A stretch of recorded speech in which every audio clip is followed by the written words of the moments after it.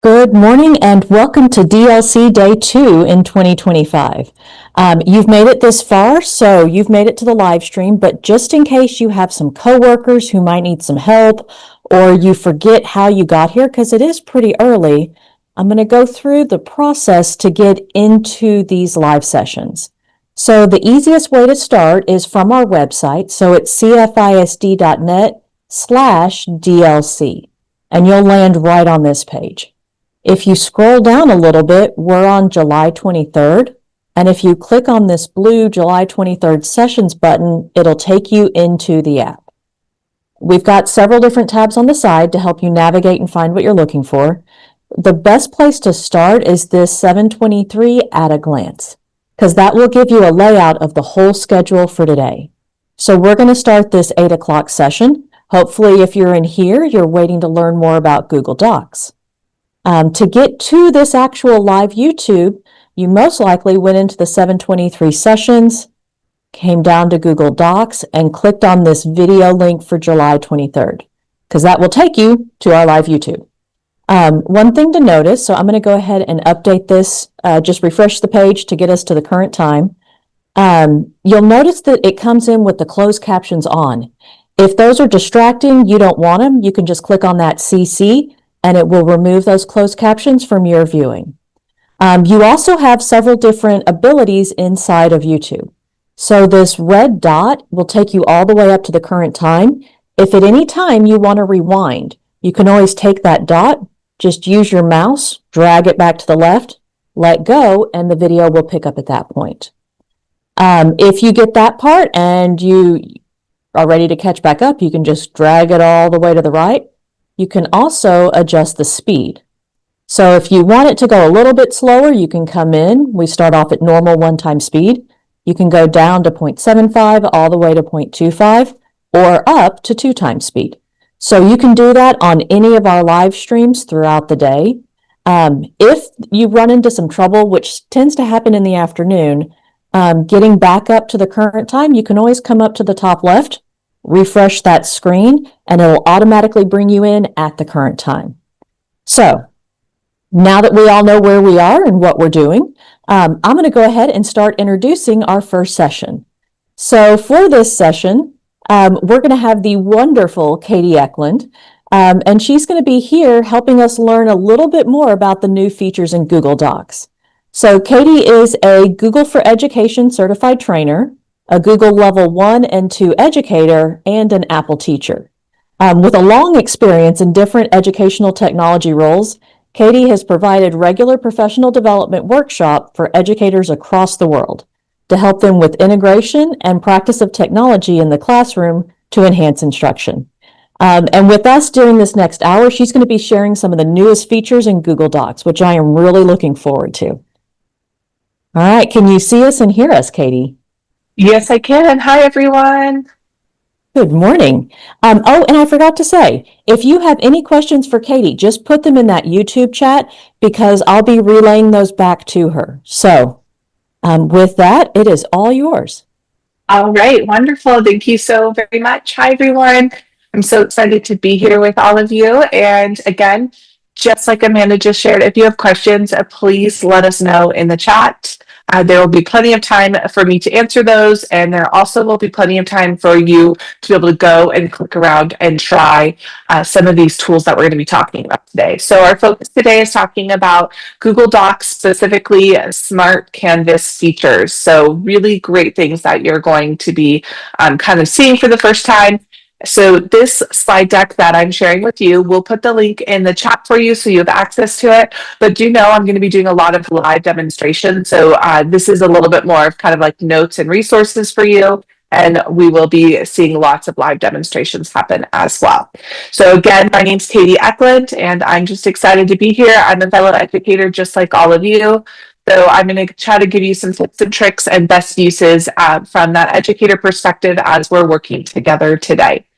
All right, so first off, what is Smart Canvas? So Smart Canvas is a collection of components that allow you to be able to boost your collaboration and productivity by connecting different things into your Google Docs. So you probably have already seen these and interacted with them. You just didn't really maybe know what they were officially called. So we're going to be talking about the two pieces of our Smart Canvas, which is our building blocks and our smart chips.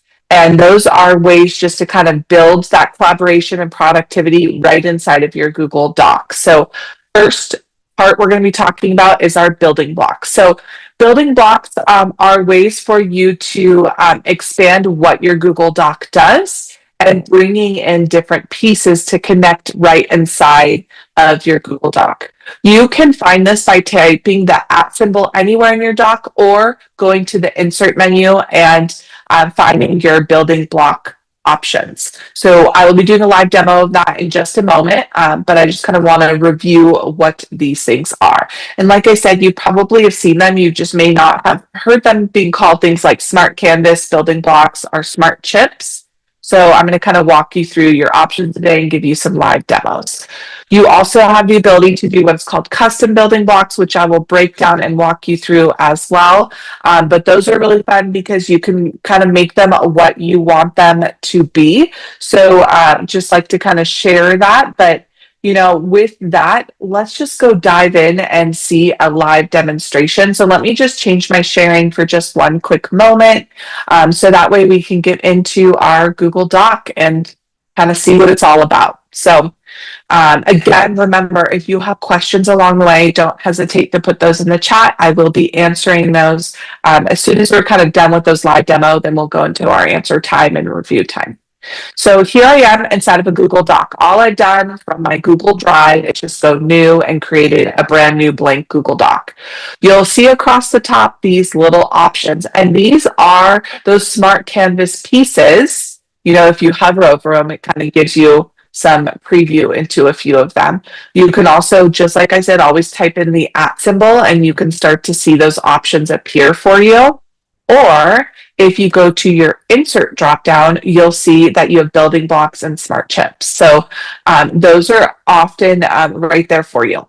I do want to preface this by I may have slightly different ones than what you may see, or you may see all of these as well. As you can see, some of mine are marked new. So I'm currently in my demo account, and so sometimes I get the newer things a little bit faster than others, so please do keep that in mind.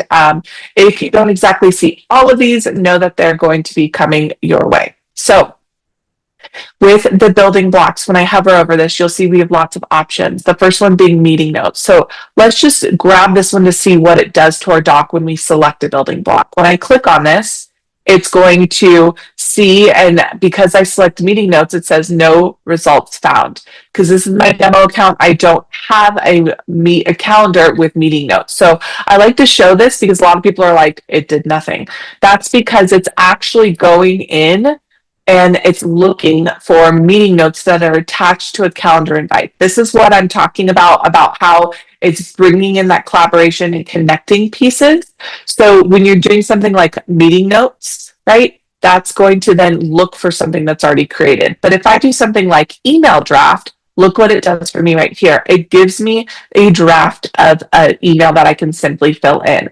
I can start by adding in people. So I can type in their name, or if they pre-populate, I can absolutely select them.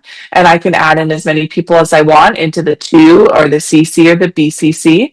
If I leave it blank, then it will obviously not fill in for you. And then I can simply click. I can add in my subject. And then I can start writing my email.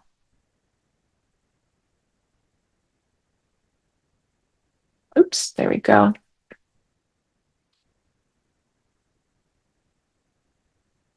So I can write in whatever I want my email to say and just build it straight there for you. What's great about this is you're writing in a Google Doc, so it will apply all of those features for you. And when you're ready to go, see this button right here, you click on that and it will then take you into your email and make it a draft. Obviously, it's not going to send it until you push the button send in your Gmail, but I love that you can write it here, leave it here until you're ready, and then you can send it on over to Gmail. So that's just one kind of quick example of how a building block can really enhance what you're doing inside of Google Docs. If I go back over here to insert, I have other building blocks. If you are a teacher that works with code, you can build in code, which is nice. You can do a calendar event draft. So you'll see that it looks kind of similar to that email, but this is for drafting a calendar event. So you can give it a title, the guest, start time, end time, location, description, just like where you would normally in a calendar invite, you could add in a description or links to things like meeting notes and all of those. And then when you're ready, you click on this little icon and it will bring it over into calendar. And then when you click create, it actually creates that for you. So again, another way just to build inside of a Google Doc and then transfer it over to the tool that you're working with. Then you also have some of these newer ones like Task Tracker and Simple Decision Log. When you click on that, it's literally just, again, going to insert this and then you fill in the information. And then because it's a task, it will connect to your Google Task, which is really nice as well. So lots of great options there for you. I'm just going to go to a new page so we can kind of see a fresh screen. So the one that I really want to make sure that I mention and review under building blocks is our custom building block. So what is this? This allows you to build something custom to what you want it to be and bring it into a document whenever you need to. So when I click on this, it's going to show me all of the ones that I've made before. So I can see that I've made 4 different ones before. And then I also have this button that says manage and a button that says new. When I click on manage, it's going to take me into a folder in my Google Drive, because whenever you create a custom building block in your Google Drive area, you're going to now have a folder that's going to automatically create that says custom building blocks. So that's what this folder is, and it contains my 4 custom building blocks. And what's nice about this is I can open these and edit these at any time to make any adjustments that I need to. But when I'm in a document, if I want to insert a building block, I open up my custom building block and say it's one I've already built, like this lesson plan. If I click on it, it's simply just going to drop that straight into my document. You're going to see, look, here's all of the work I did before.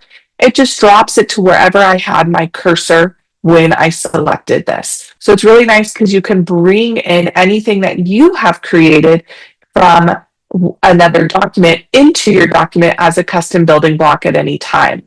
So again, it's insert, building blocks, custom building blocks, and then if it's one you've made, then you can simply have that ready to go.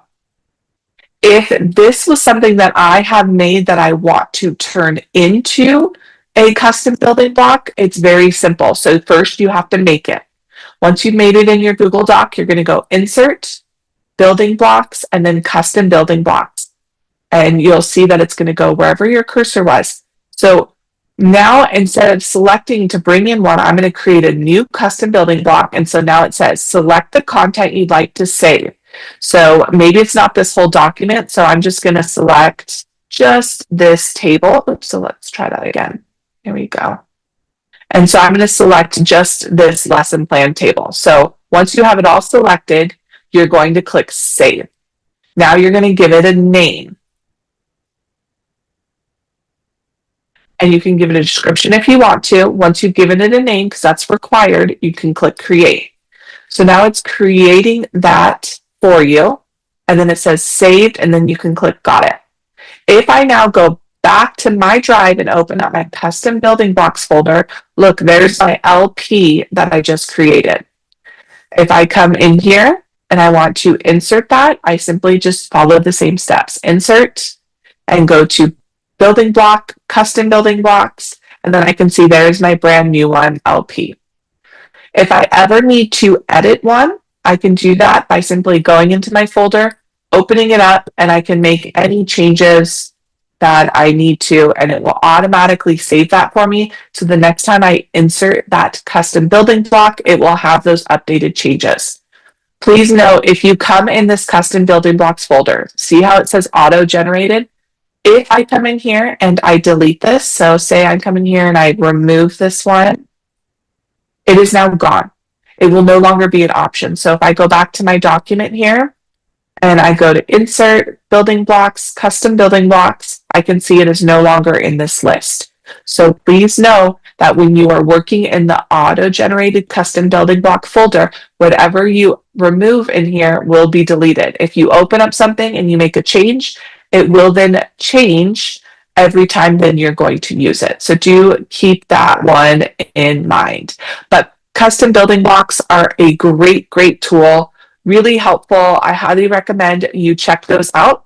And I know that was maybe a little bit fast, but I'm happy to review anything, answer any questions you may have about this. Or if you want a few minutes simply just to go click around and try, please do. If you've never tried a building block right now, I would love for you to open up a Google Doc while we're in this session live and try them, because while we're together, this is a great time to ask questions so I can go over things, demo them for you. And so I just want to make sure that I give you that time. And this session really is built to have quite a bit of that. So I'm going to give you guys, a good 5 or 10 minutes to play around while I answer any questions that Amanda's going to share with me. But please know, if you don't have a question, please use this time to go try a building block, create one, try one, see what it does, and have some fun with it. So Amanda, do we have any questions?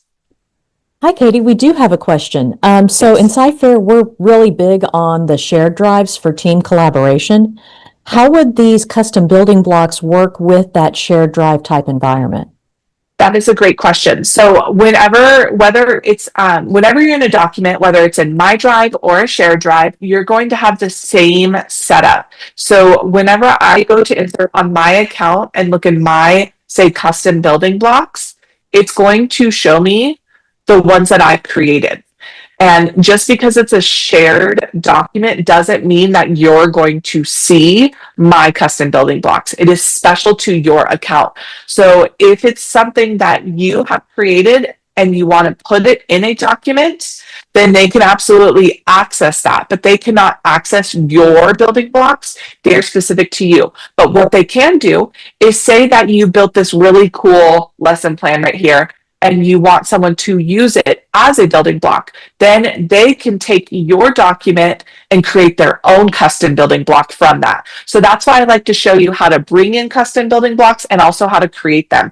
So if someone has made something in a document that you're like, I'm going to use this all the time, you'll simply just follow the steps to create one. So how do you do that? I'm going to review that one more time for you. I'm going to go Insert, I'm going to go to Building Blocks, and I'm going to go to Custom Building Blocks. And then I'm going to click New Custom Building Block. Now I'm going to select, even if this is not a document that I owned or it's in a shared drive, I can absolutely do this. I'm going to select the piece of the document that I want to make a custom building block. Once it's selected and highlighted in blue, I'm going to click Save. I'm going to give it a name. And then I'm going to click Create. Once it's created, it's going to say, got it. And if I want to make sure that it was created correctly, just remember, you go to your drive area, find your brand new auto-generated folder called Custom Building Blocks, and then you'll see it listed in there for you.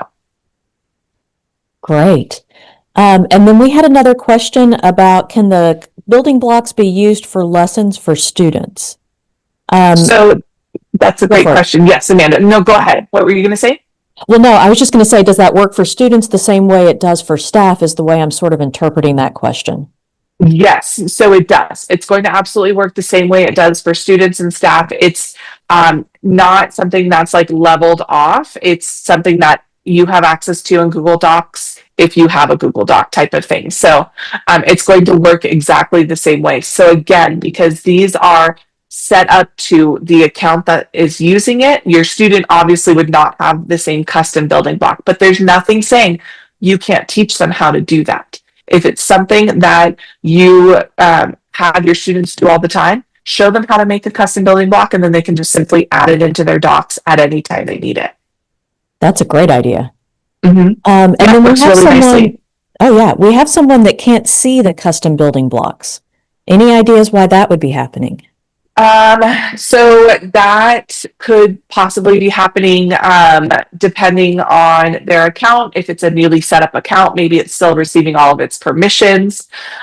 Maybe they are accidentally signed into a non-education account. Sometimes in Google, if you accidentally sign into multiple accounts in the same browser, it can get confused on which account it's pulling its permissions from. So those would probably be my first go-tos to recommend to kind of see what you're signed into, and maybe you're in the wrong account or it's just not fully set up yet. Like I said at the beginning, I am in a demo account, so sometimes I have a little bit more, but you should be seeing these, at least some of them. If you don't see any of them, you should be at least seeing some of them. Okay, great. And then we had another question about color coding background. So can you make that part of the building block, or would that have to be added each time? How does that part work? So you can absolutely make that part of it. So because if I wanted to go change a custom building block, if I just open it up, I can change anything. So just like I would in a normal block, normal one, if I wanted to change something, if I wanted to say highlight this text, I could absolutely highlight this text into yellow, and I could highlight this one into a different color. And so now whenever I would use it, it would pull these colors with it. So if you, whatever you do to your custom building block document, whatever's on there will then import when you say bring in this building block. Okay. And then we had another question about, could a PDF be imported and use that to build custom building blocks?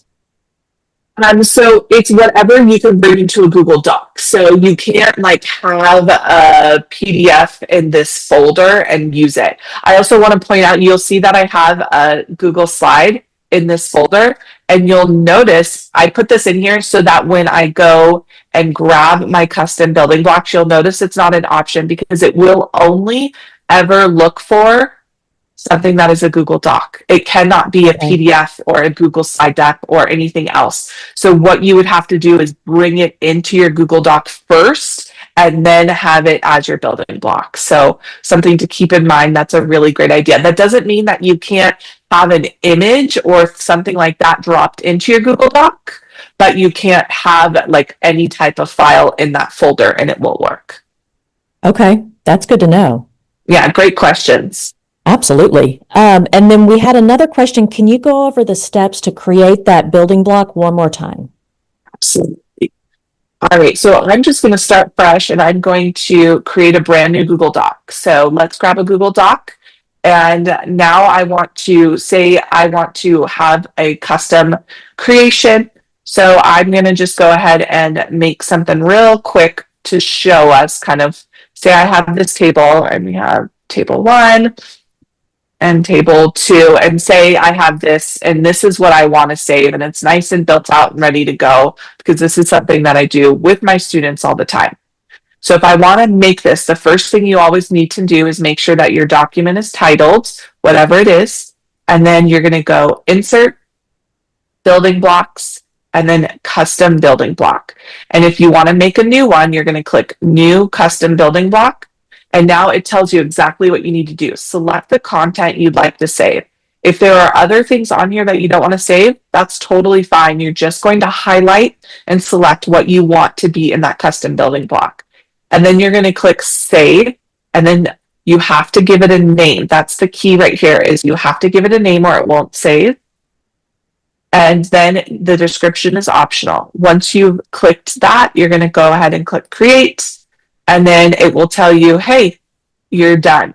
You can open it up live here, or you can just say, got it. And so now if I go back into my custom building block folder, you're going to see there is that custom building block table. So if I go into my practice document and go to the bottom, I can, now that it's created, I can go insert, building blocks, custom building blocks, and I can see now it's right here, and I can now drop this table straight into another document. So those are your steps to not only build one from scratch, but then also bring it into something else. Great. And then we've got some ingenuity going on in the chat. So someone's trying to figure out, could they share that custom building blocks folder with other users, and have like their custom building blocks by default go to the one that's shared? Is there a way to do that? So no, you can't change the route. You can absolutely share the folder, yes, but it's going to get confusing then because they'll have your folder and then it will create their own folder. So I typically don't recommend sharing whole folders. What I have seen people do is they will share like something within that folder, and maybe add to the name of it like their name, so the person they're sharing it to knows that it's not their own one, and then they can create from it. It can get a little messy that way, I'm not going to lie. So be careful when you're doing that. But I will say, if you have a shared folder, and that kind of, shared folder space, you want to make sure that you're leaving your custom building blocks items in this auto-generated folder alone. And what you can do is make a copy of it and put it into a shared folder, and then people can create from there. That's typically probably the way I recommend going, so you're not messing with yours. Because once you start sharing these out, people can then change your templates for you. So be careful if you are doing that. Good advice there. Yes, absolutely. And then we still have some in the chat that don't see the custom building blocks. Is there anything as the end user they can do to trigger it, or is it just a matter of patience? What do you advise there? Again, yeah, it's nothing that they can do to trigger it. They just need to make sure that they're in the correct accounts and have, it's not like confusing multiple accounts together. So if you're not seeing it today, that's totally fine. Probably what I would recommend doing is kind of after our session today, don't do it right now because you'll probably be sad, but sign out, kind of clear it all out, and then sign back in and see if that will bring it in for you. Okay, so just sort of reinitiate the whole thing. Yeah. Awesome. And then let's do one last question so that we don't derail. Can you put links into the building blocks? Do those travel with it? Yep. So let's check it out, but let's open this one. So if I have this one right here and I put in a link, and I even make it like a hyperlink where it's an interactive link. So I've now adjusted my one that is my actual template. So if I go back over here, and we'll remove the one that didn't have that on there, and then now let's insert it and see if it comes on over. So if I go to my custom building block and I grab that one that says table, and you're going to see, oh, let's see. It should have brought that over. Let's see what's happening. Let's close those out. Maybe it's getting a little bit confused. Let's try again. Sometimes I will say it takes a moment to bring in everything. So let's come on down here and see if we can see that come on over. Let's try that one more time, because technology sometimes can be a little troublesome. So it doesn't seem to want to be bringing that one over for us. So I get, that is a great question. I have brought over that before, but for whatever reason, it's not wanting to bring that over today. I will definitely kind of take a peek into that. That could have been a recent update, because we love Google and they love to update things on us and change them. And I will say this. Right now in the Google world, lots of updates are happening. So sometimes our Google tools get a little bit of a hang up right now specifically, which I think is maybe what some of you are experiencing, because they're pushing out so many updates. And when these updates come, they like trickle through this giant system. So sometimes our things do act a little weird. They'll work one way today and another way tomorrow.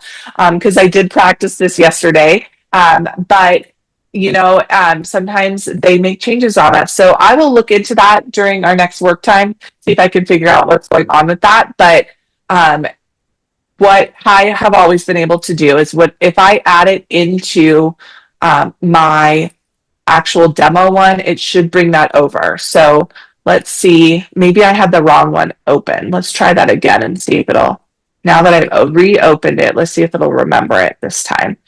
And I will tell you, as you can see, even sometimes I'm not sure, do I have my template open or my document open? So be aware. And sometimes maybe changing the name to say something like template will also be helpful for you. So now I know that it's in that right one. So let's close this out and let's try that one more time to see if it will work for us. Because as you can see, sometimes it gets a little bit confused. So that was our old one. Now let's try it and bring in our new one. There it is. So See how sometimes it just had, and honestly, it probably was my user error. I probably had the wrong one open. So do keep that in mind, everybody. When you're naming things, it doesn't hurt sometimes to go into this custom building blocks folder and maybe add the name like template or custom building block. Like, don't hesitate to do that if that makes your workflow a little bit easier. All right, awesome. All right, so you guys are amazing.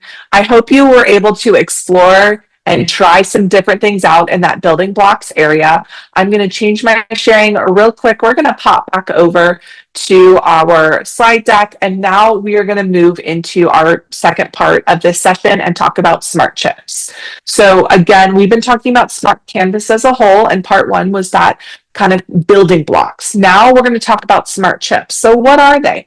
They are tools that help you bring in or use or work on the data inside of a document. It enhances your productivity, it makes it more interactive, and it makes more connections. I love using smart chips, especially in documents that I have other people working with me on, because it just makes it more interactive and more connected. The different ones that you're going to be seeing, things like smart voting chips, timers, bringing in different things from calendars, from documents.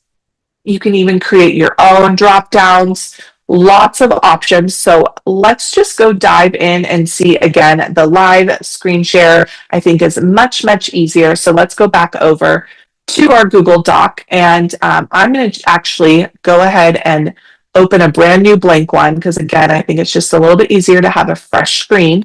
So all I did was just make a blank Google Doc, and we're just going to call this Smart Chips, if I can spell it correctly. There we go.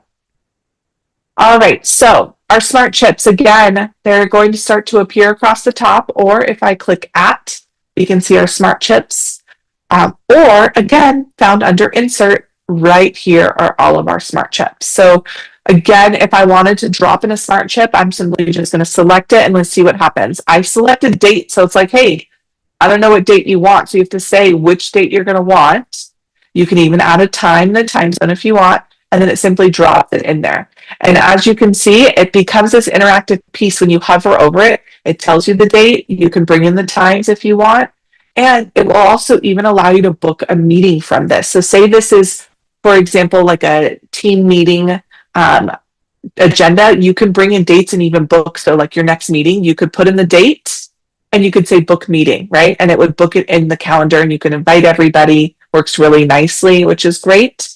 And it gives you this little tip below. You can insert dates by typing at today, tomorrow on here. So if I go at today, right? And it says, oh, look, are you meaning today's date? And look, it drops it in there. So I love that it even gives you a little bit of a tip or trick on how to utilize this in a quicker fashion if you want to. And then you also have the settings to open your date format. Oops. If you need it to look slightly differently for another reason. So lots of great options there, just even in that date smart chip. Coming on back to explore some of our other smart chips, we also have a people smart chip. So this would be tagging people. So I could grab this person right here, and then if I hover over them, okay, and I want to, it might be a little bit small. Let me make this bigger. Do you see how it says I tag someone in here, and then all of a sudden it's like, hey, this person doesn't have access to this. Do you want to give them access?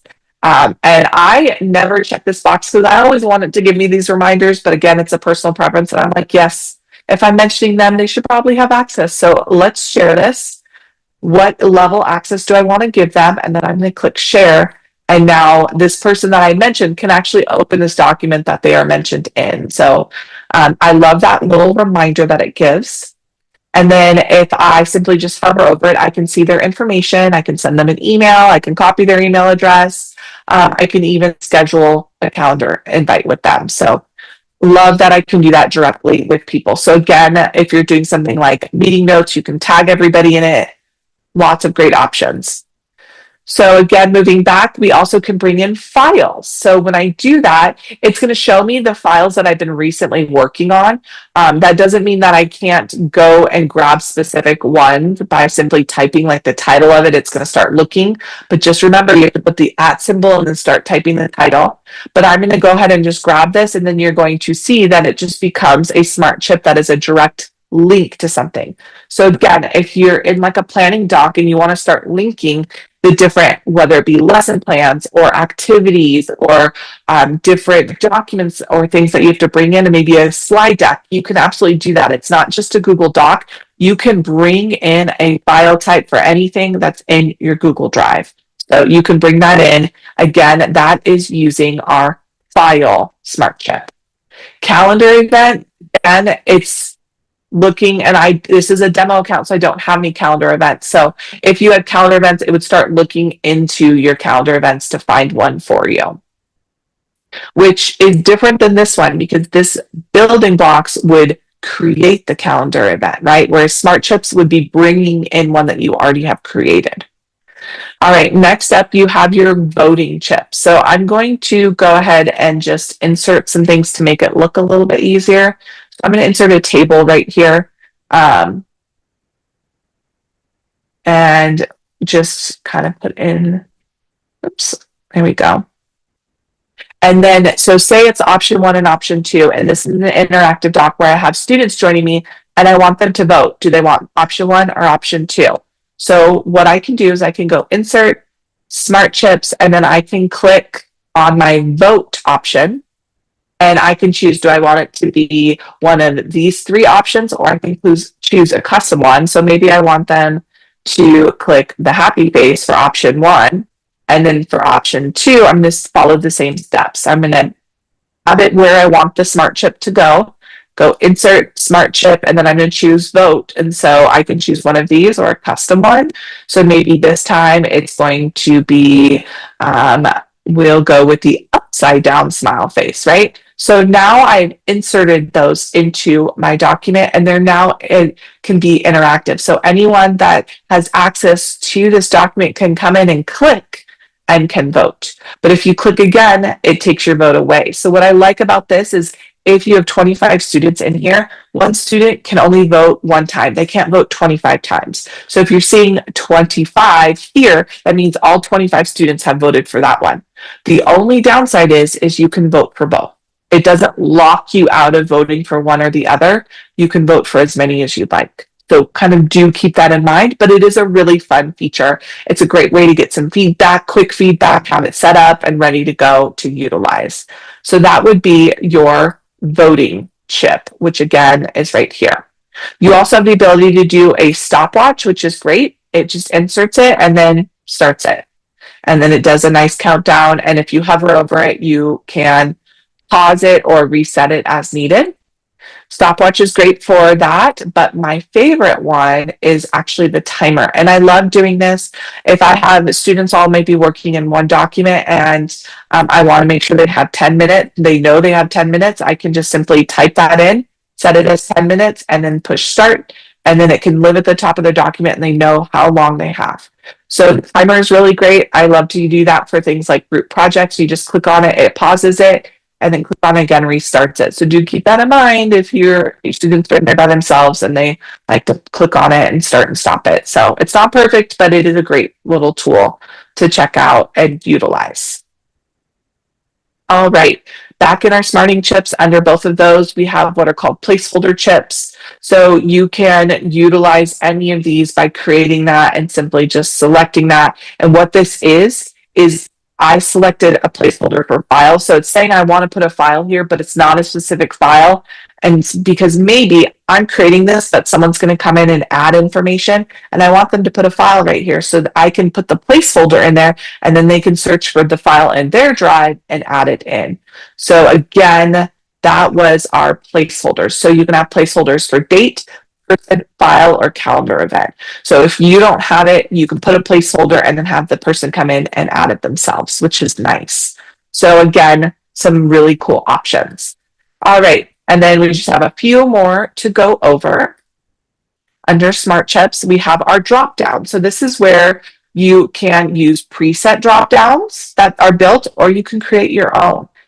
So this is a great way, again, to customize. And then you can, so I've done this for my students where they're coming in and they're identifying different things. So I had one that in my work account with my students, it said parts of speech.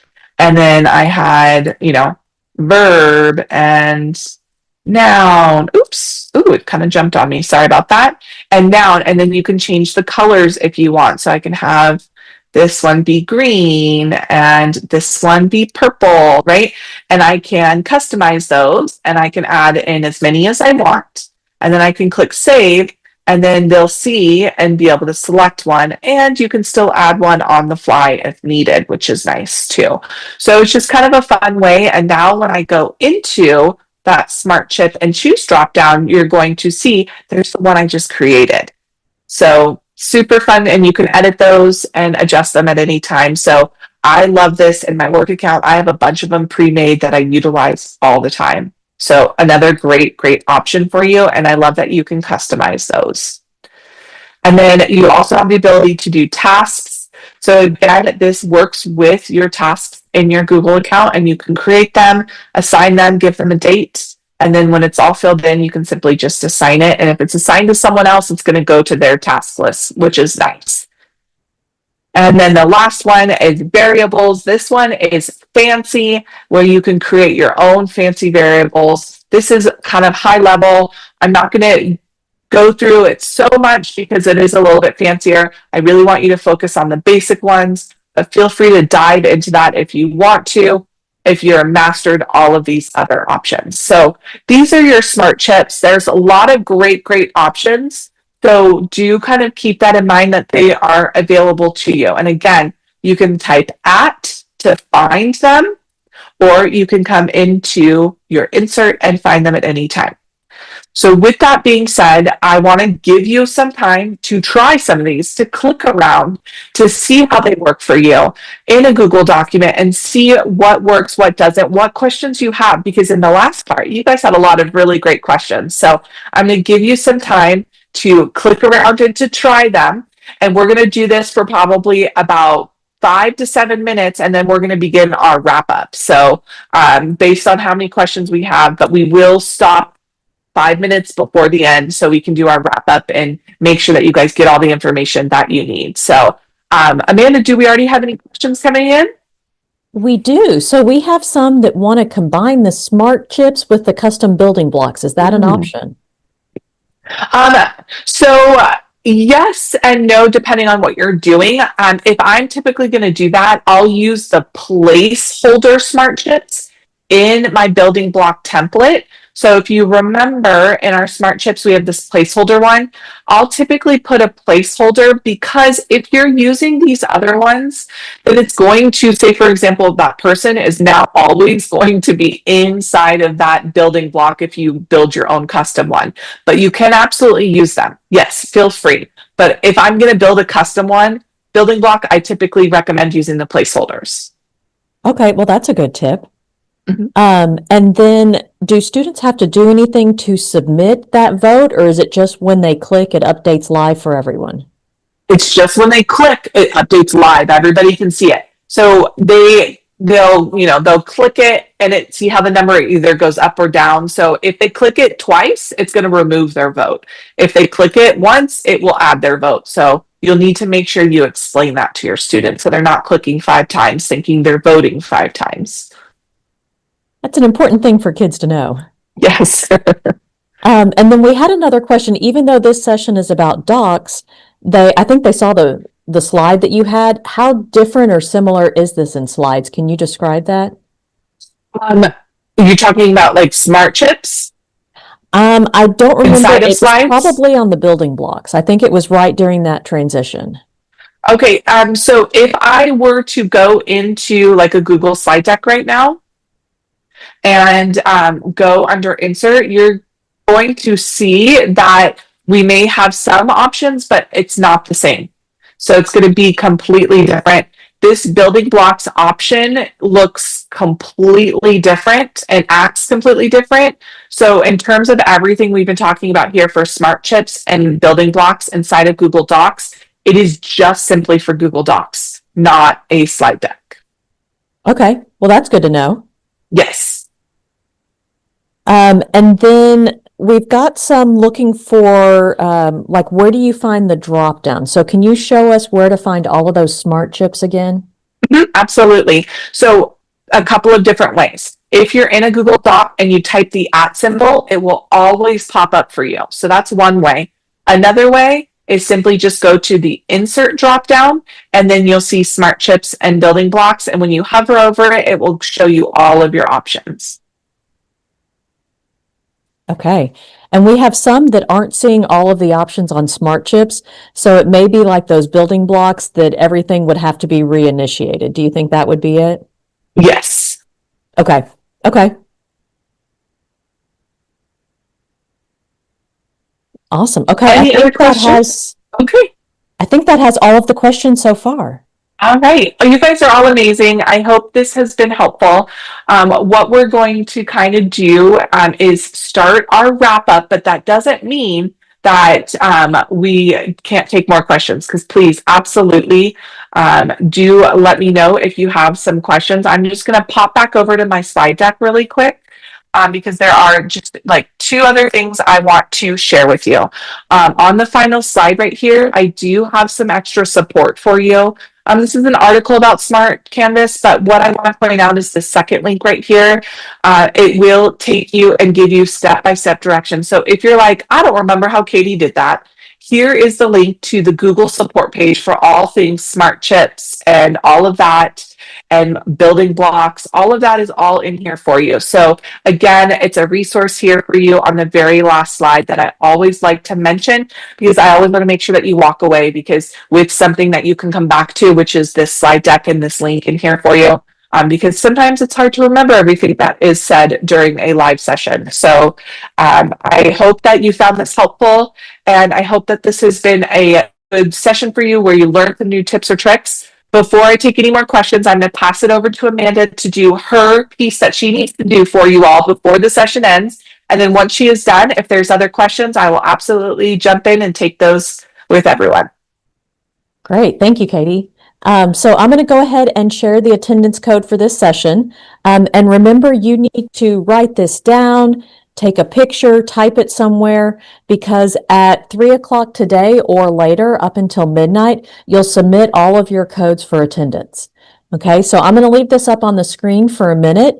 And like Katie said, if you have any questions, please put them in the chat. Y'all have had great questions so far, and I'm sure there's a few more out there we want to get before the session ends. Okay, so make sure you record this code, and any questions, go ahead and put it in the chat.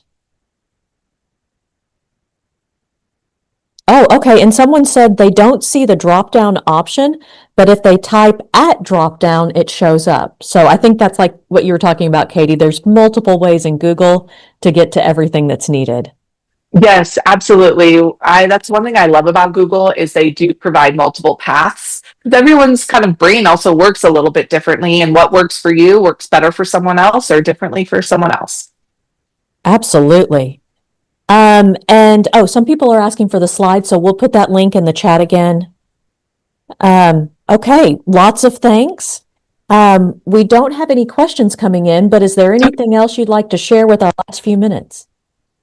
Just that my best advice is to get familiar with this in Google Docs, because your students are going to find them. They're going to start using these, and they're going to be like, what is do. So if you are familiar with it and you have used them, then you'll be able to assist them to use them properly instead of just kind of accidentally finding them or doing things that maybe they shouldn't be.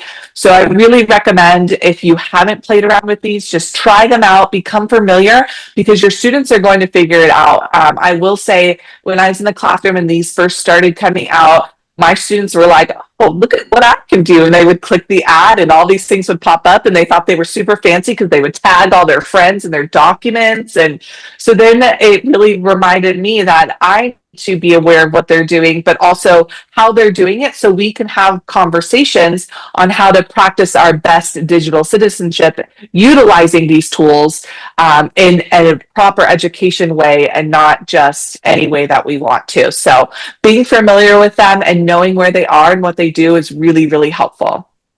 Awesome. And we did have a question come in about how to initiate meeting notes. Do you think you could share that in a few minutes? Sure. Yep. Let Okay. me go ahead and share my screen. Go on over to my document. All right. So the first thing you would actually, because if you remember when I went and clicked on this, it's like nothing is found, right? So you actually have to go be in your calendar. Let me open up my calendar. There we go. And again, this is the demo account, so it's a pretty blank calendar. But say I had a meeting right here and I go into my more options, I can have it create those meeting notes, right? And have that created inside of that calendar invite. And once I click save, now that this is a meeting with notes, I can go over here. And now if I click and add it, it should find that, and then I can select it and drop it in. So you have to have it in a calendar meeting invite, a calendar invite, before you can bring it in as a building block. Hopefully that makes sense. Thank you. That's great. Well, because it's all those, you have to do step one before two. Correct. And then we have someone saying that their students would choose the smiley face and the upside down smiley face. So could those be added as two different options on the same voting chip? What would be a good way to try to reroute that behavior?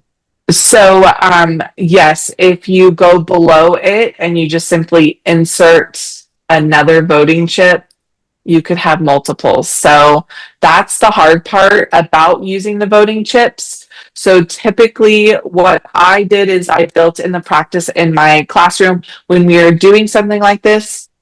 The practice is that I build all of these and you can only select them. And that's just how I would work with my students, and really only did this in documents that I was with them in, not necessarily something that I wasn't in at the same time as them.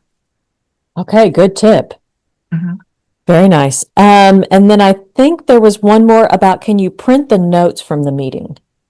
Because it seems like they're in a Google Doc. So yeah, it's in a Google Doc. So whatever notes I would put in here, I could simply just go file and print, just like a normal Google Doc. Okay, great. Well, thank you so much, Katie. This has been a great session.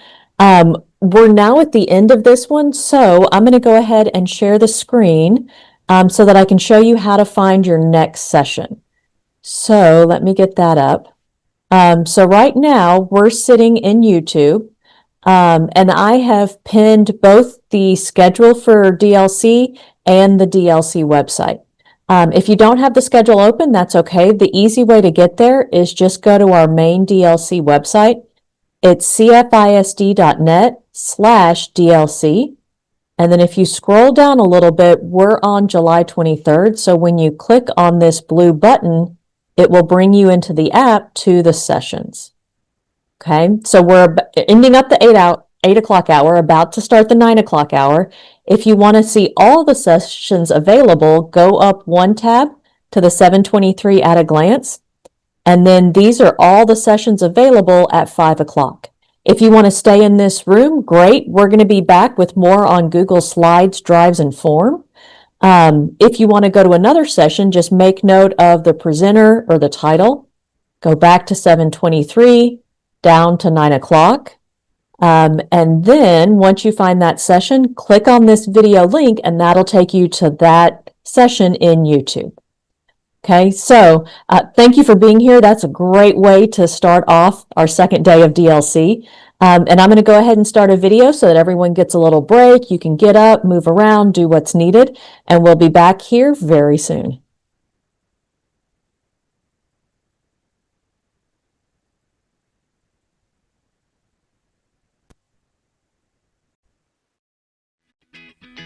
The EdTech team would like to thank our partners. Due to their generosity, we will be able to provide some amazing prizes.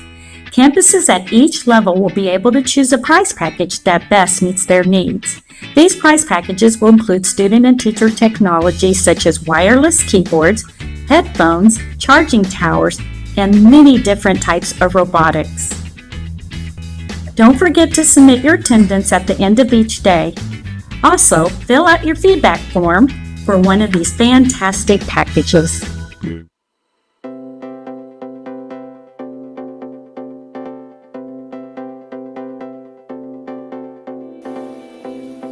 You can quickly open multiple bookmarked websites from a folder. Simply right-click the folder and select Open All. Your websites are open and ready for the day. Welcome to the Cypress Fairbanks ISD Digital Learning Conference. Our EdTech team is so excited to host this conference virtually again this year for our educators from CFISD and surrounding communities. In past years, over 4,000 attendees have gained valuable knowledge. Thank you for joining the Cypress Fairbanks ISD EdTech team for our Digital Learning Conference. There is truly something for everyone.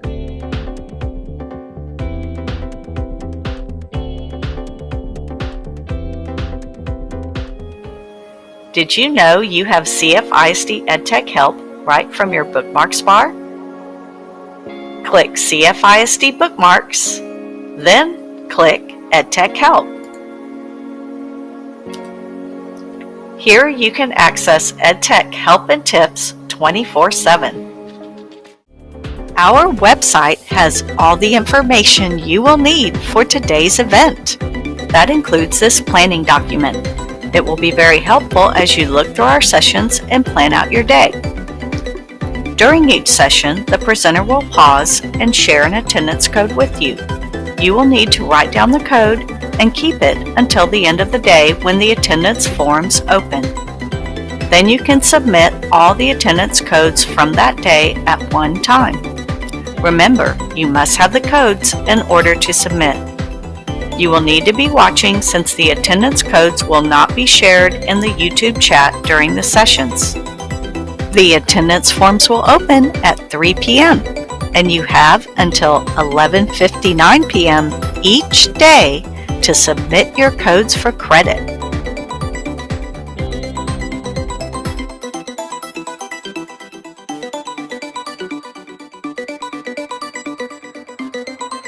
Did you realize you can choose what Google Chrome opens every time you start up?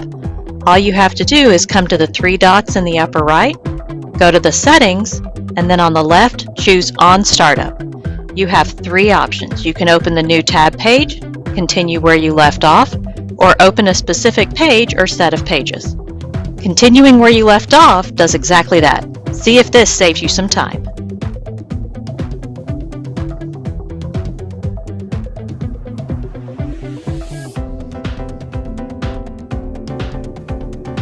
It's really easy to check if there are any updates for your Promethean panel. Simply click on the flame on your Promethean panel console. Select the Applications icon. Click on Online Update Now if there are any updates needed. After the updates have been installed, the button will turn gray. The latest updates have already been installed.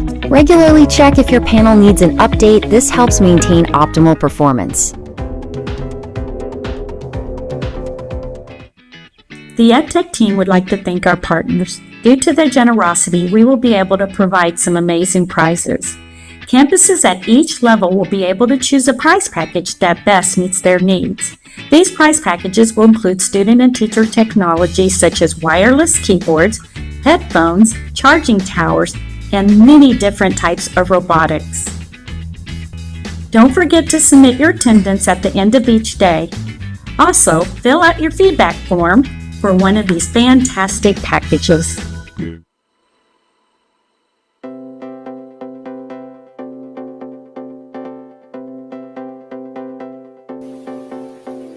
You can quickly open multiple bookmarked websites from a folder. Simply right-click the folder and select Open All. Your websites are open and ready for the day. Welcome to the Cypress Fairbanks ISD Digital Learning Conference. Our EdTech team is so excited to host this conference virtually again this year for our educators from CFISD and surrounding communities. In past years, over 4,000 attendees have gained valuable knowledge. Thank you for joining the Cypress Fairbanks ISD EdTech team for our Digital Learning Conference. There is truly something for everyone.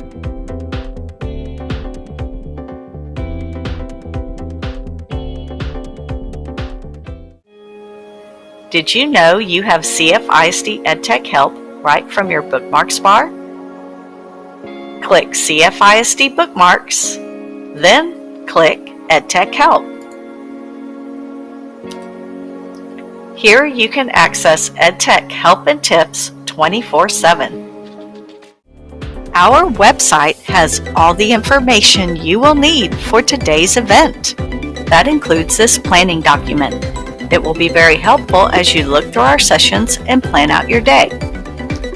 During each session, the presenter will pause and share an attendance code with you. You will need to write down the code and keep it until the end of the day when the attendance forms open. Then you can submit all the attendance codes from that day at one time. Remember, you must have the codes in order to submit. You will need to be watching since the attendance codes will not be shared in the YouTube chat during the sessions. The attendance forms will open at 3 p.m. and you have until 11:59 p.m. each day to submit your codes for credit.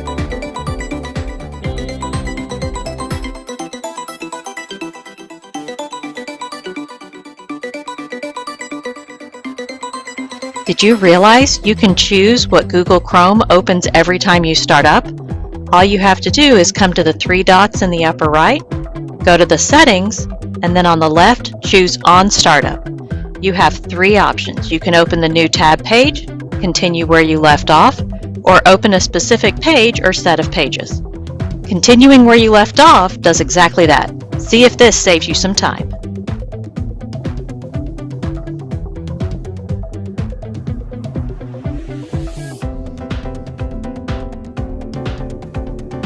It's really easy to check if there are any updates for your Promethean panel. Simply click on the flame on your Promethean panel console. Select the Applications icon. Click on Online Update Now if there are any updates needed. After the updates have been installed, the button will turn gray. The latest updates have already been installed. Regularly check if your panel needs an update. This helps maintain optimal performance. The EdTech team would like to thank our partners. Due to their generosity, we will be able to provide some amazing prizes. Campuses at each level will be able to choose a prize package that best meets their needs. These prize packages will include student and teacher technology such as wireless keyboards, headphones, charging towers, and many different types of robotics. Don't forget to submit your attendance at the end of each day. Also, fill out your feedback form for one of these fantastic packages.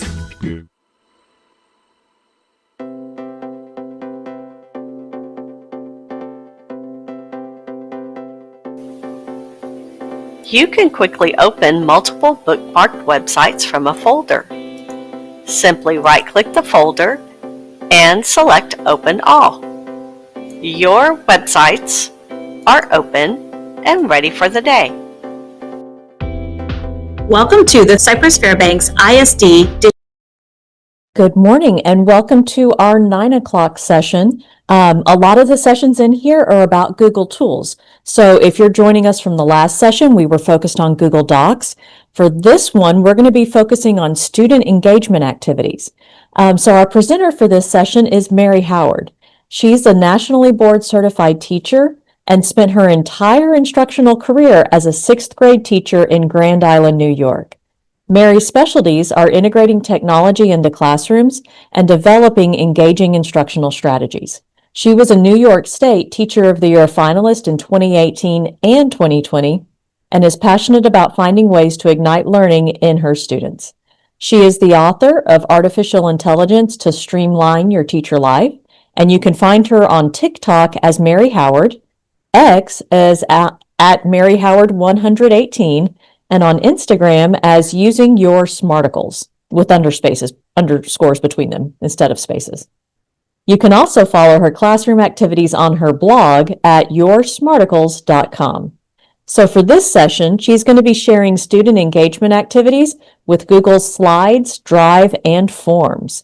So keep in mind during this session, a lot of you are already finding the chat in YouTube to say good morning, but that's also a great spot. If you have any questions, go ahead and put them there during the session. All right, Mary, are you ready? Absolutely. Good morning, and thank you for that great introduction. For those that aren't familiar with Grand Island, New York, I am on a pork chop-shaped island that's right near Niagara Falls. Usually that gives everybody a little bit more bearing in terms of where to find me.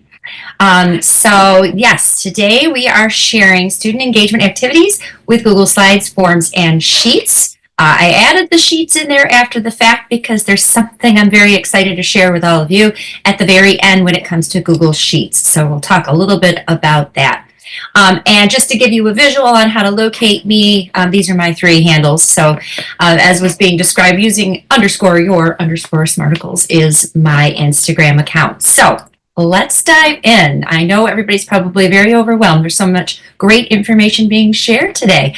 Our beginning component is going to be Google Slides. We're going to kind of dip our toes into some Google Forms ideas, and then I'm going to show you some really cool things that we can do with Google Sheets. So we're going to share lots and lots and lots of resources today. So watch the chat because there's a lot of links that are going to be coming out to give you access to some of the resources.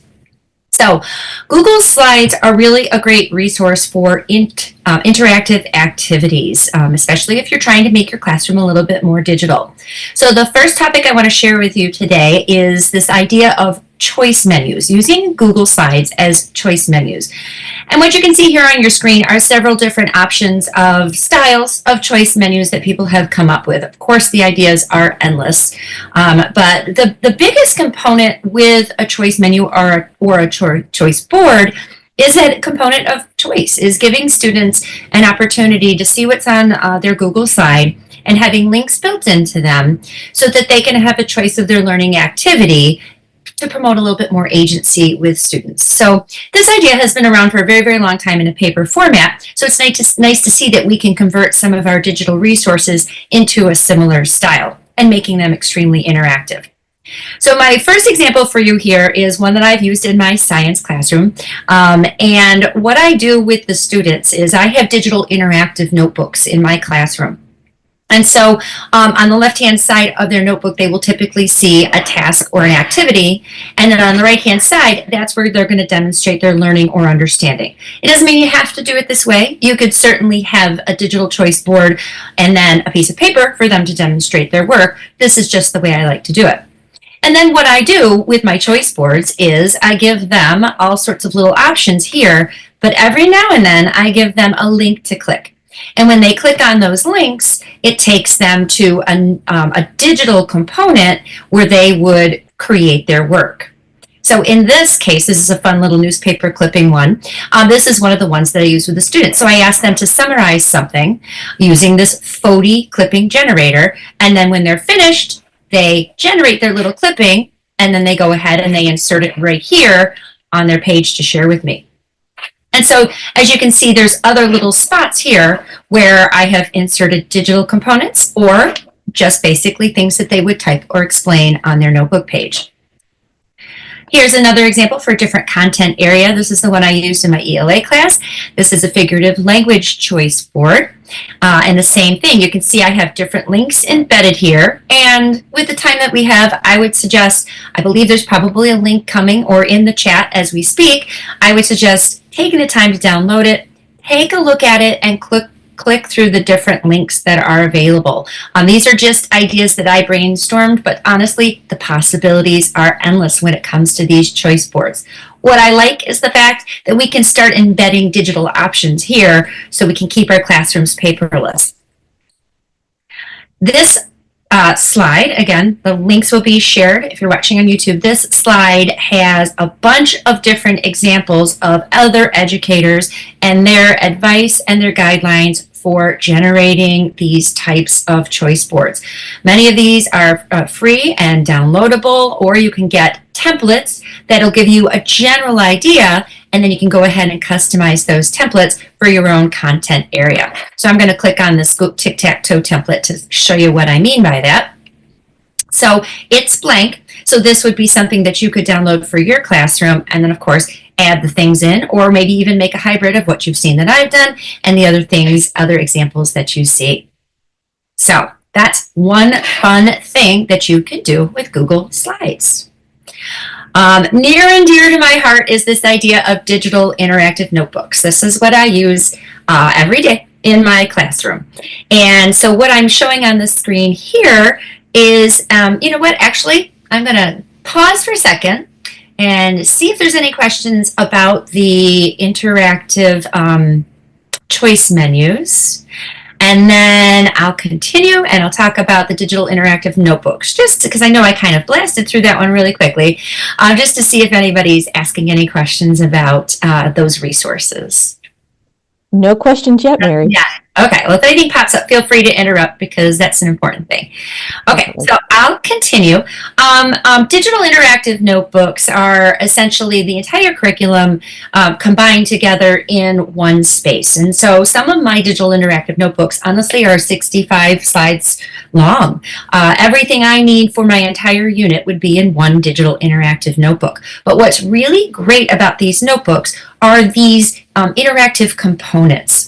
So what we can see down here, when I started making digital interactive notebooks, I used this book as my inspiration. And this book was more for paper notebooks. However, the concept is very, very similar in that on the left-hand side, when a digital interactive notebook is being created, the students are going to have the input, the stuff that's going to go into their brain. And that can be multimedia. That can be text on the page. That could be definitions. That can be videos that are embedded into the pages.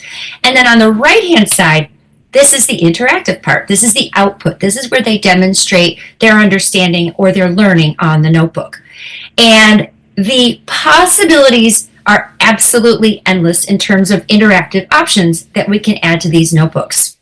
So I'm going to go through some of the interactives that I've included in my notebooks to see if this kind of helps generate an idea. And what's nice is this is really great for the little learners because a lot of this is drag and drop, or a lot of this is filling options with some of the tools that are built into Google Slides, like a bucket tool or using a shape tool, things like that. So to start off, very simple. You can see I'm following this output style. On the left-hand side, this was the content that the students needed to read on the topic. And on the right side, this is where they were demonstrating the understanding.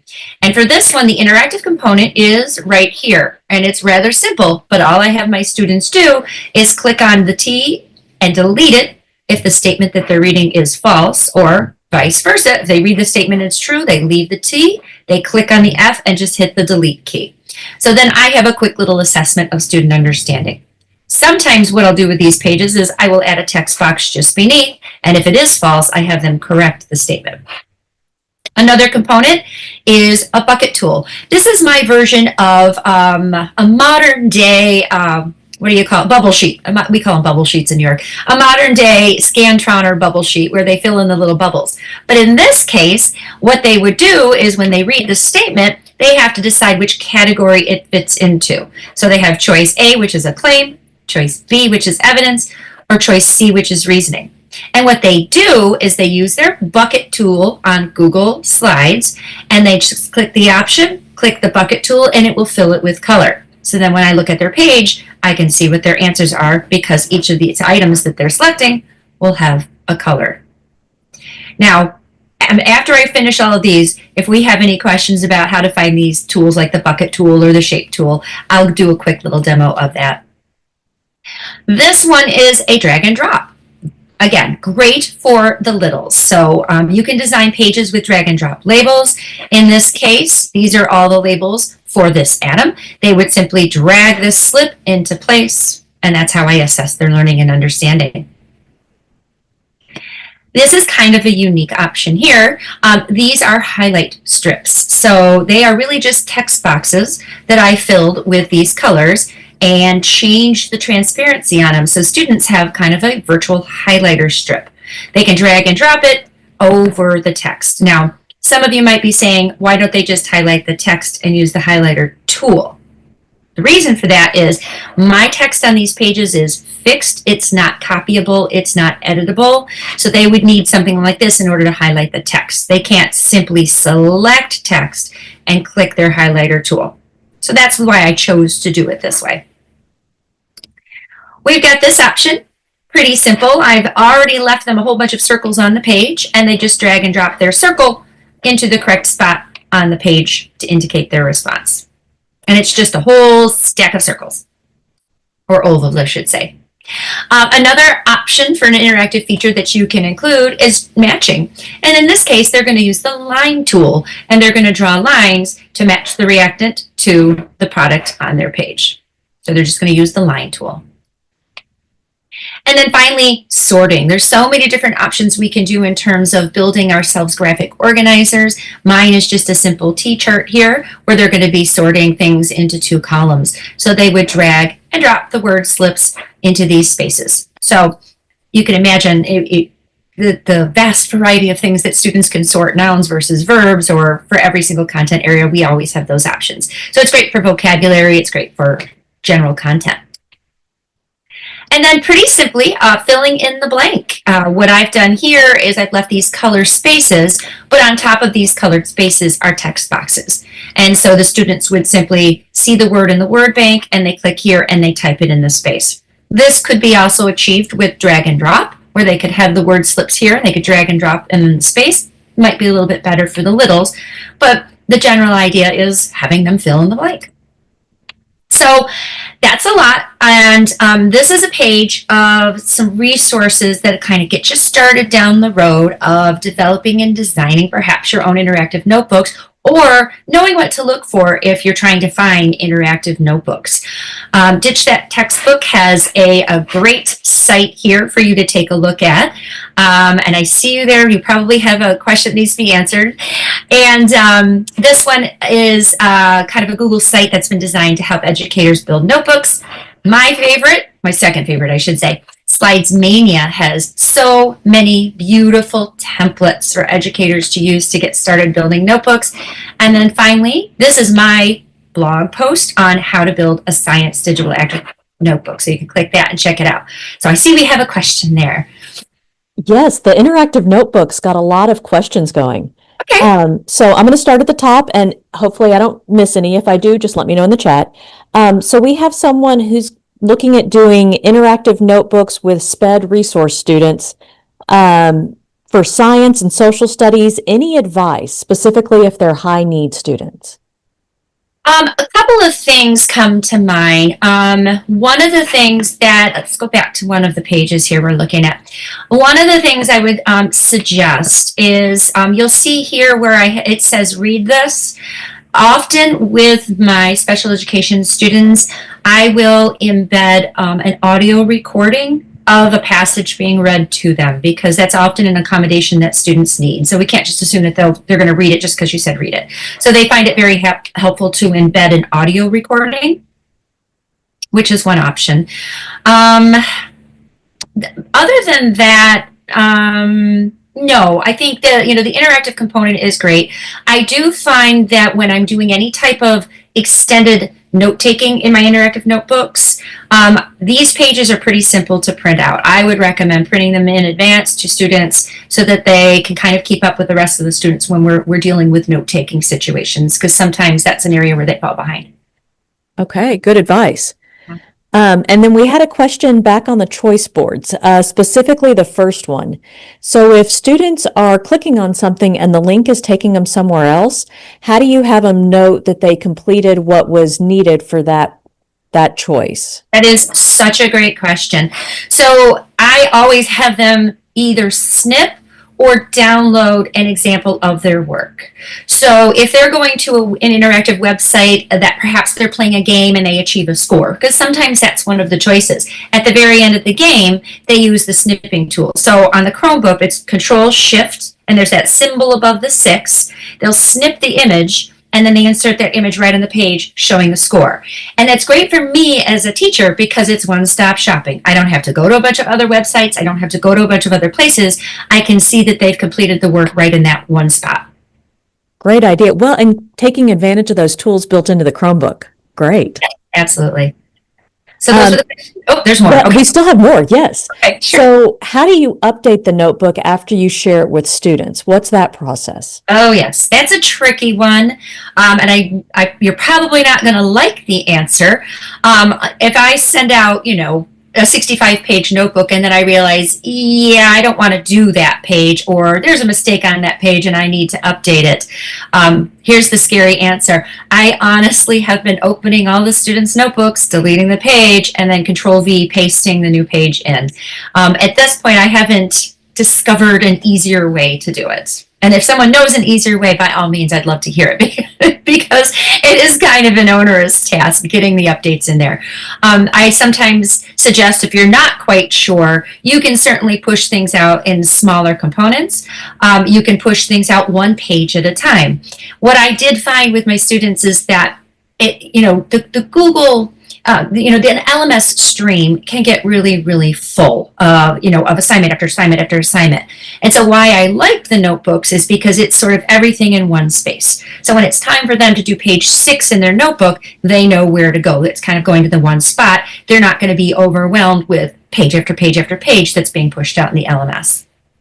Okay, that's a good point. And then I think this next question came in when you were showing like the colored dots. How do students get feedback? Is it self-grading? Do you go over it in class? What does that look like, sound like?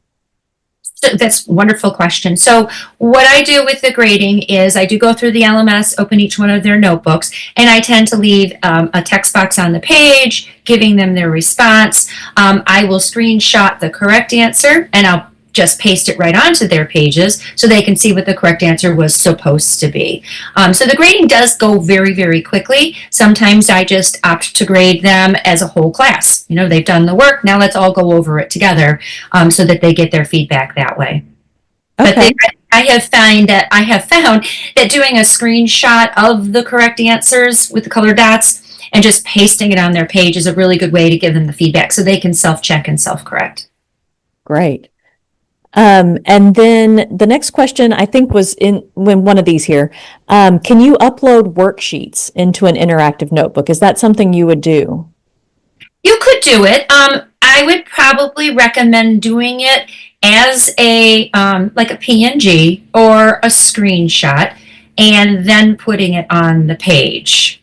So for me, I often retype them, reformat them, because obviously I like them to look a certain way, but to save time, which is, the teacher's most valued resource, there's no reason you couldn't do a screenshot of a worksheet and put it on here in the page, and then absolutely overlay that with whatever strategy they need, whether they're dragging and dropping circles over answers, or whether you need to put text boxes on top of the spaces and where they're going to be typing their responses. You could absolutely do that.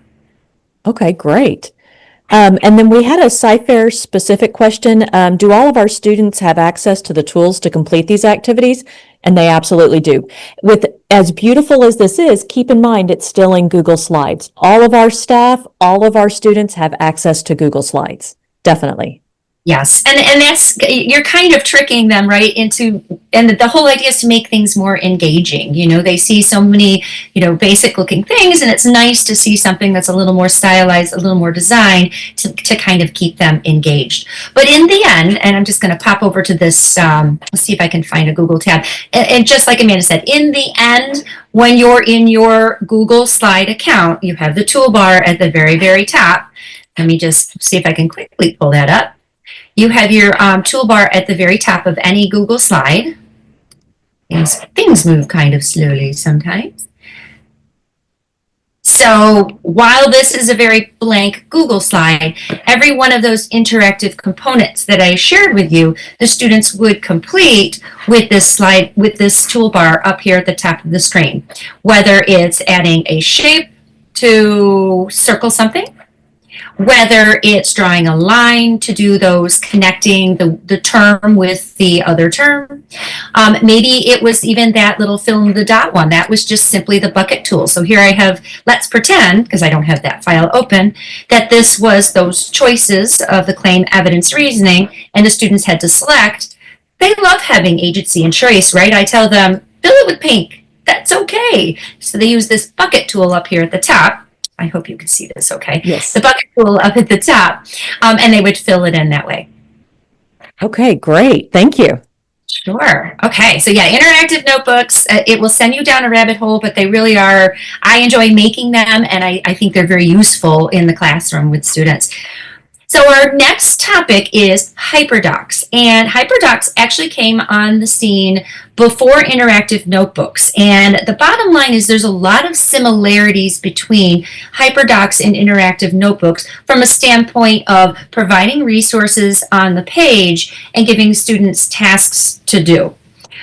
There is a specific book called the Hyperdoc Handbook, and a group of gals that put these together had some wonderful tips and ideas. And one of the things they did with their hyperdocs is they organized their hyperdocs in an engage, explore, explain, apply, share, and reflect method.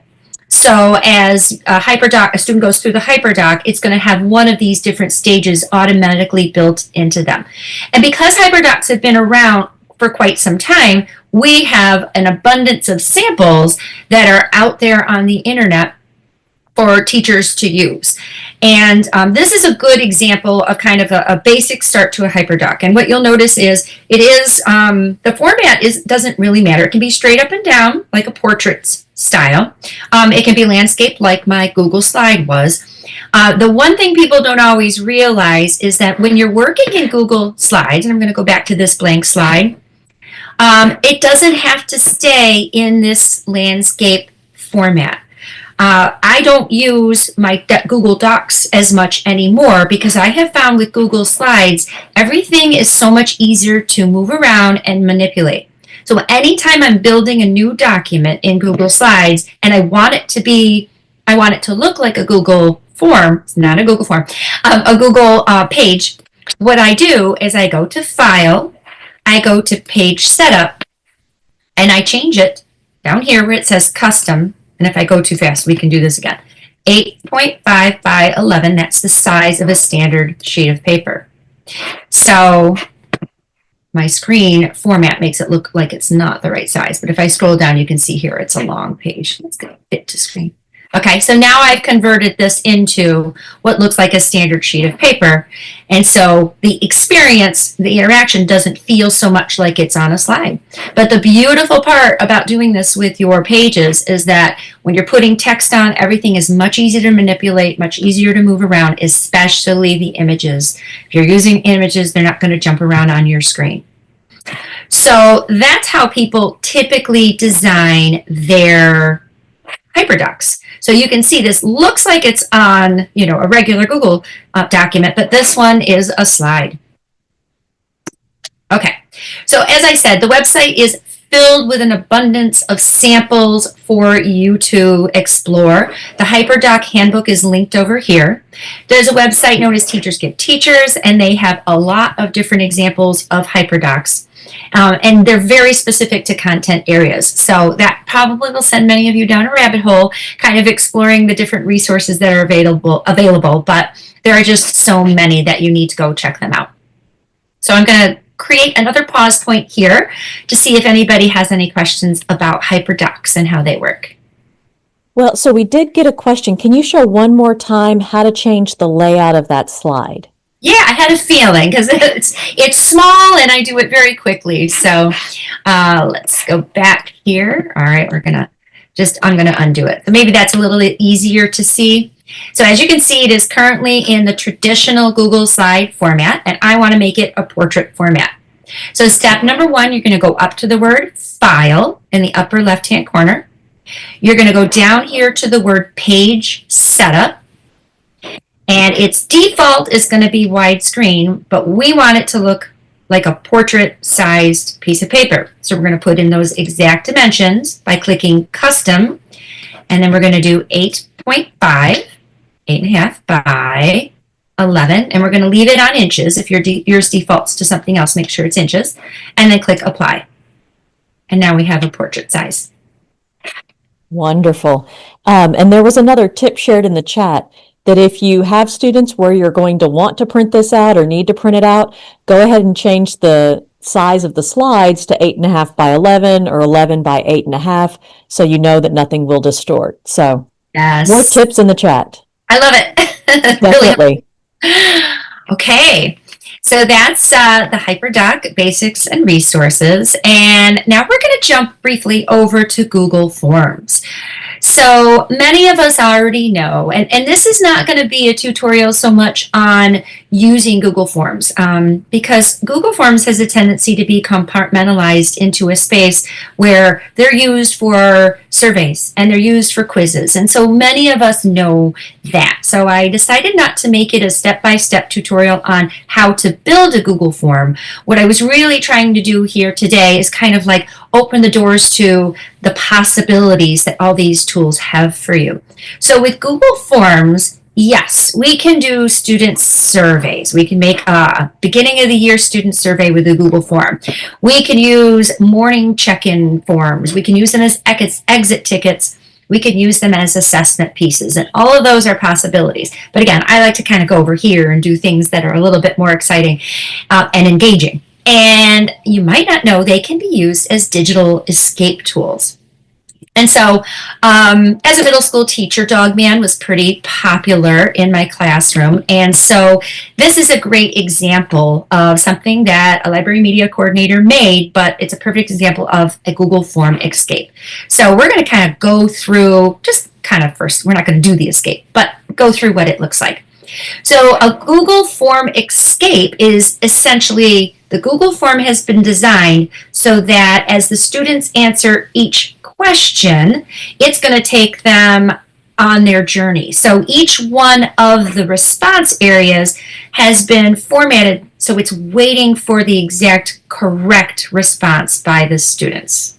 So as they go through, they read the information, they kind of read what it's asking, and then this one is just kind of clicking forward, but very often it's going to have a space where students have to answer something. They have to give some sort of feedback in order to lead to the next section.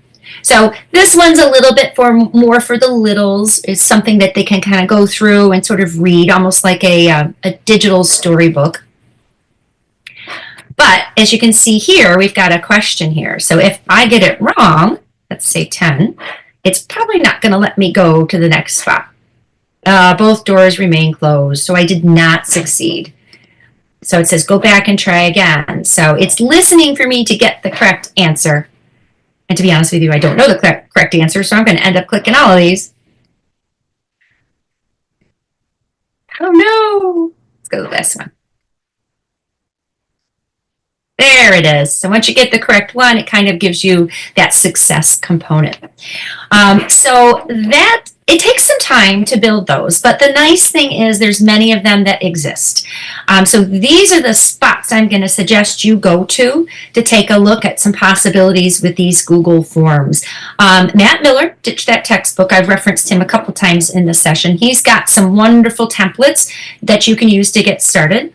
Alice Keeler, another wonderful EdTech advocate. She's got some good examples of how you can use Google Forms. And then this is Monica Burns, Class Tech Tips. So here are some more resources for you. So that's Google Forms used as digital escapes. So I'll pause again because they're a lot of fun. They are. And we have someone checking to see, do you have templates or know a place to get templates just to start that creation process? I would say these links are probably going to be your best bet. Hopefully they're in the chat, but I would say Matt Miller, I think, has the best set of the templates. Let's click on him. Kind of an endless supply of the general ones, morning check-in, different types of things, and then things that are a little bit more dramatic. So he's got a lot here to go through. Great. So a good place to start. Yeah, I think so. Awesome. And that's our only question so far. Thank you. Okay. All right. Yeah, they're a lot of fun. The one my students really enjoyed this year was there's an Among Us one where you can customize it for your own content. And so as we went through it, I turned it into one where it checked their knowledge of chemical reactions and things like that. And so as they answered each question, it would open up another section. And if they got it wrong, it would give them a response that kind of said, you know, morning meeting. I can't remember what the phrase is with Among Us. And they liked that a lot. It just kind of made it a little bit more interactive. Okay. And this one I'm super excited about, Google Sheets. This was not really originally going to be part of this. However, Google Sheets has a tendency to get compartmentalized into something that's only for data. And I'm here to tell you that there's another exciting way that we can use Google Sheets, and it's not a spreadsheet. And yes, they're for organizing, analyzing, and you know, working with data.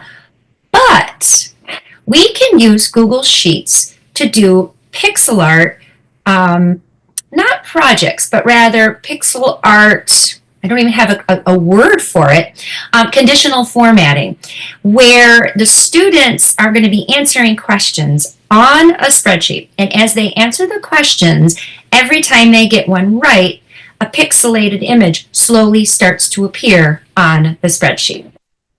So let me show you what this looks like. So I told you I was from the Buffalo, New York area. So I apologize, but there's my little Buffalo Bills shout out. And so what we have here is a completed pixel art project. So I'm going to kind of delete some of these because I want you to see how this would happen if you were a student.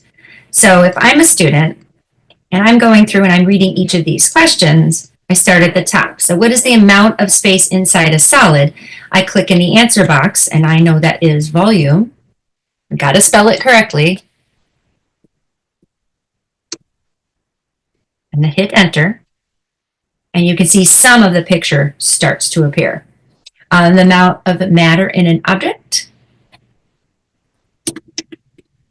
Okay, so as you're answering each question, the pixel image is starting to appear. And one of the things that I do with mine is I do provide students with word banks because sometimes spelling can be an issue. And they can't copy and paste the word into the word bank. They do have to type it letter by letter, and they do have to spell it correctly. And of course, by the time they're finished, that whole picture has appeared, and they're going to see what the surprise pixel art image is. And so they love this, and I always tell them it's kind of like a pixel art surprise. The reason these work and the way these work is because each one of these fields, some really smart person has programmed or coded so that it's listening for an answer. So it's listening for this to be typed in and to be spelled correctly. And so fortunately, there are a lot of examples of these out there, and a lot of the people that are making them and freely sharing them are creating them so that you can put your own content questions in there and have it listen for your own style of answer. Some of these are just so very, very cute. I have used this BB-8. Let's see, I think it's going to force me to make a copy. Oh, this might not work right now. This BB-8 one is really, really cute. Yeah, that one's not going to work for me at the moment. This Starry, Starry Night is very, very involved. But some of these are just so tremendously useful and helpful and cute, and my students love it. I do one probably per unit with them to kind of do a quick little assessment on their understanding. Now, there are a lot of tutorials out there on how to actually build these yourself. It is extremely time consuming to make one from scratch. We could talk about doing that, but I wouldn't recommend it because you literally have to find the pixel art, design it space by space, connect it to the cell. I would say, as Newton said, stand on the shoulders of the giants before you and go with what they've created and modify it and customize it to make it yours. Okay, so another good pause point here to talk about these pixel arts and see what kind of questions we have. No questions so far. Lots of appreciation. It looks like some others in the chat have used something similar with their students.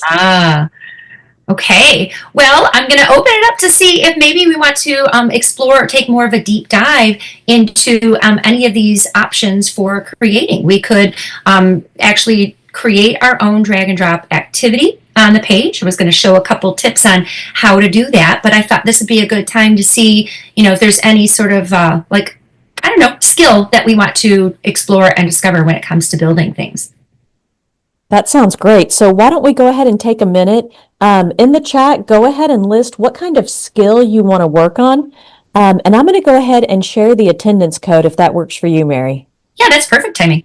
Okay, so I'll go ahead and put the attendance code up on the screen for a minute. And keep in mind, for attendance this afternoon, you need to write this number down, take a picture, type it in if you're using the planning document electronically, whatever works for you, but the code for this session is 43092. Okay, so a couple of things to be doing right now. Think about what kind of skill you want to work on and put that in the chat, and then record this number somewhere, not in the YouTube chat. All right, so let me see if we have any ideas. Oh, some people were unaware of the ability of Google Sheets, but I got to say, I love a good Google Sheet. Oh, okay, so one question here.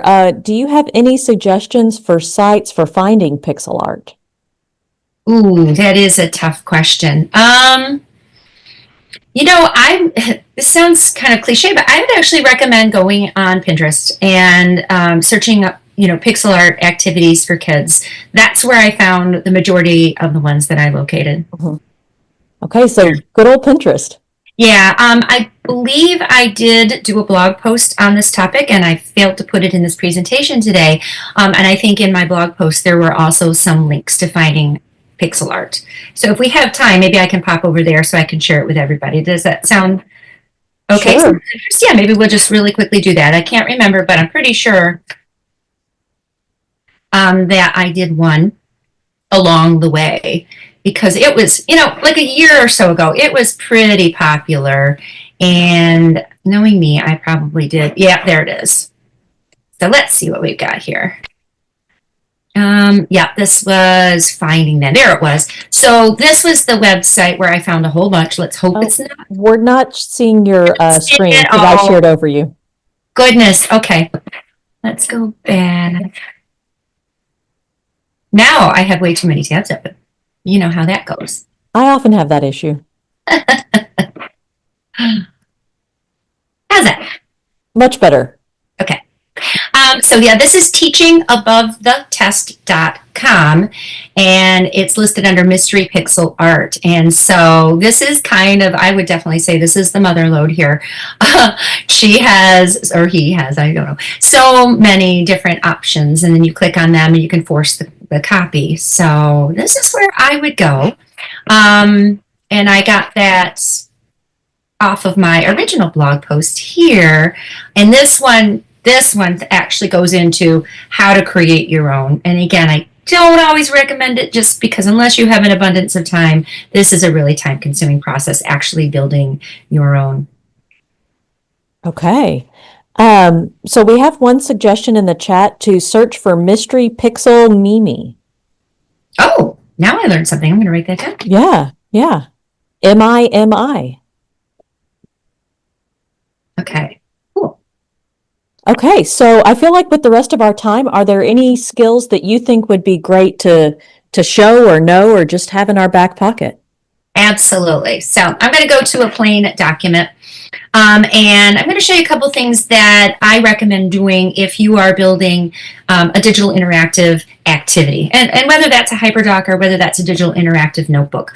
The first little skill that I recommend, let's pretend we're going to be doing a drag and drop activity for the kiddos, and they have to distinguish between nouns and verbs. So let's just go very basic. So if we're building a little word slip here, we all know probably how to change our font and things like that. So there's a couple interesting little tips that I've stumbled across along the way. So I recommend number one, using your border tool at the top, adding a border to your slips. I also recommend filling it with a color. You can tell I like pink. I keep choosing pink. Let's go with something like that. Okay. Now, here's the problem with doing it this way. If the students, especially the littles, go to drag this, they will often do things like this. They're going to drag it and they're going to stretch it out, or they're going to, maybe change the shape of the box. So one little tip that I have found along the way that works really well is once you've created your word slip, use your snipping tool. Okay, I'm on a Mac, so my snipping tool is different, but you're going to use the Control Shift, the symbol above the 6 if you're using a Chromebook.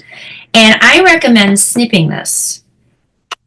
And you're going to be turning that into its own separate image, and then put it back on the page. And put it back on the page. So now when the students are stretching this, they're not distorting the words, they're not distorting the shape of the box, and they can much more easily move these into place. So if the students, even if they pull on this, it might enlarge the word, but what happens if you have a phrase, let's say I'm having my students sort out some sort of phrase, kitchen is loaded with dishes, what happens is it's going to completely distort the shape of that sentence. Whereas if you snip it, this will always remain just as it is on the box. In other words, you'll have the 3 words, then the 2 words, then the 1 word. So it's a really helpful way to create these interact drag and drop boxes so that they're a little bit easier for kids to manipulate. So, we don't have a time for a lot of tips, but I thought that was a really helpful one because a lot of people like to do drag and drop slips. Awesome. And then we do have one question about how to use the snipping tool. That's really going to depend on the device you're on. What was it on the Apple? On the Apple, it's Control Shift, and it's the symbol above the 6. It's got like some lines, and it looks like a screen. That's on the Chromebook. That's the Chromebook. On the Apple, it's Command Shift and the number 4. Okay. Strangely enough, Command Shift and the number 4. Well, and on the Windows PCs we have in Sci-Fair, there's actually a snipping tool application. So if you go to the little Windows icon for the apps and just search for snipping tool, you click on it and you can use the tool right there. Yeah. So there's probably a shortcut, but I don't know what it is. But that's how you could do it on a Windows PC. Yeah. And honestly, the beginning of my school year with my students, I teach them shortcut tools and I teach them the snipping tool because, again, it's a digital classroom and I want them to have those digital skills right at the start of the year, because if you're doing an interactive notebook and you want them to demonstrate their work, they're going to need to know how to snip. Now, granted, they will forget it and you'll have to reteach it, and they'll forget it again, you'll have to reteach it, but it's okay. Well, there you go. And a very helpful person helped me in the chat. So on Windows, it's the Windows key, Shift, and S. See? Oh my goodness. There you go. Yay. Yes. So if you have any questions or want to reach out, by all means, this is my contact information. And I know you guys are having a very busy, very full day. So I'm pleased to be part of it. And I'll be back again in an hour with a whole different topic. Great. Thank you, Mary. And like she said, we're going to take a break with another presenter, and then Mary's going to be back again. So if you enjoyed this, you can just stay with us for the next 2 presentations. I'm not going to be offended. But if you do want to find another session, let me show you how you can do that. Thank you so much, Mary. Thank you. So right now we are, there we go. We are sitting in YouTube. And if you're like me, I pin tabs because I forget where I am pretty regularly. And I have our schedule for DLC as one of my pinned tabs. If you don't have that, you can always go back to our main DLC website. So the easy way to get here is cfisd.net/DLC for Digital Learning Conference. And then once you click on this blue button for July 23rd sessions, it'll take you into this app. Okay, so I'm just going to go back to that top level. And you can scroll here to see at the 10 o'clock hour which sessions you want to attend. Or you can go to the 723 at a glance. And that gives you sort of a bird's eye view of the whole schedule and what we have available.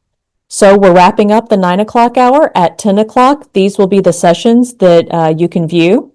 And in here, we're going to look at Google Vids, which is another great Google product with Sean Arnold. So if you want to get to that link, again, go to the 723 sessions, scroll down to 10 o'clock. I'm going to assume you want to stay with us. So I'm going to click on that session, and then you're looking for this blue video link because that'll take you back into YouTube for whichever room you want to attend. Okay, so thank you again, Mary. I'm going to go ahead and start up a quick video. Everyone with us, hang out. We'll be back. Take a quick stretch break, get a snack, whatever you need to do. We'll be here.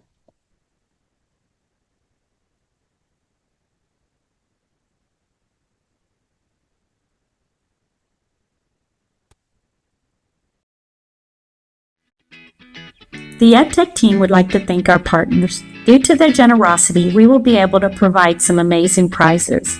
Campuses at each level will be able to choose a prize package that best meets their needs. These prize packages will include student and teacher technology such as wireless keyboards, headphones, charging towers, and many different types of robotics. Don't forget to submit your attendance at the end of each day. Also, fill out your feedback form for one of these fantastic packages.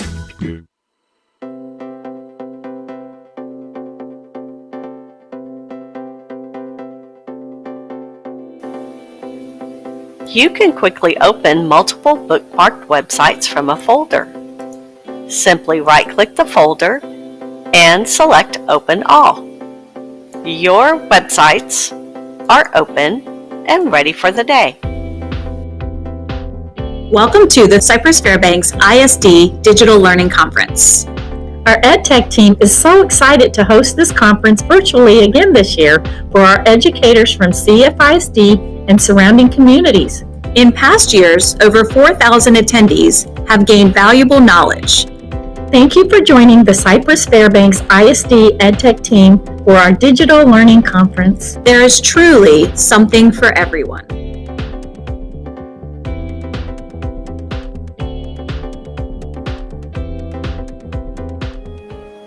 Did you know you have CFISD EdTech help right from your bookmarks bar? Click CFISD Bookmarks, then click EdTech Help. Here you can access EdTech help and tips 24/7. Our website has all the information you will need for today's event. That includes this planning document. It will be very helpful as you look through our sessions and plan out your day. During each session, the presenter will pause and share an attendance code with you. You will need to write down the code and keep it until the end of the day when the attendance forms open. Then you can submit all the attendance codes from that day at one time. Remember, you must have the codes in order to submit. You will need to be watching since the attendance codes will not be shared in the YouTube chat during the sessions. The attendance forms will open at 3 p.m. and you have until 11:59 p.m. each day to submit your codes for credit.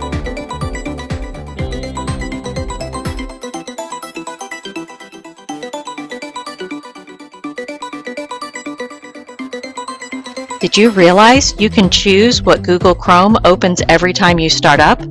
All you have to do is come to the three dots in the upper right, go to the settings, and then on the left, choose On Startup. You have three options. You can open the new tab page, continue where you left off, or open a specific page or set of pages. Continuing where you left off does exactly that. See if this saves you some time.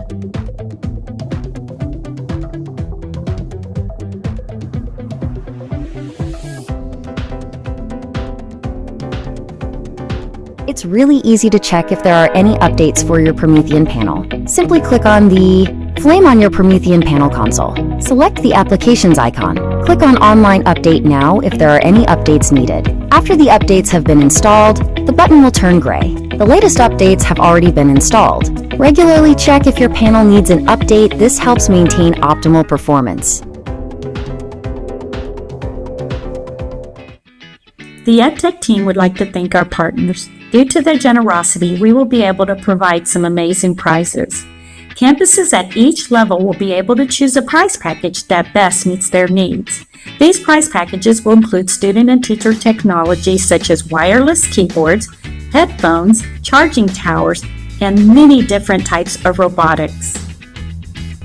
Don't forget to submit your attendance at the end of each day. Also, fill out your feedback form for one of these fantastic packages.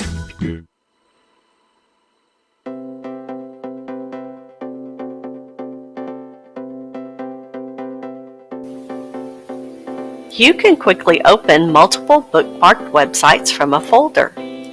Simply right-click the folder and select Open All. Your websites are open and ready for the day. Welcome to the Cypress Fairbanks ISD Digital Learning Conference. Our EdTech team is so excited to host this conference virtually again this year for our educators from CFISD and surrounding communities. In past years, over 4,000 attendees have gained valuable knowledge.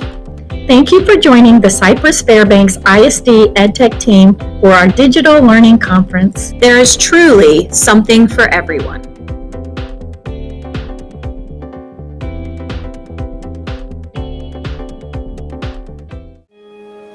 Did you know you have CFISD EdTech help right from your bookmarks bar?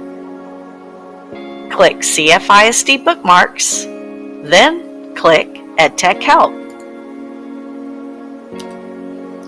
Here you can access EdTech help and tips 24/7. Our website has all the information you will need for today's event. That includes this planning document. It will be very helpful as you look through our sessions and plan out your day. During each session, the presenter will pause and share an attendance code with you. You will need to write down the code and keep it until the end of the day when the attendance forms open. Then you can submit all the attendance codes from that day at one time. Remember, you must have the codes in order to submit. You will need to be watching since the attendance codes will not be shared in the YouTube chat during the sessions. The attendance forms will open at 3 p.m. and you have until 11:59 p.m. each day to submit your codes for credit.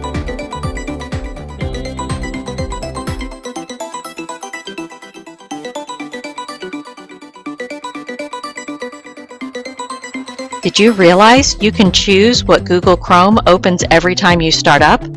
All you have to do is come to the three dots in the upper right, go to the settings, and then on the left, choose On Startup.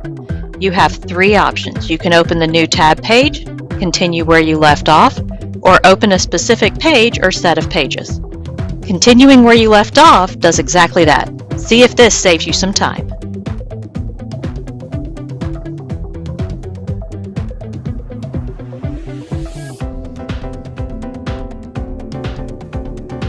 It's really easy to check if there are any updates for your Promethean panel. Simply click on the flame on your Promethean panel console. Select the Applications icon. Click on Online Update now if there are any updates needed. After the updates have been installed, the button will turn gray. The latest updates have already been installed. Regularly check if your panel needs an update. This helps maintain optimal performance. The EdTech team would like to thank our partners. Due to their generosity, we will be able to provide some amazing prizes. Campuses at each level will be able to choose a prize package that best meets their needs. These prize packages will include student and teacher technology such as wireless keyboards, headphones, charging towers, and many different types of robotics. Don't forget to submit your attendance at the end of each day. Also, fill out your feedback form for one of these fantastic packages.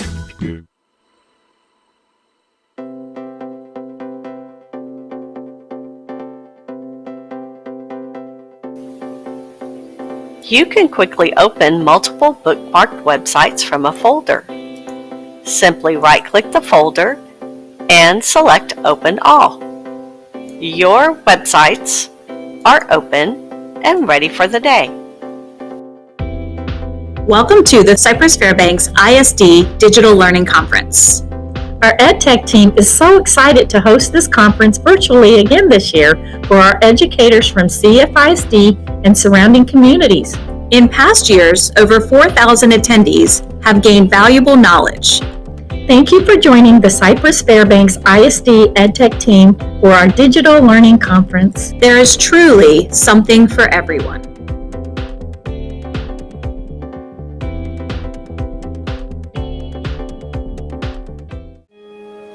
Did you know you have CFISD EdTech help right from your bookmarks bar? Click CFISD Bookmarks, then click EdTech Help. Here you can access EdTech help and tips 24/7. Our website has all the information you will need for today's event. That includes this planning document. It will be very helpful as you look through our sessions and plan out your day. During each session, the presenter will pause and share an attendance code with you. You will need to write down the code and keep it until the end of the day when the attendance forms open. Then you can submit all the attendance codes from that day at one time. Remember, you must have the codes in order to submit. You will need to be watching since the attendance codes will not be shared in the YouTube chat during the sessions. The attendance forms will open at 3 p.m. and you have until 11:59 p.m. each day to submit your codes for credit.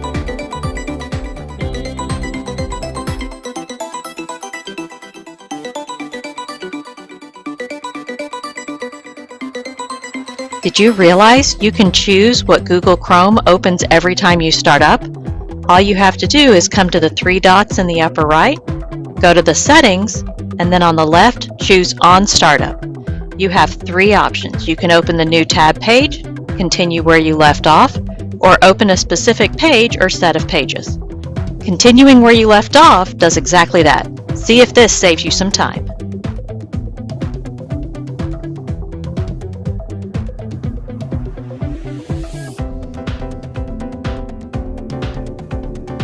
It's really easy to check if there are any updates for your Promethean panel. Simply click on the flame on your Promethean panel console. Select the Applications icon. Click on Online Update Now if there are any updates needed. After the updates have been installed, the button will turn gray. The latest updates have already been installed. Regularly check if your panel needs an update. This helps maintain optimal performance.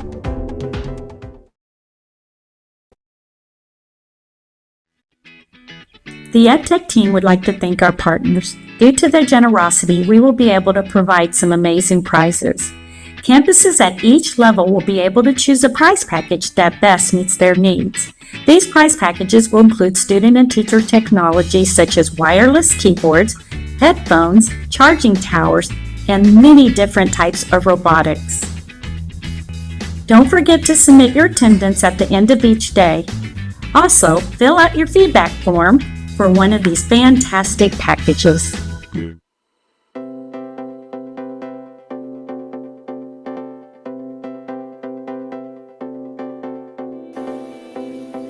You can quickly open multiple bookmarked websites from a folder.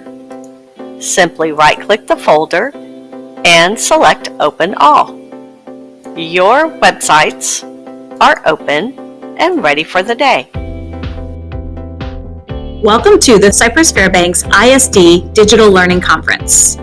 Our EdTech team is so excited to host this conference virtually again this year for our educators from CFISD and surrounding communities.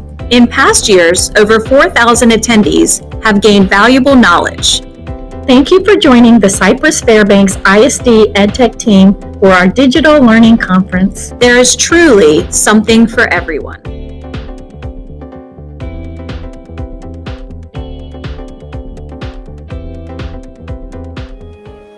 Did you know you have CFISD EdTech help right from your bookmarks bar.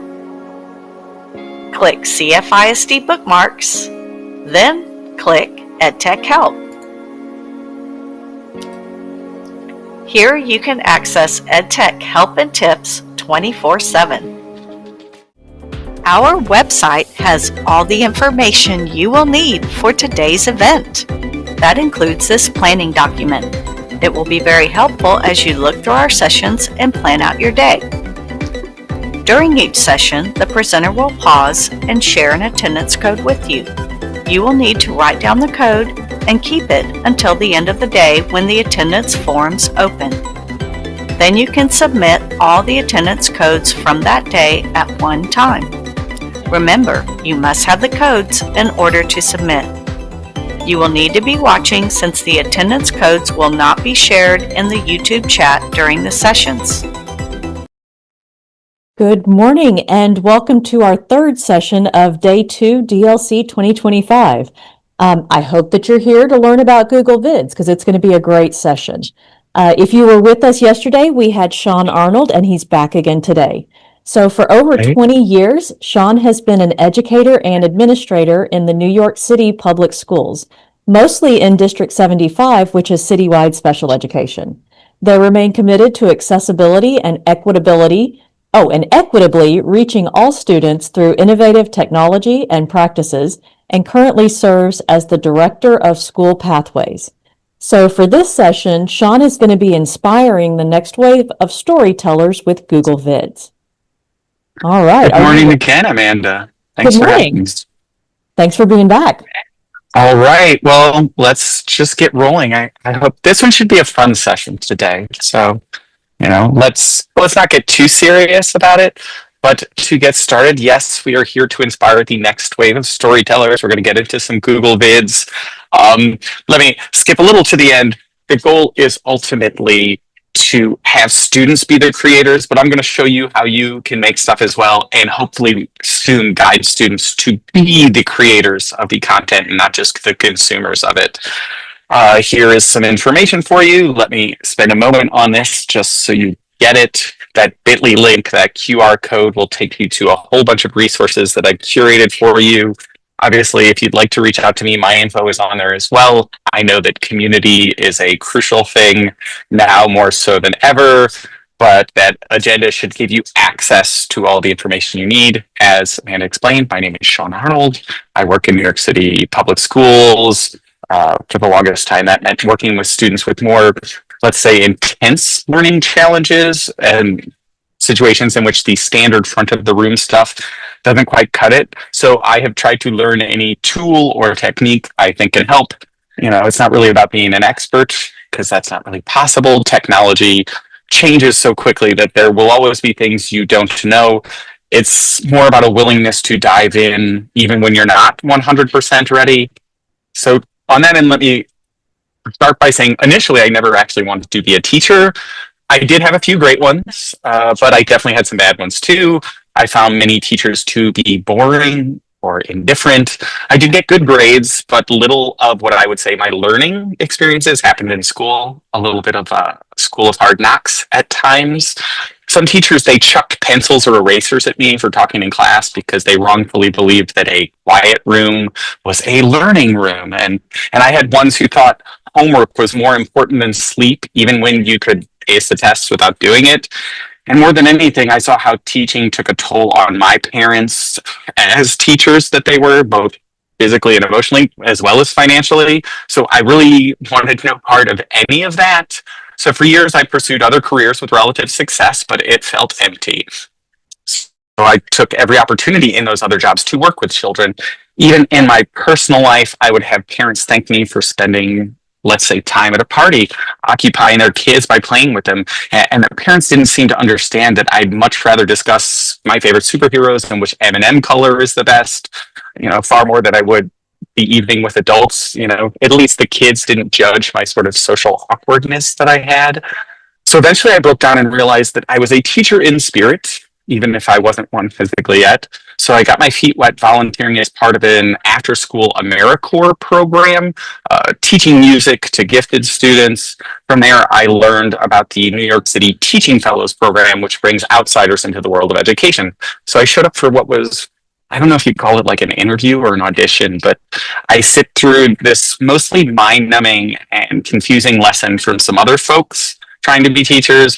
My turn comes up and I taught a room full of cynical New York adults to play the recorders in about 15 minutes, and they were having a blast. We made a whole game out of it. I was thinking, yeah, this is it. This is what I'm supposed to do. And then I hear from the proctors, sorry, but this is not the kind of instruction that we're looking for. And I don't get any position. So I was really devastated to be told that I could not be what I had already determined that I was. And after some wallowing, I was reminded that, I could try again. So about a year later, I cut my long hair short. I put on a decent suit and I go to teach a by the books quadratic equation lesson.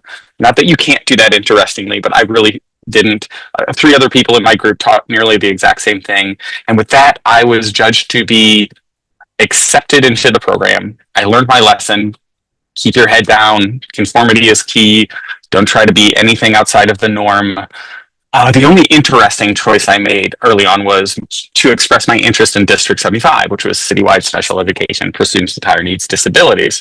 I thought of my now very successful younger brother who had participated in special education and the Special Olympics, and my own challenges with neurodivergence. And I was offered my first job to teach music, working heavily with students with autism. Interestingly, that would wake me from my stupor, as I had no idea what I was doing. I studied everything that I could, but it seemed to prepare me very little. I started to try anything I thought could be effective. Early on, I had the kids play musical note twister, and I was amazed that these kids who were supposed to be incapable of retention, they were learning their notes. Granted, I also realized the shortcoming that they didn't know their right from their left. But I labeled some gloves and some socks that I ran and got from the dollar store, and, it moved on its way. And then I played with how tech could be accessible and make the learning, meaningful for the students. So not only did that type of environment afford me the opportunity to explore and innovate, but it actually required it, because the basic direct instruction didn't work. So I dedicated myself to being brave in the face of opposition to change. I would dive in wholeheartedly to whatever method or tool could bring out the best in my students. I wasn't always immediately successful, and sometimes I failed pretty hard, but I would forge on. And recently I found myself bravely sharing about it in situations like this, even though it is not exactly my comfort zone. And I feel sort of an echo of that sentiment with the first Special Olympics, which were held in 1968 in what is my hometown of Chicago, Illinois, at what was essentially the Coliseum of its day, Soldier Field. And that's when the amazing Eunice Kennedy Shriver spoke the words that would become the motto of the Special Olympics. In ancient Rome, gladiators went into the arena with these words on their lips: "Let me win. But if I cannot win, let me be brave in the attempt." So that's why I continue to strive bravely to build and play and connect with my students in any way that I can find. Now, that's sort of a long-winded story. Why do I share all of that with you? Because stories are powerful. They are the communal currency of humanity, as we see. They break down barriers. It is a more effective way to share information. I'm not going to get into it. I share some of these details in the references I have, but the brain isn't made for bullet points and facts and data. In fact, all the studies show that stories are more powerful in changing hearts and minds on ideas than a list of factually based information. Even if you tell people in advance, this is not a true story, this is a fictional story, it will still compel them. It is power over cognitive dissonance that we don't have in other ways, even, again, if it's not true. It impacts so many different areas of the brain, storytelling, at a physical and chemical level, but even more so, it is tied into history and culture through narrative stories that we've told for years, whether it was verbally or not. And so we should define this differently. Reading versus writing versus storytelling. You can tell stories without having to write an essay. That's long been true. You can tell stories orally, as long historical traditions have had. And so now we're going to tell stories today through videos, and we're not going to do it in the same way as we used to. So a couple things before we jump into the platform and I show you how to make some stuff. It's not about the tools itself. It's about skills that you're learning. It's about amplifying student voices. It's about sharing the connections, perspectives, viewpoints that students will have and that you can share easily. And again, with the magic of Google and Gemini, some of this is made easy through artificial intelligence to help you pull these things together. So if you were never much of a video creator or video editor on social media or wherever else in your life you might do it, this makes it much easier. In fact, I will say, to the point of Google Vids broadly, it is a platform that makes video editing very simple. If you've ever made Google Slides, you can do it. It doesn't have all the bells and whistles of some other apps, like maybe in Adobe Express, but to get something done and created and visually compelling quickly, this makes it happen amazingly. So just a couple keys to your effective stories. Make sure that students are telling about their passions. Make sure they're telling these stories that are connected and meaningful to them, and that it completes a story arc, in the ways that we know. They should be creative. They should make it visual. They shouldn't just be speaking and telling, but they should visually make it compelling, but also keep it simple and give feedback throughout. And I'm going to give one quick example before we dive in to say that these stories are not just in ELA classrooms. They're not just in social studies. Stories can be integrated into all sorts of learning. In fact, one that people don't seem to often think of storytelling as a powerful force for is in math classrooms. So I'm going to show this one. This is a 3-act math story. If you're not familiar with 3-act math, I highly encourage you to dive into it and look it up. This is a simple one, a simple math problem for younger students. But the questions we're asking, right, in this 3-act math story is, how many cookies did the, quote, cookie monster eat? We're talking about estimation. What's too high, too low? So that might not make sense, but as I show the video, maybe that'll make a little more. A very simple video.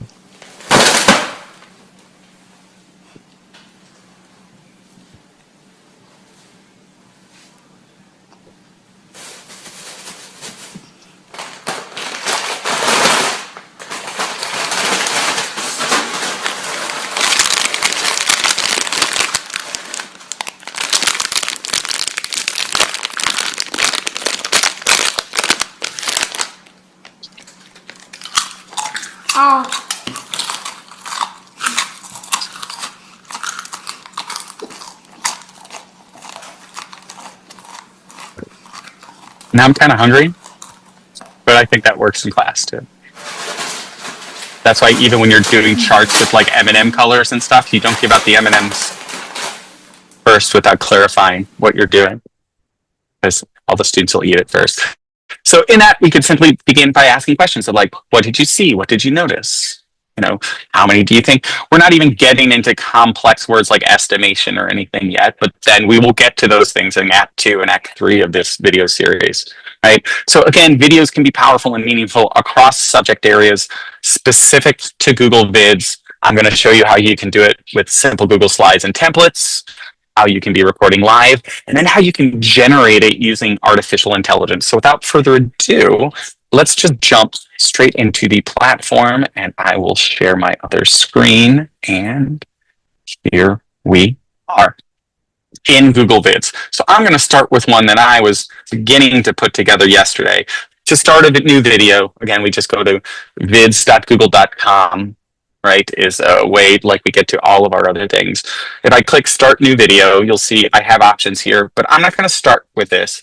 I'm going to get us into one that I was beginning with yesterday, and it is maybe connected to things that you're familiar with. So I put together this Cypress Fairbanks storyline. Cool. Not bad. I just want to show you some of the areas of the screen. This is the layout.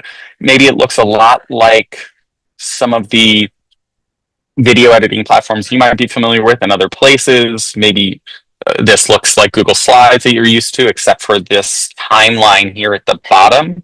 So that's what this is. This is your timeline. These are each of your individual video clips. In between each of them, there are these transition elements. We'll get into all of that. But in each individual clip, I have my screen and video that I can edit and put all sorts of things in. So this is your general layout. I have audio underneath it. You know, right now I have some sounds and music playing in the background. I can also throw in my voiceovers or any other audio that I might have there. I can check this timeline, shorten and adjust it. So I'll show you this one piece right here first. Just a simple video with something in the corner. Not a big deal. And I can grab the edges to shorten it, to lengthen it, to make it whatever distance I want. I can grab my little timeline under here, and if I drop it here in the middle of the video, I can either right click or use the hotkeys, and you'll see it'll allow me to split the scene at the playhead, which basically lets me split that clip into 2 clips if I want to. But let's go back here to the beginning, and we're going to play around with a lot of the tools you can insert. So you'll see I've added some text, I've added some shapes. In fact, this Cypress Fairbanks logo is made up of a few different squares. And I'm just going to play that so you can see exactly how I edited it together, and then I'll show you what I did. Not a bad intro, right? Welcoming us to Cypress Fairbanks. So, what did I do? Well, I've got all these options at the side. I can grab some shapes like I did. These were just simple squares like that. Rotate it a little bit. I resize it a little bit. Shift the edges if I want to. Add any type of shape I want. I've got several others here if you need it.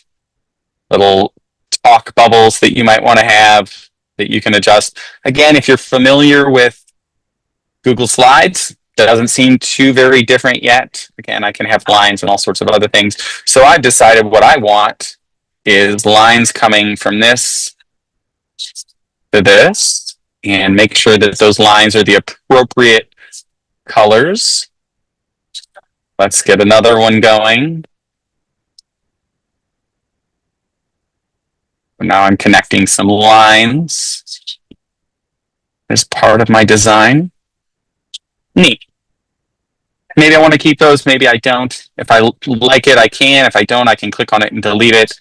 But each of these sorts of shapes or anything that I add to it, you'll see there's some buttons at the bottom. One says Format Options.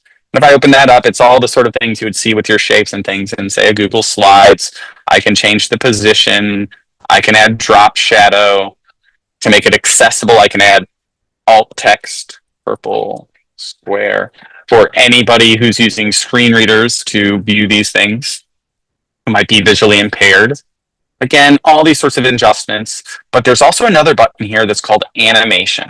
If I click on that, you'll see I have several animations. How does this thing enter and exit?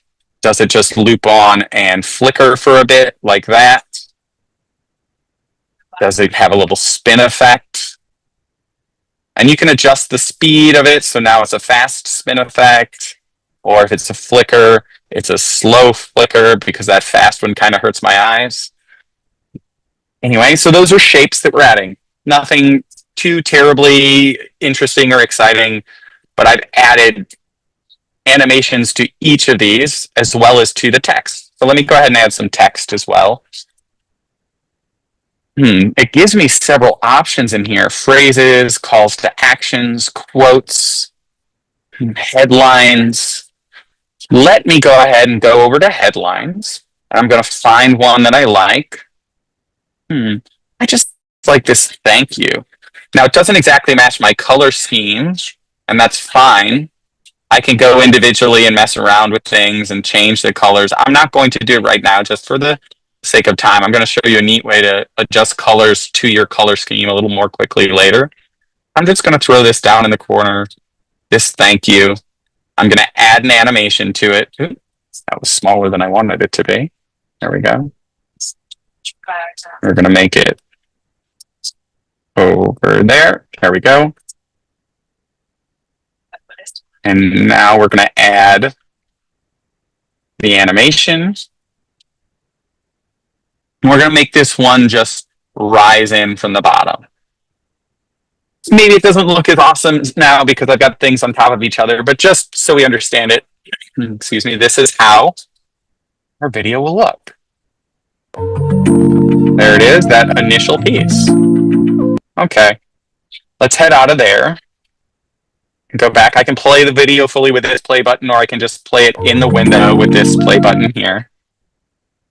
If I need to zoom in on a spot, I can do it down here in my timeline. But I'm pretty happy with this first one. In fact, I'm going to get rid of that thank you and leave it as I had it. There are a few other things I can add. So I've got another little window space here. So I've got shapes. We already saw that. I looked at my text. What else can I add here? Oh, stock. Great. Obviously, I can upload things from my computer as well. But stock has all sorts of built-in images, sounds, audio, GIFs that you might want to use. So I'm just going to look very basically for something that says school. I'm going to go first to some GIFs. I'm going to add this one in. Let's look at some more GIFs that might be appropriate for school. Here's a student writing and working that's a GIF. Okay, well, maybe I don't just want GIFs. Maybe I want to grab a stock image too of something from school. Let's get a desk in there. Oh, here's an interesting thing I can do with that. If I right-click on this desk, or I click this button right here, I can very quickly and easily remove the background. So now I have a desk, and it's not that crazy white background on it, and great, it fits in here a little better. Beyond that, I can also pull up videos that are in stock. Which of these? Let's look up student specifically under videos. Let's get some younger students in here. I like these women here, and we're going to add them over here in the corner. Now, there's a lot going on in here. None of this makes tons of sense thematically or story-wise, but you can see I can add all different sorts of features from videos to GIFs to images. I can remove the background. I can rotate them. I can change them. I'm also going to go to this video and I'm going to adjust some of the playback options. So this is a longer video. Maybe I don't want the full 5 seconds of it. And in fact, I want it to end at 4 seconds. And so now I can do that. And I'm going to have it loop the video in there while it's doing it as well. In addition, I can give animations to all of these features too. Let's animate that in. Let's animate some of our other features on this one as well. And now let's play it back so we can see what we've created. All right. Again, nothing deeply exciting, but it shows all these sort of features I can add. Now let me get into adding backgrounds as well. Behind all of this, you see this blue background. I can click back here and find background if I right click on it, or I can click on the thing that looks like a little eye drop up here. And that can help me get a different background. So if I chose I wanted this sort of a background instead, or slightly darker one, or a lighter one to match up with my color scheme, I can do that, and now I have a very different background. Separately, when I'm going from slide to slide, I can go ahead and add a transition. So if you click the little button in between your two clips, you see there's a few different options. So before that last one, I'm going to choose a flicker to get into the next transition. And you can do that between each and every clip. All right. One last little piece on the clips before we get into some fancier work that we're doing inside of Google Vids is I want to show you how you can adjust audio. So yes, on this particular video clip, it does have audio. I can go in there and adjust specifically louder, quieter, mute it if I don't want the background of whatever those girls are doing.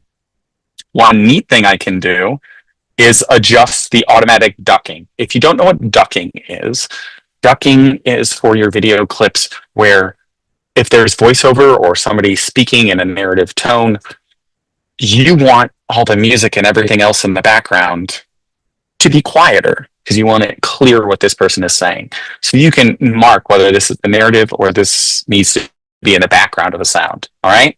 And I'm going to give you an example of that a little bit when I add voiceover. In addition, I've already written up a script for this scene that I want to make. So I'm going to get rid of some of these images that I picked. Actually, we'll leave it for now. It doesn't exactly work with the narrative script that I put together, but I can open up this script and I've added text for some of the scenes. So for example, in scene 2, where it just shows this background video that I pulled, the little title sequence, welcome to our district in front of it. All I'm saying is welcome to our district, Cypress Fairbanks ISD. Now there are two things I can do with that. I can record myself or generate a voiceover for it. And I'm actually going to generate a voiceover. So this is, if I'm not comfortable speaking in front of this camera, I can have the computer itself generate the voiceover. So I'm going to click that now. I can choose the type of voice. Let me go ahead and find one I like. The voice you select makes a difference in how viewers will respond to your video. It should fit your video. The voice you select makes a difference in how viewers. I want something more persuasive, so I'm going to use this one. Makes a difference in. So we're going to use the persuader voice, and I am going to add voiceover to all these scenes in which I added it through scene 6, and let's go ahead. Now this will take a moment as it converts my text to speech, but it doesn't take all that long. You see, it's already in there, depending on how fast your internet is going. And let's listen to some of that. Now, granted, again, I put no audio at the beginning.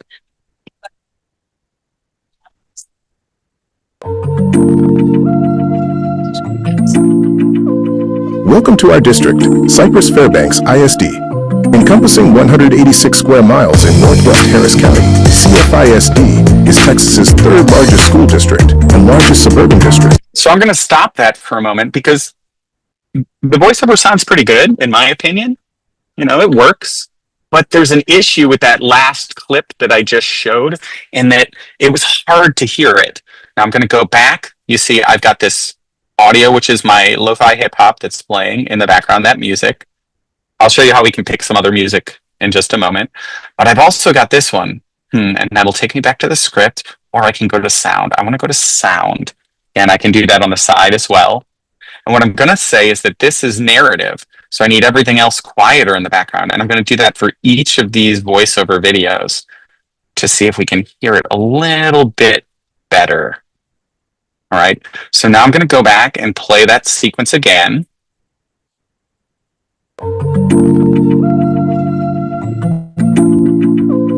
Welcome to our district, Cypress Fairbanks ISD. Encompassing 186 square miles in northwest Harris County. Okay, it helped a little bit, but not enough. And that's because one thing I didn't do is I didn't mark this music as background. So now that's going to automatically lower. And I could do this manually. I could lower this volume. I could raise this volume. But by choosing that, it's automatically going to do it in the spaces where I need it. So now when I play this, it should duck that music a little more quietly. And we'll start before the voiceover comes in to see how loud it is. Welcome to our district, Cypress Fairbanks ISD. The music suddenly encompassing got 186 square miles in northwest Harris County. voiceover. CFISD is Texas's third largest school district and largest suburban district, serving nearly 118,000 students at 96 schools. CFISD's vision is to create a thriving educational community. All right, we can stop there. I didn't add anything exciting on that particular page, but I am going to show one thing on this page here. Now we're going to do a video insert. Now, it's interesting because I made a space here, this little heart, and I got a little GIF back there. And actually, let me go ahead and remove the background for this of me as well.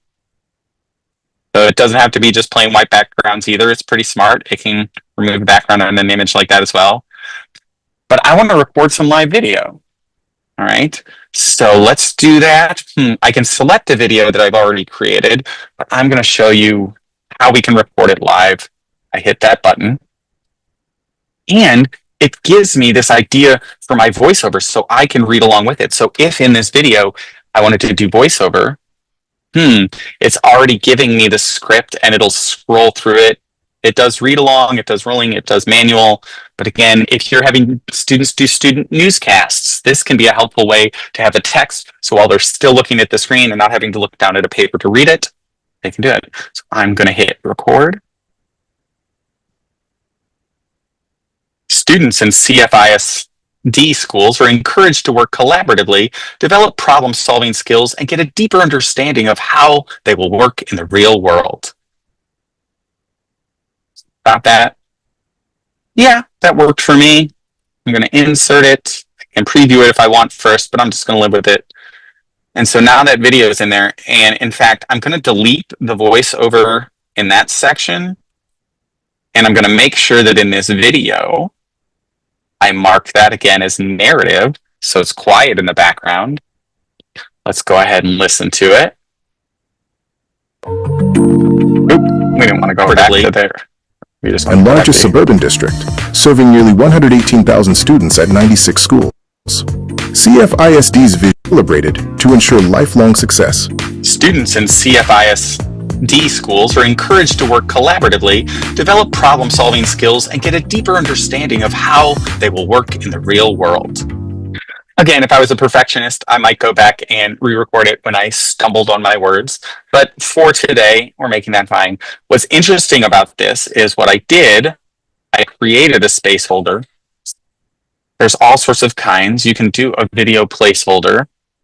There's all different shapes and sizes that you can record your video placeholders in there. So you can go ahead and drag any of those in that you would like, record your video directly into that space as part of a larger display on that screen that you built with shapes and GIFs and other things in the way that you might a Google slideshow, right? So through this manner, I can put together all sorts of interesting topical videos. I can have students create their own stories. I'll show you some examples that I put together here. So similar to the other one, here's a bicycle math lesson. I've got clips from each of these sections that we put together. Welcome to Logan's Bicycle Shop. They sell a wide variety of bicycles and tricycles. Roberto, Mary, Michael, and Angela all had bikes they needed to take in for repair. The kids were bored, so they ended up counting all of the bicycle tires. Again, so this is a math problem that we're going through a little bit of 3-act math through video. Nice, we can put that together. You can create initial stories for your students. I am going to go ahead and show you just one more piece in a blank video about screen recording, just to show you some other ways you can do it. So if I went over here to the side and just hit record, don't worry what video says, I'm going to show you all that in a second. If I hit record, it gives me the opportunity to record with my camera or with my screen on my camera or my screen or just a voiceover. So I'm going to do screen and camera because this is a great way if you're doing tutorials or students are creating guides for other students in other classes.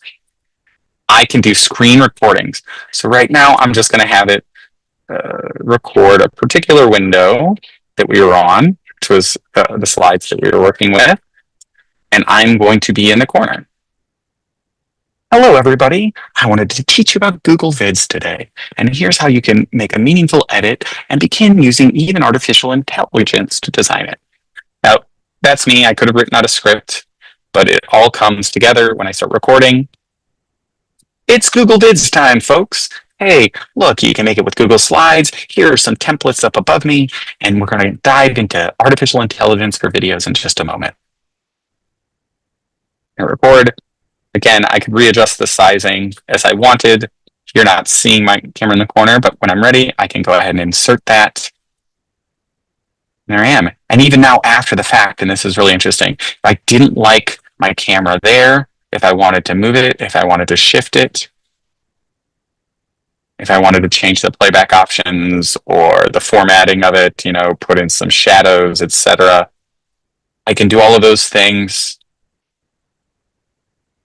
after the fact. So whatever screen recording I put together, this is an easy way for me to connect it if there was an issue with that.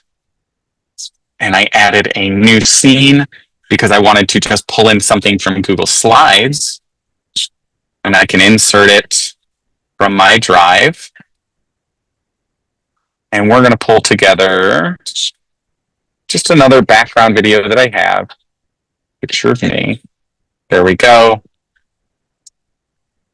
And now I can do another recording, and this time it's just going to be a voiceover. If I want, again, I can add a script and it'll guide me through it. I'm just going to speak extemporaneously.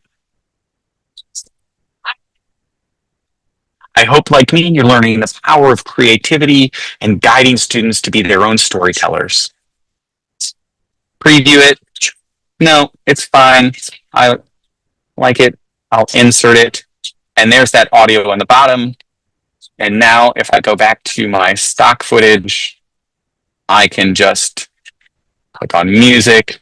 I can look for particular styles I like, or I can search by name. Let's get something country right now.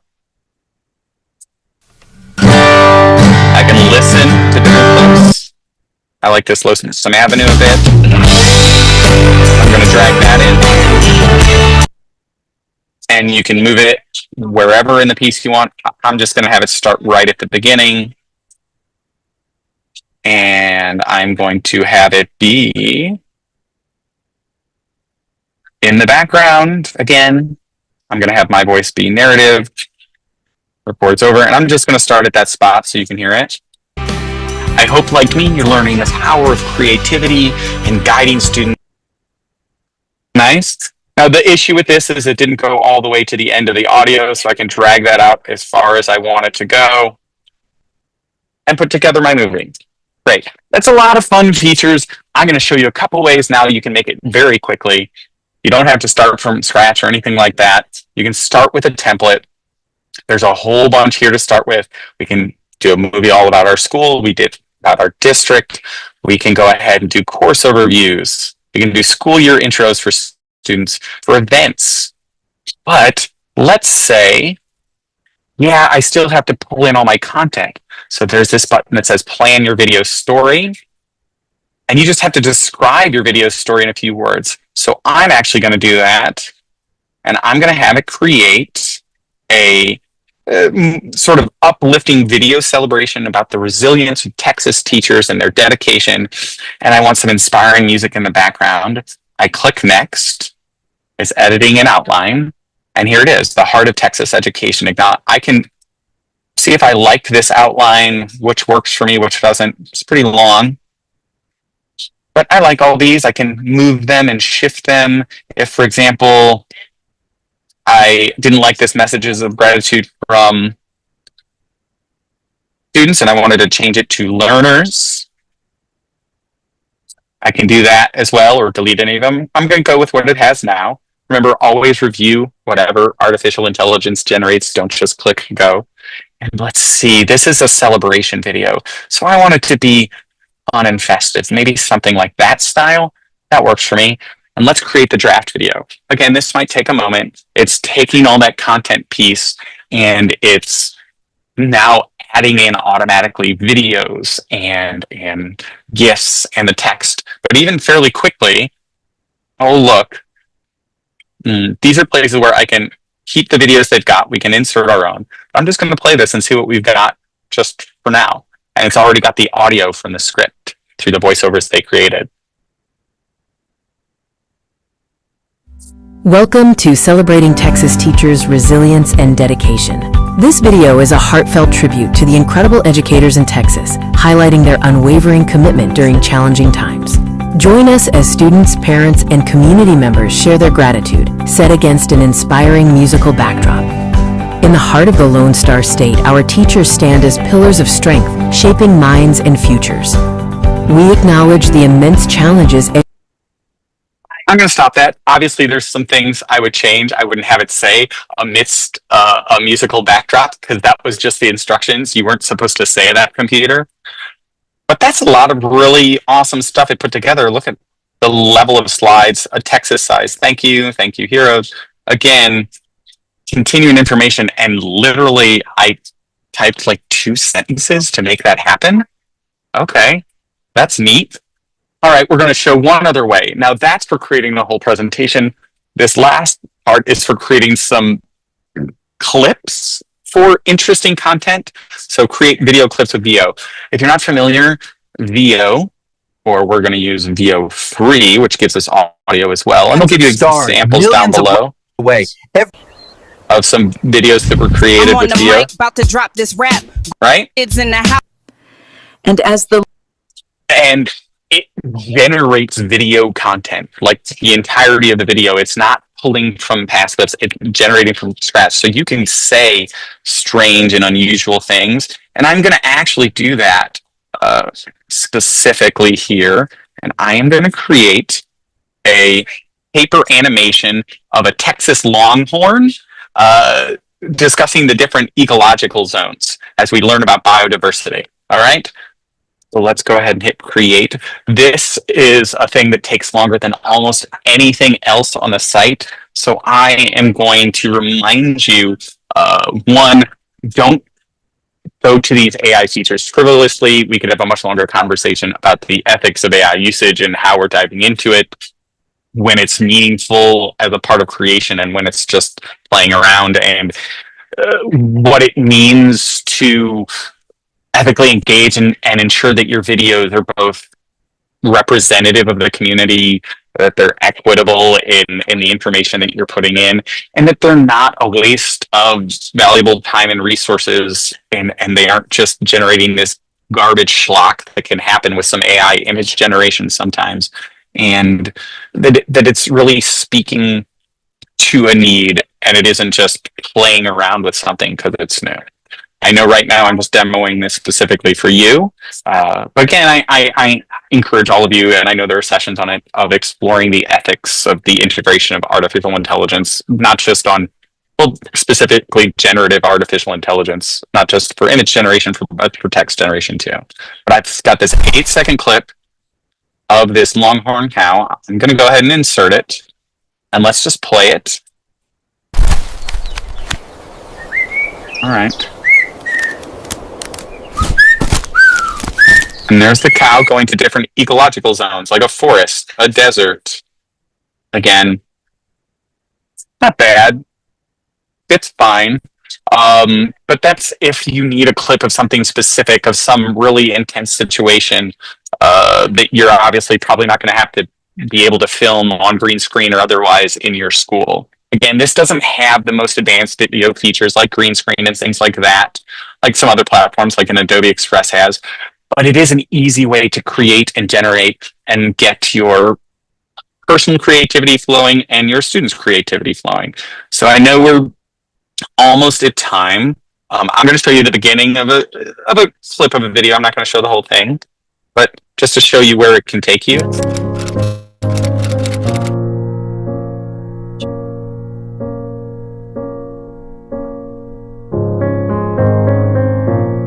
So these are actually some of my students that I've had.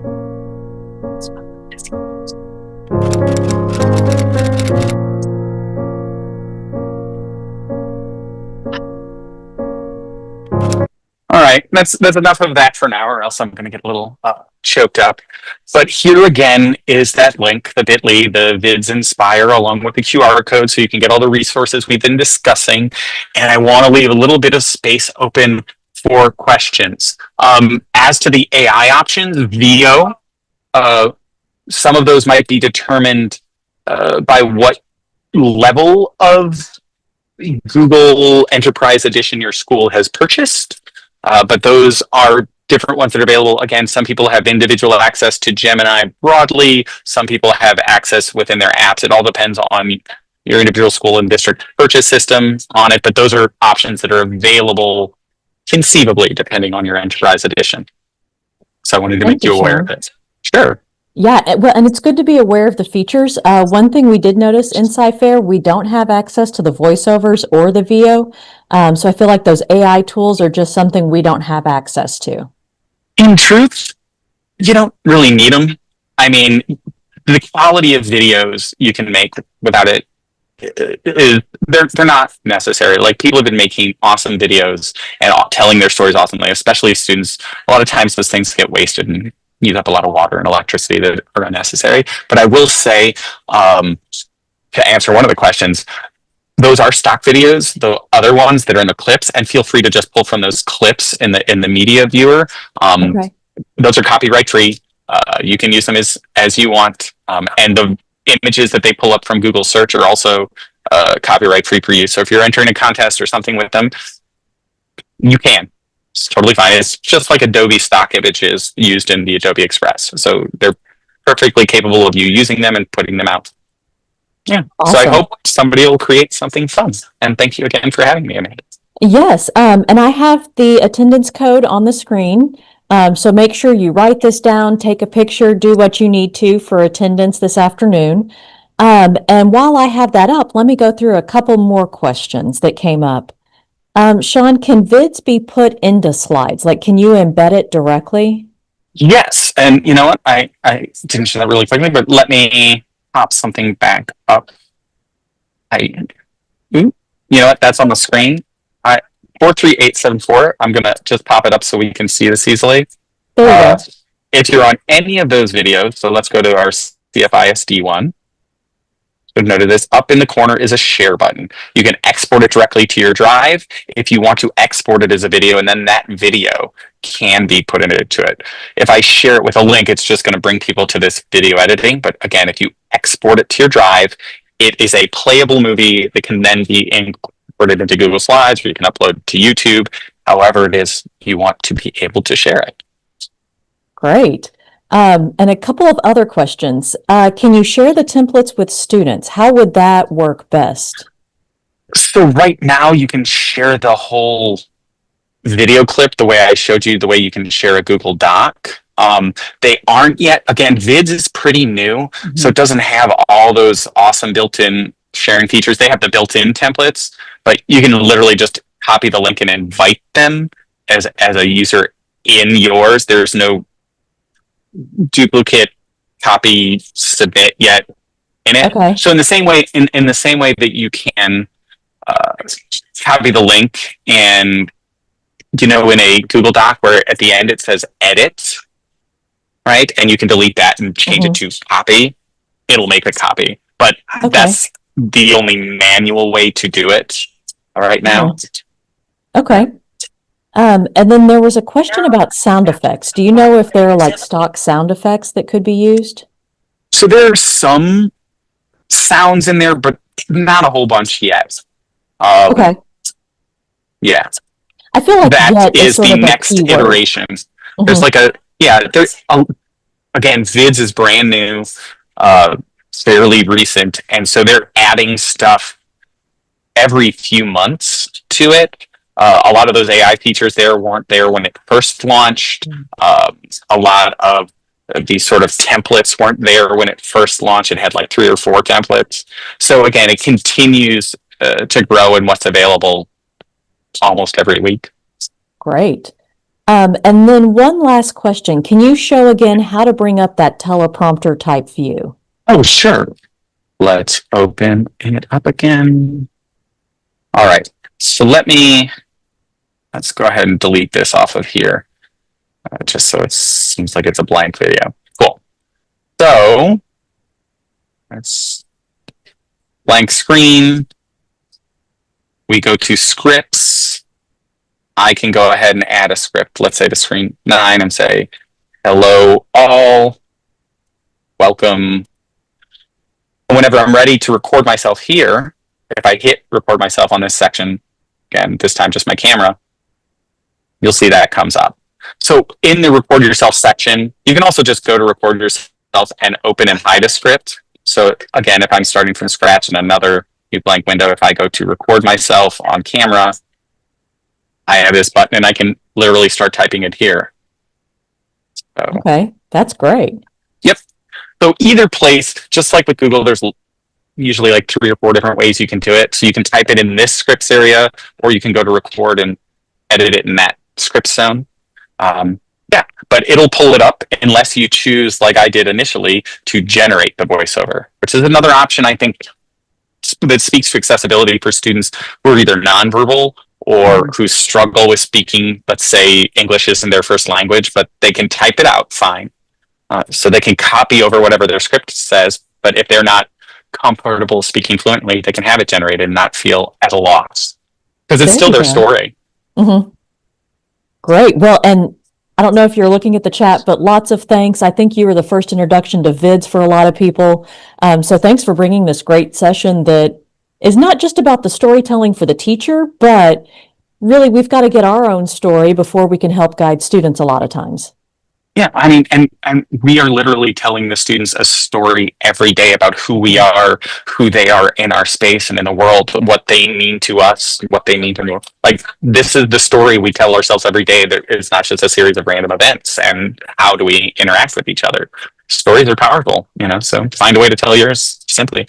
Vids is a nice way to do it. Awesome. And I'm going to end us on that note because that's a great way to end it. And go ahead and share my screen just to make sure everyone knows how to find their next session. So right now we're sitting in YouTube, and that's not up to time, but we're all in this YouTube room together. If you're like me, I pin tabs so I don't accidentally close them. So just to the left, I've got the schedule for the day. If you don't have that up, you can always go back to our main DLC website. It's cfisd.net/DLC. And we are on July 23rd. So if you scroll down and click on this blue button, it'll take you into our app and you'll come in at the sessions. So really there's two different ways here. If you want to do the sessions at a glance, it'll let you just sort of look at what's being offered during this next 11 o'clock hour. And then choose your favorite session. If you want to stay with us, we're going to have Mary Howard back, and we're going to talk about using Gemini AI for teacher productivity. But whatever session you want to go down to that 723 sessions, go to the 11 o'clock, and I'm going to click on Mary's session, and then you're going to look for this video link. When you click on that blue video link button, that'll take you into that YouTube session for whichever room it is. So in this room, I'm going to go ahead and start a video so that we take a short break, get up, stretch, do whatever you need, and we'll be back here to start the next session at 10 o'clock.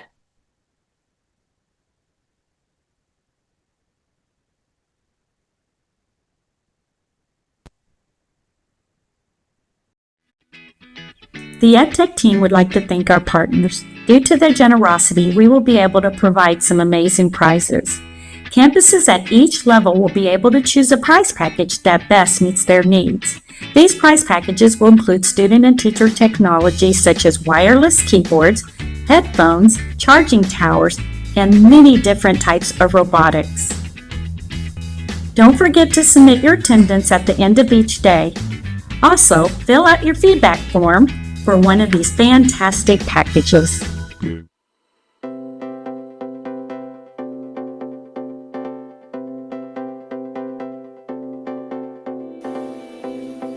You can quickly open multiple bookmarked websites from a folder.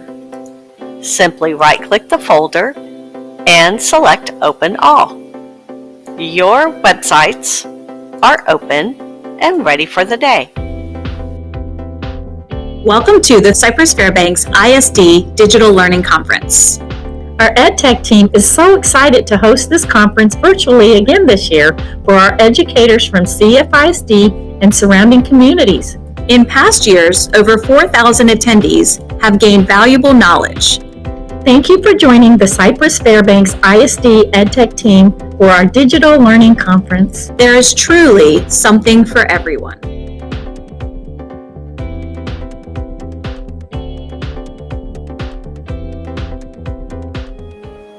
Did you know you have CFISD EdTech help right from your bookmarks bar? Click CFISD Bookmarks, then click EdTech Help. Here you can access EdTech help and tips 24/7. Our website has all the information you will need for today's event. That includes this planning document. It will be very helpful as you look through our sessions and plan out your day. During each session, the presenter will pause and share an attendance code with you. You will need to write down the code and keep it until the end of the day when the attendance forms open. Then you can submit all the attendance codes from that day at one time. Remember, you must have the codes in order to submit. You will need to be watching since the attendance codes will not be shared in the YouTube chat during the sessions. The attendance forms will open at 3 p.m. and you have until 11:59 p.m. each day to submit your codes for credit.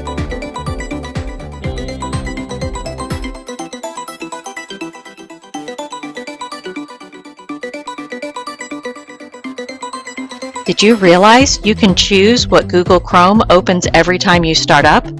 All you have to do is come to the three dots in the upper right, go to the settings, and then on the left, choose On Startup.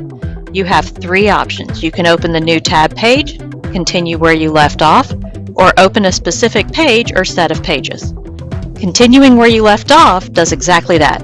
See if this saves you some time.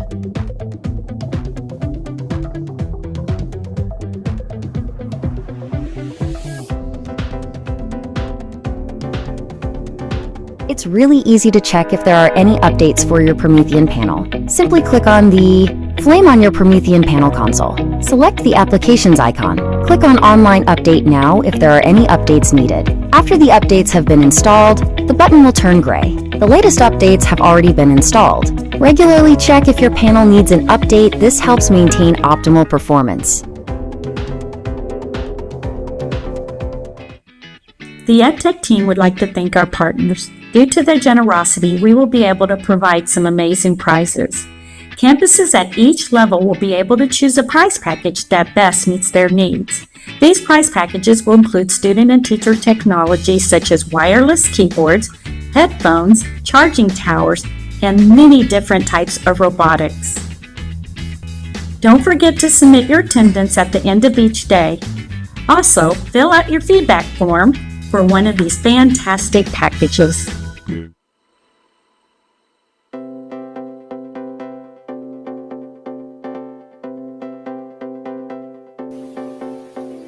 You can quickly open multiple bookmarked websites from a folder.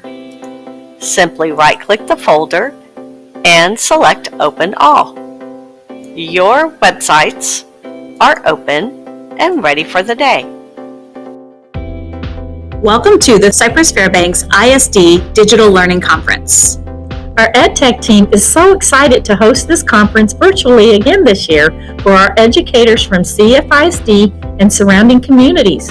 In past years, over 4,000 attendees have gained valuable knowledge. Thank you for joining the Cypress Fairbanks ISD EdTech team for our Digital Learning Conference. There is truly something for everyone.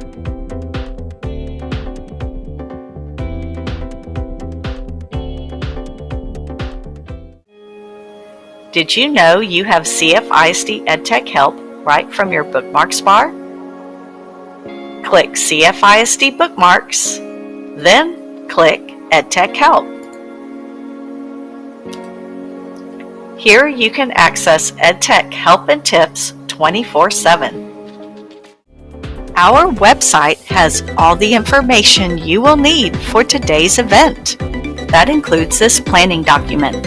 It will be very helpful as you look through our sessions and plan out your day. During each session, the presenter will pause and share an attendance code with you.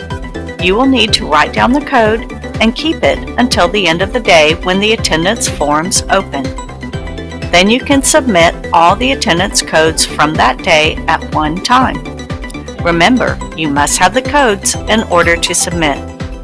You will need to be watching since the attendance codes will not be shared in the YouTube chat during the sessions. The attendance forms will open at 3 p.m. and you have until 11:59 p.m. each day to submit your codes for credit.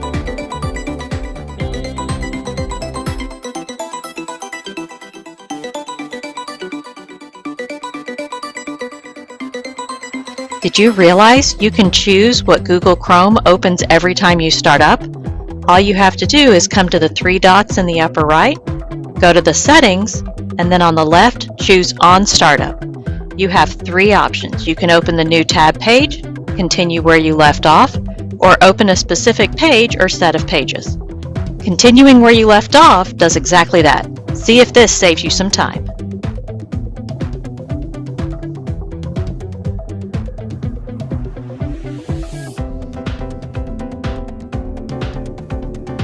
It's really easy to check if there are any updates for your Promethean panel. Simply click on the flame on your Promethean panel console. Select the Applications icon. Click on Online Update Now if there are any updates needed. After the updates have been installed, the button will turn gray. The latest updates have already been installed. Regularly check if your panel needs an update. This helps maintain optimal performance. Good morning to the 11 o'clock session on day 2 of DLC 2025. For this session, we're back with Mary Howard with a slightly different topic. So if you weren't with us earlier, Mary Howard is a nationally board certified teacher and spent her entire instructional career as a 6th grade teacher in Grand Island, New York. Mary's specialties are integrating technology into classrooms and developing engaging instructional strategies. She was a New York State Teacher of the Year finalist in 2018 and 2020 and is passionate about finding ways to ignite learning in her students.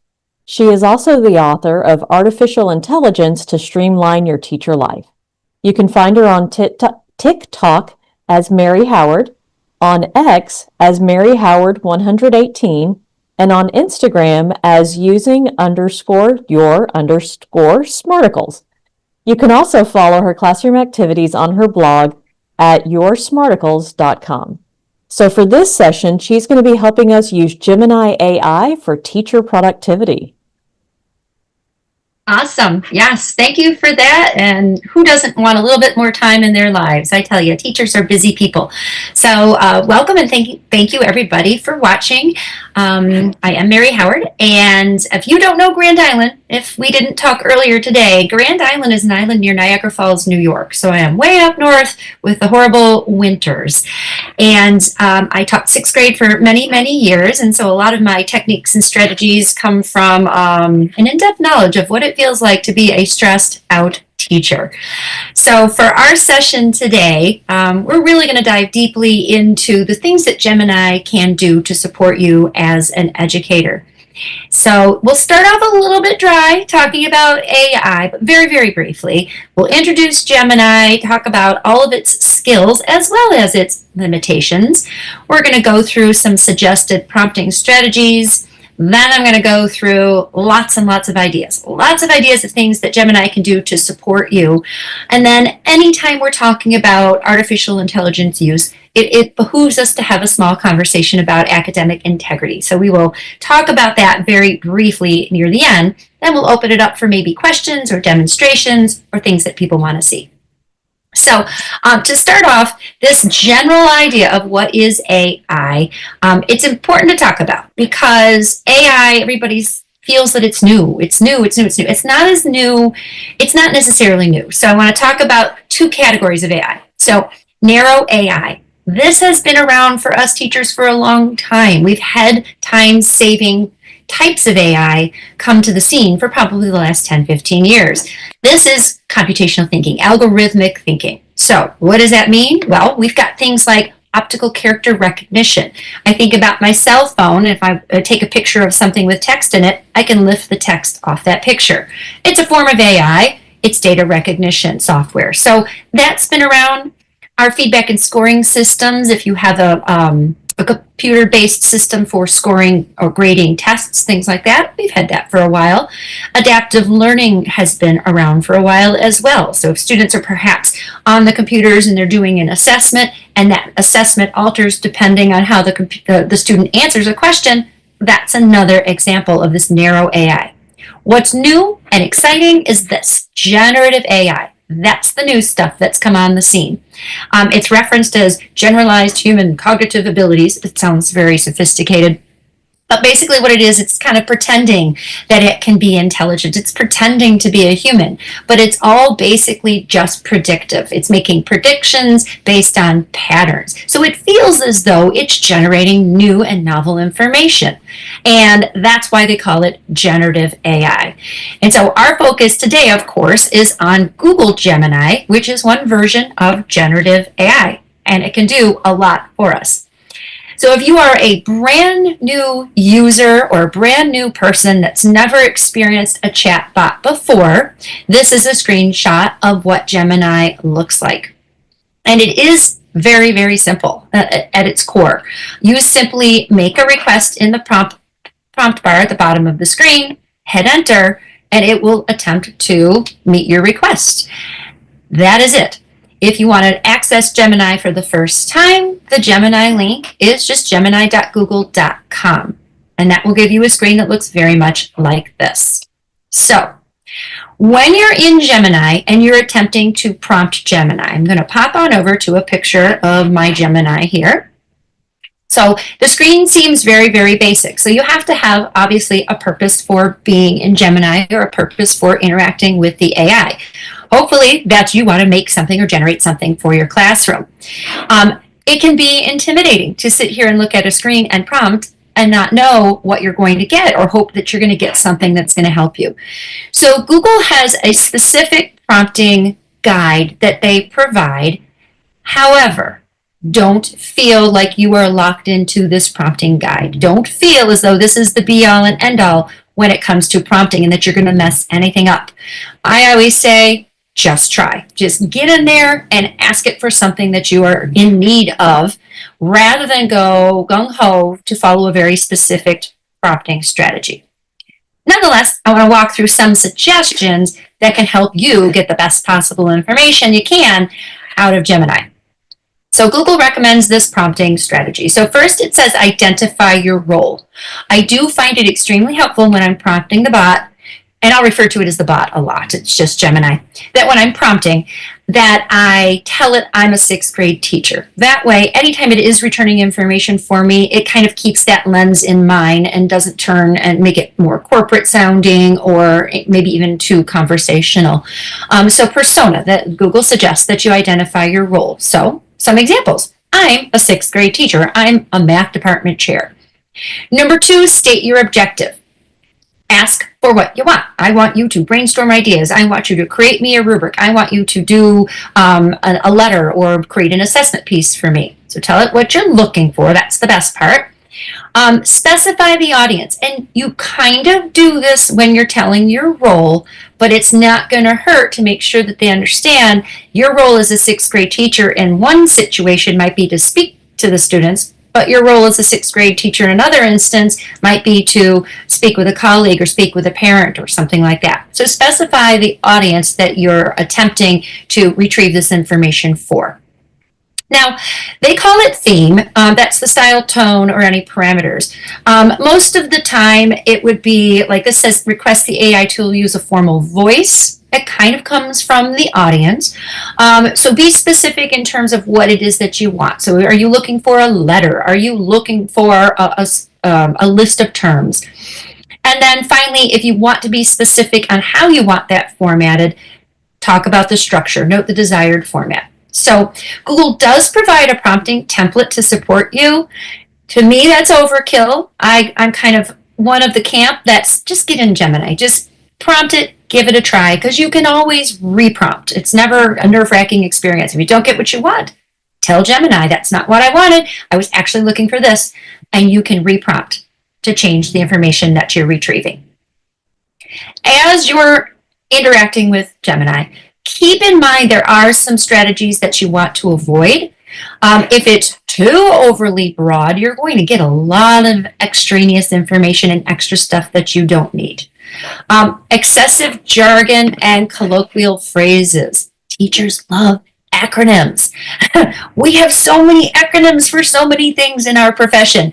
Explain those. Make sure, because some acronyms can be district specific, so I would definitely make sure that you're explaining them. So if you want to have an IEP, some suggestions for verbiage. make sure you're specifying individualized education plan. And of course, be careful with that one.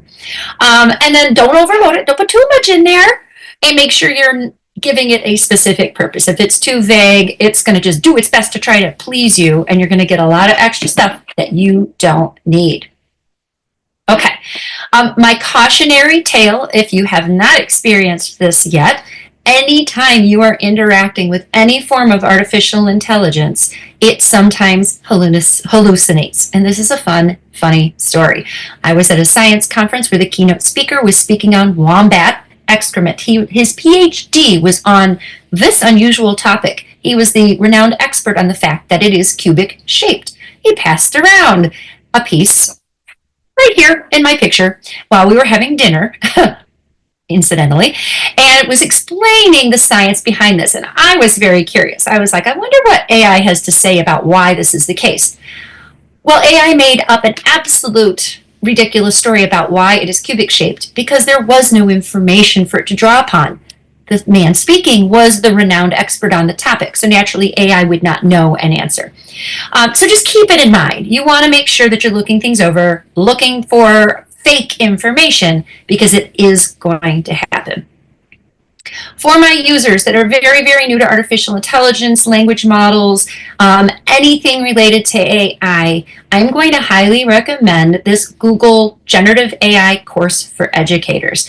It is going to take you from start to finish in terms of the history of where AI started, but honestly, it's going to give you a step-by-step guide on how you can prompt, what you can prompt for, and how AI can benefit you in the classroom.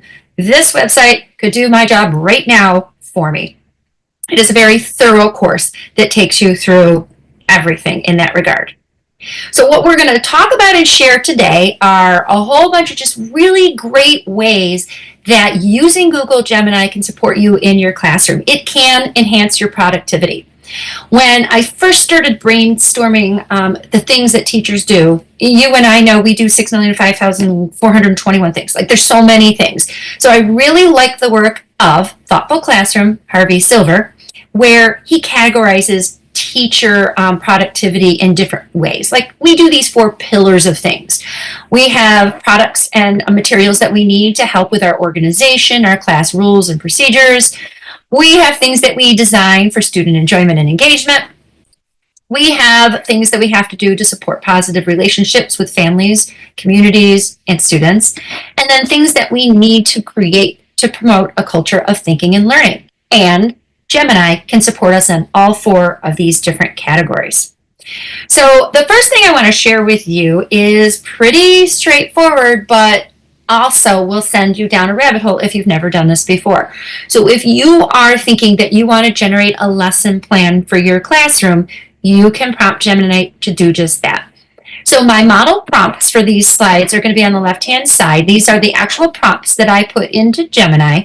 And on the right-hand side of my screen is going to be just a brief screenshot of what Gemini produced in response to the prompt. So when you're asking Gemini to do a lesson plan, for mine it was a middle school science teacher. I wanted a specific format and I wanted a specific topic. This is what it gave back. People don't always realize that every time Gemini gives you a response, it is a unique and novel response. So if several of us are out there right now prompting Gemini, and by the way, I highly recommend you open up that on a separate tab right now because you're going to want to practice or try some of these prompts. But everybody that's prompting Gemini right now to get a response is going to get a slightly different response. So that's something important to know. Each time it produces something, it is novel and it is new. So mine will not look the same as yours. And so when you get a lesson plan, what's really quite amazing is it's going to be very thorough. If you're prompting it right now, you're going to see a very long strand, lesson overview, standards that are aligned to. Some people might get a stations activity. Some people might get a different activity. You can follow up to prompt on that lesson plan that it came up with and ask for more. So perhaps it says, have your students read an informational passage on photosynthesis. You can follow up prompt and say, write me that passage on photosynthesis. Or maybe it's saying, have your students work in stations, and it gives you the title of 5 stations. You can follow up prompt and say, please create the materials for these 5 stations. So it can continue to build on the initial idea it gave you for the lesson plan. Again, that's going to be a rabbit hole. That's one of those things that really is exciting when you first look at it. The next skill that I found extremely useful is the fact that if you're teaching first, aligning with standards second, which sometimes in our busy life is the reality, it can tell you what your lesson is aligned to.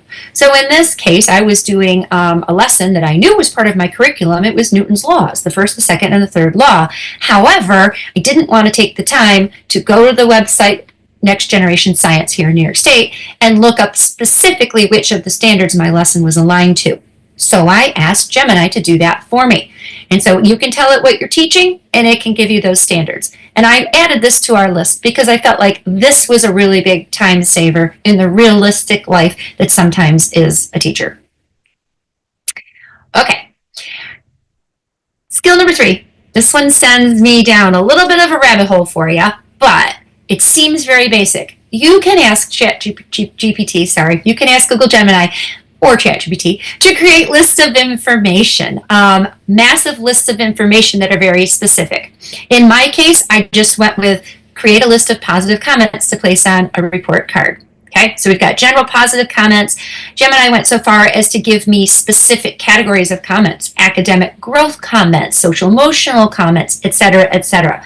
You can follow up with your prompt, asking it for report card comments, and you can say, I need it to have only so many characters, or I want it to be more specific and have more characters, or please leave off the sections that say student name or stuff and make it more generic.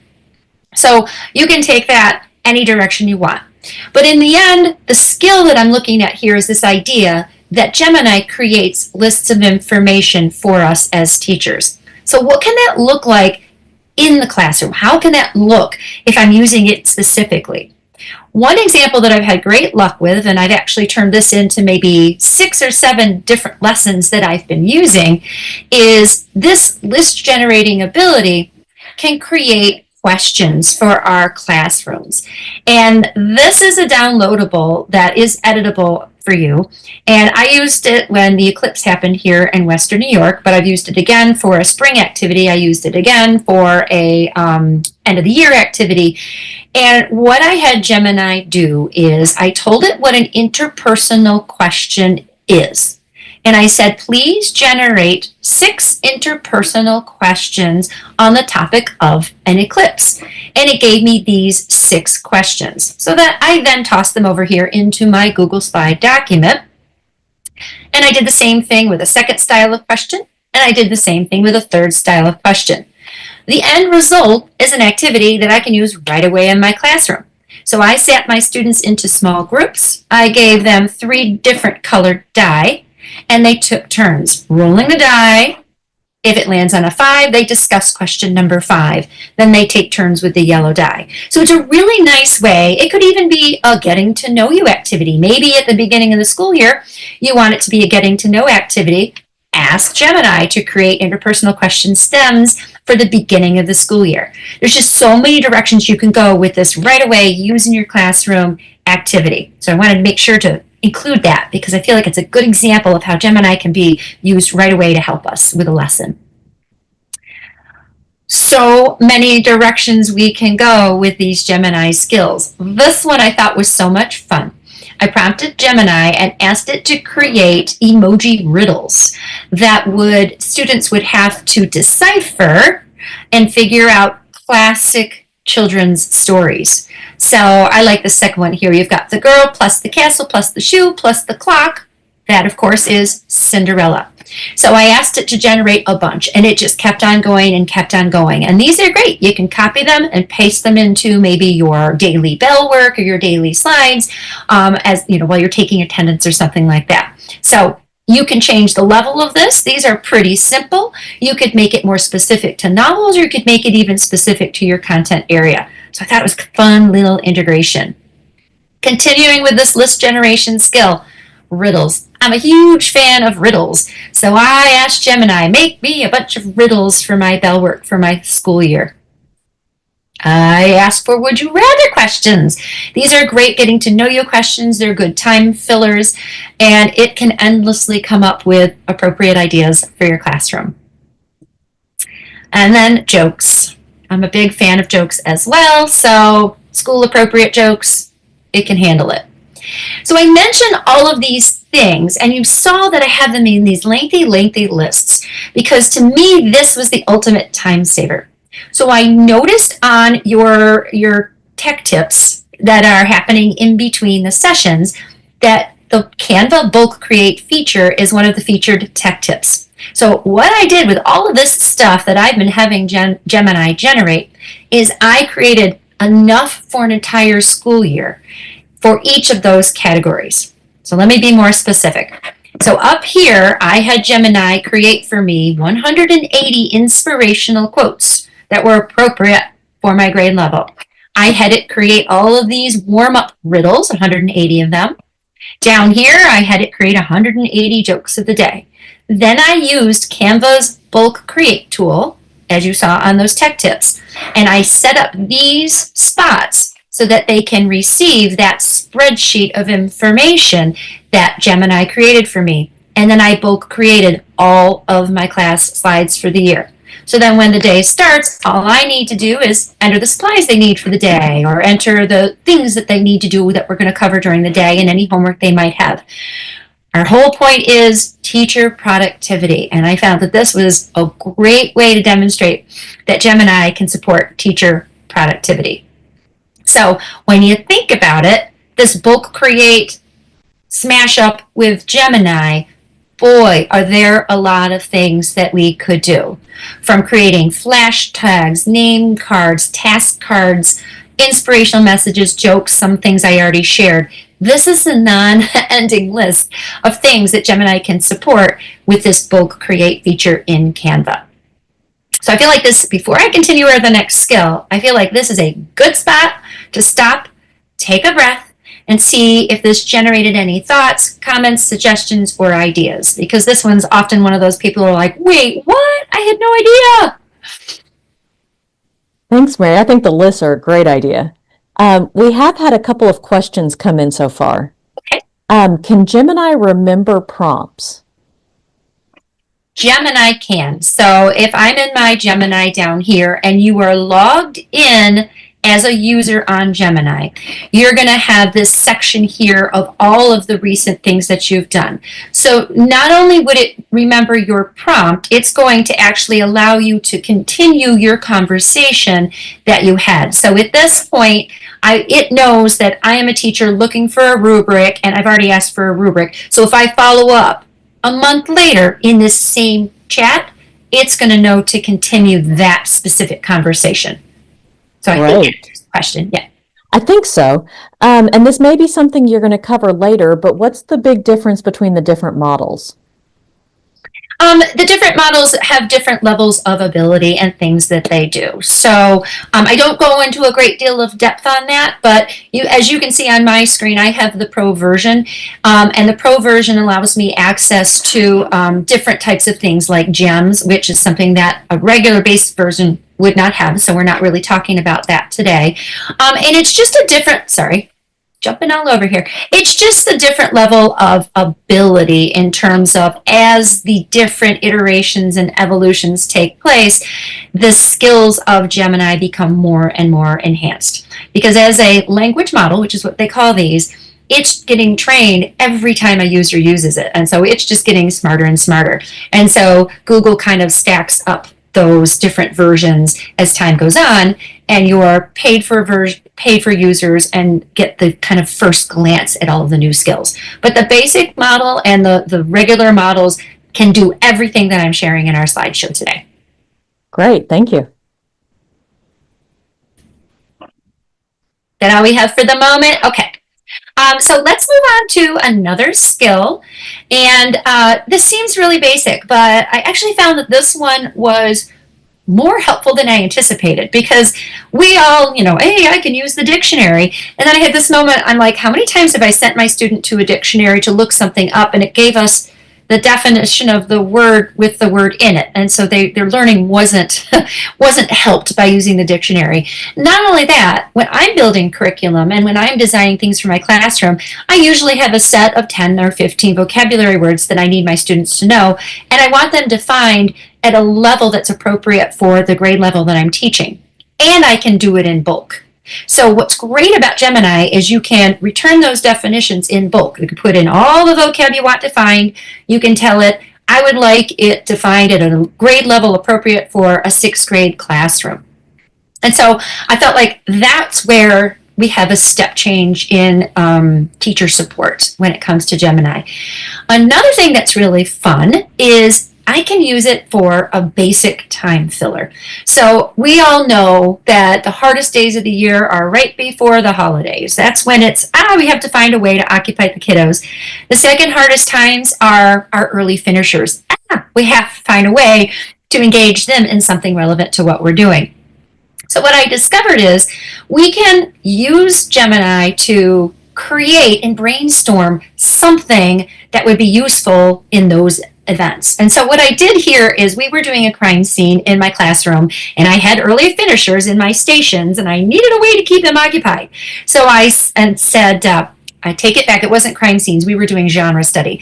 So I said, okay, Gemini, I need a list of terms associated with the mystery genre because I want to make a quick little crossword puzzle so that I can keep these kiddos occupied. There is where it's worth it, because I was able to quickly convert, and I am going to demonstrate this, quickly convert these vocabulary words and definitions into a quick little crossword that I could print out and provide to those early finishers or provide to the unoccupied kids on the day before break. So I am going to demonstrate how that's done in just a few moments. We're just not quite there yet. Okay. So another skill it can do is the general writing. And this is kind of where everybody got started when it came to AI tools. They realized that they're very, very good writers, and they can write passages for us for our classrooms. So in this case, I was looking for a reading passage about 3 states of matter, suitable for a 4th grade class. The reason I chose 4th grade is what's really wonderful is that we can use Gemini to differentiate instruction. So let's say I have a reading passage suitable for my 6th grade students, but I have readers reading at a lower level. I can ask it to repurpose a reading passage and make it appropriate for lower reading levels. To me, that was worth it. I can support those struggling learners. You, as a teacher, can also take it a step further when you're asking Gemini to create these passages. You can have it make multiple choice questions that go with the passage. Make true and false questions that go with that reading passage. Make fill in the blank questions that go with that reading passage. So you can just keep going and going and ask follow-up questions that give you this additional material. Okay. One of my favorite discoveries with Gemini was its ability to generate grading rubrics. ChatGPT and Gemini both have the same skill. So I can ask Gemini to create an analytical rubric, which is this style of rubric you're seeing here. That's the style I like to use, with 5 performance levels, those are the levels going across the top here, and 5 criteria, those are going down the bottom. And you, of course, are going to want to prompt it to tell it the project style that you're using. For me, it was a poster project, and I kept it generic because I wanted to see what Gemini would come up with. And so this is what it gave me back. It gave me a criteria, and it gave me all of the different categories. Now, a lot of times in my classroom, I have a project, and I actually kind of know what I'm expecting from the students. So this part for me is usually pretty easy to write. And this part for me is pretty easy to write. It's the stuff in between that I often struggle with. So if that's the case, and you already have your rubric you've been working on and creating on your own, you can prompt the bot to just create this, and this for you. And even that alone is a real time saver. So let's say I'm working in a Google slide and I already have my rubric kind of designed and ready to go. I would say I'm doing a poster project, and here's what I expect students to do at level 5. Here's what I expect students to do at level 1. Can you please come up with verbiage for the proficient, developing, and beginning expectations? Again, it's a great way to use Gemini to save time. And this example here is an example. So just having it create exit tickets for a 4th grade classroom that is learning about photosynthesis, whatever your topic is, I get a lot of student teachers, and they found this one to be extremely helpful. That last minute, I really need a ticket out the door. You can have Gemini create that. You can take that information, pop it into a Google form if you're using that as your exit ticket, put it onto a quick little slip of paper, print it out, use that as your exit ticket. It just kind of lifts the brainstorming load for you. And then the last example in this section, and I'm going to open it up again for questions, and hopefully we can have some questions that are asking me to demonstrate a skill or two. The last one is, it does a very good job creating mentor text that you can model for students. So there are going to be those days in our classrooms where we need to give students an example of the type of writing we are looking for. For my science classroom, it was modeling a piece of CER writing. I wanted students to be able to see what a claim looks like in a piece of writing, what that evidence sounds like in their writing, and what the reasoning looks like, which for my kiddos is the hardest part.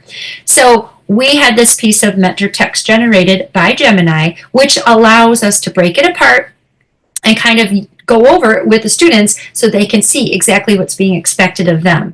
And when I prompted, I went very specific. I want to know what a 6th grade level looks like and what it sounds like and what our investigation was when we generated this piece of model writing.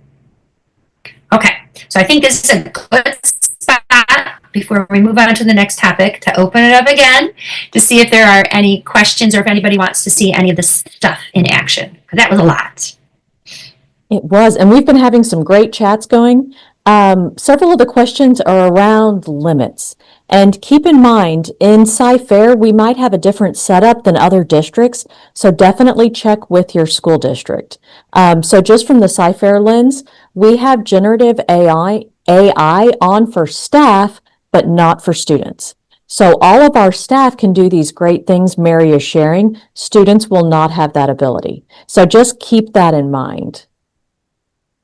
Yes, and in terms of retrieving content, I have not bumped into any limits on retrieving content. I have thousands of ideas that we can someday share talking about what students can do with AI, but it's just exciting to know that teachers right now, we've got it. We've got the skill, right? Because it can really support us in our classes. Absolutely. And there were questions around video generation and image generation. And I did a quick Google search and found that those are generally limited because they take up a lot of computing power. Do you know about any of those? Yes, but again, they're limited depending on the version that you have. So there's always a cautionary tale when it comes with image generation. It's only going to be available in the paid-for versions. And whoever is commenting on the fact that it is intensive power-wise, it absolutely is. So they say treat that with a little bit of care and caution because image generation is electricity intensive. The video generation as well, in my opinion, it's still an up and coming skill, and I'm not sure I'm fully in love with it yet. We've got so many other things that we can do with Google Gemini right now. Awesome. And just reiterating one of the comments that was answered by someone else, if you're not getting the exact response you want, remember, it's an iterative conversation. You can go back in and say, ooh, I like this idea. Can you change that one? Or, okay, let's expand a little further, go another direction. So instead of trying to get that one perfect prompt, if you treat it more like a conversation, that can help ease some of that pressure. Absolutely. Yeah, it's very rare to get exactly what I want on the first try. And even if I use the same prompt as someone else, we copy, we paste it, we put it at the same time, we're going to get different information. It plays favorites, I think. I think that's what it is. It may. And I'm checking again real fast, and it doesn't look like we have any questions coming in. Okay. So I want to talk about this concept of app smashing. This was actually coined a very, very long time ago, but what's really exciting is this idea of now let's take what's being produced by generative AI and let's toss it into some tools that have existed for a while and see how it elevates them. And I promise to come back to that crossword puzzle example And here I am. So this was the tool that I used when I had that mystery genre list generated by Google Gemini. And I took those words and clues and I pasted it into this site called Puzzle Maker. So we're going to pop open Puzzle Maker. It's Discovery Education, and it doesn't feel like loading right now. There it goes. Okay. And so this is a crisscross puzzle. And so if we have that list that was generated, we can literally copy it straight out of Gemini. We can create a title. We can go ahead and paste in all of those words and clues that were generated by Gemini, and it can make us a crossword puzzle. And so I know that's not the most exciting, most engaging thing that you can do with students, but on the side of this is going to help streamline my classroom, I believe it's a really helpful one. And so these slides just kind of show you what I was attempting to show you a moment ago. So you would paste them right in here where it says enter puzzle words or clues. And then it's going to give you that entire thing. So I'm not sure why my picture isn't showing, but what's really nice is you can do the same thing with a word search. So we have all of these categories. And again, I only use word searches in my district, it would be June 28th. And for those of you in the South, you're probably like, what? But yeah, we teach all the way until June 28th. So on those days, I can quickly create word searches to keep my students occupied. And one day was a lot of fun. I had students that this particular year, they were obsessed with Pokemon. And so I could, on the fly, really quickly make them these quick little word search puzzles. Had Gemini brainstorm a list of 25 Pokemon. I pasted them on in here, and off they went. And they were so excited to have their own personalized, customized word search. So it's kind of a neat little, what do you call it? A neat little app smash that you can do. Okay, and if you want to make it a little bit more concrete, this is the one I made for the crime scene. Okay, so here's kind of a fun, interesting left-hand turn that you might be interested in. I do an inferring activity with my students where I actually generated a bunch of receipts of items that were purchased, and they take the little receipts and they try to figure out by inferring what activity was taking place on the receipt. So maybe they're going fishing and they bought a tackle box and they bought some bait and they bought a fishing pole or something like that. Or maybe they're going camping. And so the kids have always really loved kind of using these receipts because they look real. And I put them in a little bag, I cut them out, and I pass them out, and they have a great little time. This is a downloadable resource for you. So if you want to do that activity ready to go now, you can borrow it, you can have it. But then I discovered Gemini can do a lot of this brainstorming for me. So I asked Google Gemini to generate some receipts, and I gave it the categories I wanted because the website that you see here is the one that I used to generate these receipts. And so I just plugged in the information that Gemini was giving me, fake company name, cashier name, customer name, items that might be purchased, and I had Gemini sort of make me more of these receipt ideas. And so it really created this great opportunity to integrate this into the classroom. But then after presenting this a few times, I had teachers tell me that they've been doing it specific to their content areas. So they've been asking Gemini to brainstorm an historical situation, perhaps, that items might be purchased for, and the kids have to figure that out. Or maybe it's an experiment that's being conducted for a science class. Or maybe it's a character in a book. Which character in this book would be making these purchases? So it's kind of fun to see what direction we can go with this cute little receipt activity.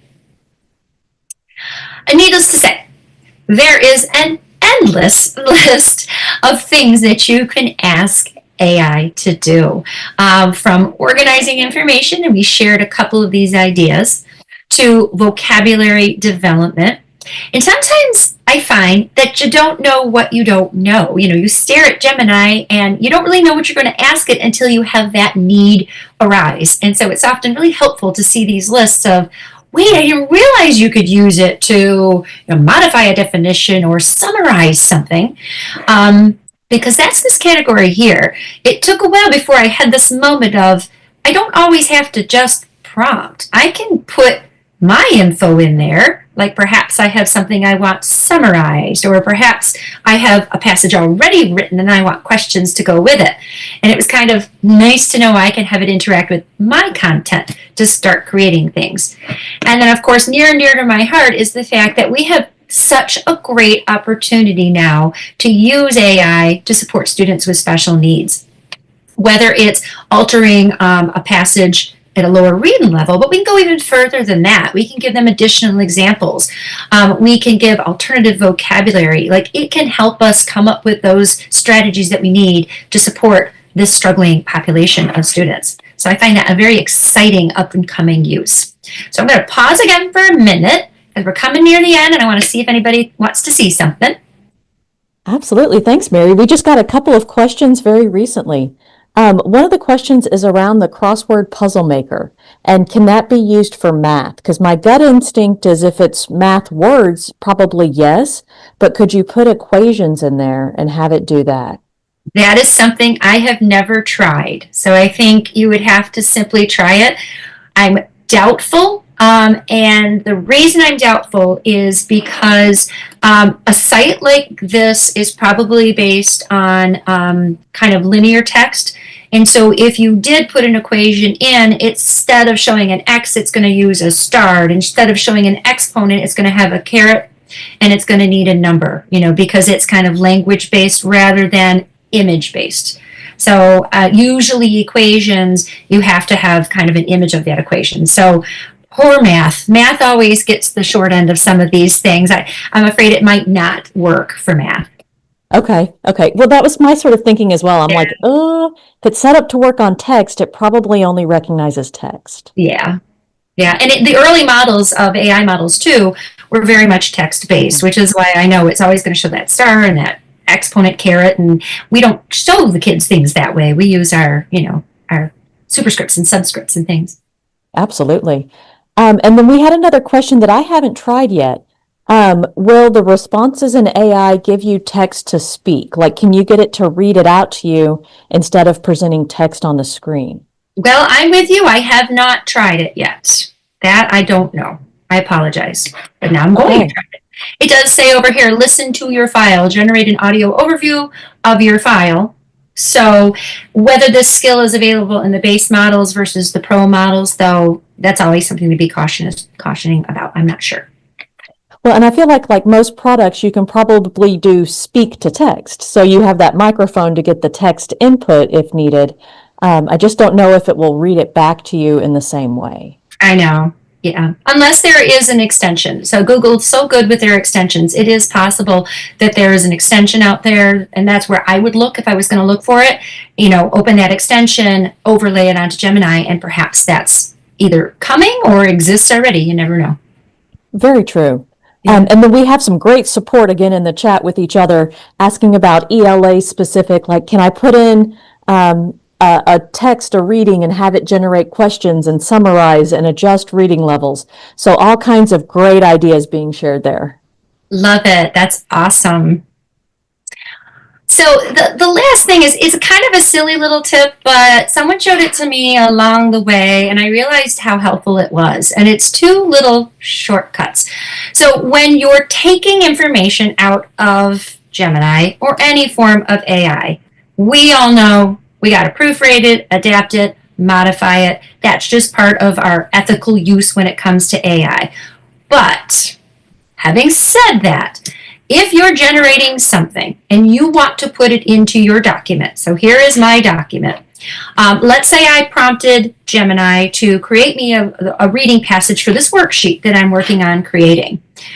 So I kind of front-loaded this to speed it up. So this was the reading passage that I had Gemini make for me earlier today. And let's just say, for example, I've already read this thoroughly and I know exactly what it says and I love it. If I copy this, so I selected all of that text and I just did Control-C. We all kind of know the old Control-C. Now, if I paste it in here, we're going to see a few things. First of all, we're going to see a font that doesn't match what's going on. We're going to see the formatting, and sometimes it pulls the formatting so closely out of Gemini, it's very obvious that it came out of AI. So there's a couple little tips that you can do. One of them, people don't always know that you can take the text and strip it of all of its formatting. So to do that, we use this tool right here under Format and Clear Formatting. This is going to strip it of all of its formatting so that you can start changing the formatting more simply without any embedded code. Strategy number 2 is actually my favorite. So I have that text, I still have it copied over, and I want to paste it into this text box. I want it to have the Poppins font. So I can paste that stuff from Gemini in and keep the same font style, font size that I've been using all along by using this shortcut right here. Control, Shift, and Paste. When you use Control, Shift, and Paste, it keeps your formatting that you have on your page. Control, Shift, Paste. Now you can see it went in with the Poppins style, so it matches the rest of my worksheet. Again, I say that with the caveat, make sure you're looking everything over. We don't want to take things at face value. That's part of academic integrity. So in closing, I've got these 2 downloadables. If you'd like to use them with colleagues or with students, they're just some guidelines in terms of ethical use of artificial intelligence. But I think that is our time together, and I'll certainly stick around if there are any additional questions. But I hope it was helpful. Great. Thank you so much, Mary. I'm going to go ahead and share the attendance code to make sure everyone gets that recorded for this session. So for this session, you want to write down, take a picture of the number 48725, and that will be your attendance for the end of the day. And we had a question about accessing your slides, so we're putting that link back in again. And I don't believe there were any other questions in the chat. If I missed your question, please put it in again, because we do still have a few more minutes with Mary.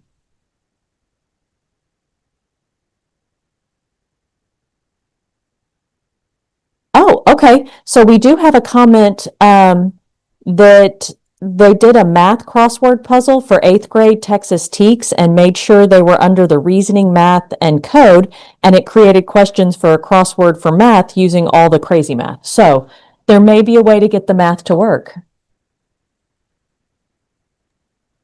I'm assuming by crazy math, it's the linear math, but still, that's great. Absolutely. Yeah. So yeah, so AI does generate it. It's whether or not it would integrate into the website, I think, is the tricky part. And that could be it. Well, and it may be getting a little creative with how it's working and what are just those limitations to the capabilities right now. That maybe it'll work in a year, in 6 months, but it doesn't work right now. Yeah. Or honestly, if enough people are prompting the bot and asking for it to create the crossword puzzle itself, you might not even need the app smash. You know, we're getting to that point too. So many new skills are showing up. You don't need Puzzle Maker anymore because you could say, make me a crossword puzzle. It's not good at it yet, but you never know. Definitely. Definitely. Okay. So lots of thanks coming in. Yes. And someone thinks that could be good for music theory terms. Absolutely. Like that. Awesome. Oh, a language arts teacher who doesn't understand math. You know, maybe it could help. Okay. Awesome. So you have lots of things from this session to practice. I'm going to go ahead and take the screen to make sure everyone knows what's going on from here. So right now, we're all going to go on a lunch break. So you are welcome to enjoy lunch yourself. I know that some people like to keep learning. So if you have not bookmarked or pinned the schedule for today, I'm going to show you how to find that. So you can always go to our website, cfisd.net/DLC. And then if you scroll down a little bit, go to this July 23rd session button. That will take you into the app. And I'm going to go back to the 723 sessions at a glance because that's where we are today. And if you notice, at noon, there's no sessions that will be live because we're all going to be doing a lunch break. You've got a couple of options. You are welcome to take a break. You can also go back and watch any of the sessions that happened this morning. So if you had 2 sessions you really wanted to watch at the same time, you can absolutely do that. Just go to that session in the 723 sessions, click on the link, and that will take you into YouTube. And then I'm just going to pause this for a second. This red dot is kind of your mover in time in YouTube. So if you want to go back to a session 2 hours ago, go back, let go, and it'll start playing from there. You can turn closed captions on or off depending on your preference, and you can also adjust the speed of that playback. So you can have it go our customary 1 time speed, you can slow it down, you can have it go up to 2 times speed. So during this next hour, take a break, do whatever you need. And if you want to catch any of those sessions from this morning, again, anything that we've had up until 11:50, 12 o'clock, you can do that. Just go into the 723 sessions, find that link, go to YouTube, and then use the red dot to scrub back or forth wherever you need to grab that content. Okay, so we'll be back in an hour, and I will see you then. Good afternoon, and welcome to our 1 o'clock session on day 2 of DLC. I hope that you're here for StudentKeeper because you're going to get a sneak peek at a program that I think is going to be very popular, very high interest this year, and you're just going to be on the cutting edge of it. So for us during this session, we have Tyson Bell. He's an experienced educational technology leader with over 2 decades of service in the public education sector. He currently serves as the Customer Education Lead at Ativion, where he supports global teams and leads initiatives to ensure educators and administrators effectively adopt and implement Ativion's innovative solutions, including the StudentKeeper classroom management platform. His work reflects a deep passion for empowering educators to leverage technology in meaningful ways, bridge instructional goals with powerful digital tools to enhance learning and learning outcomes. So for this session, we're going to be doing an introduction to StudentKeeper, and we've got Tyson to lead us in that. Are you ready?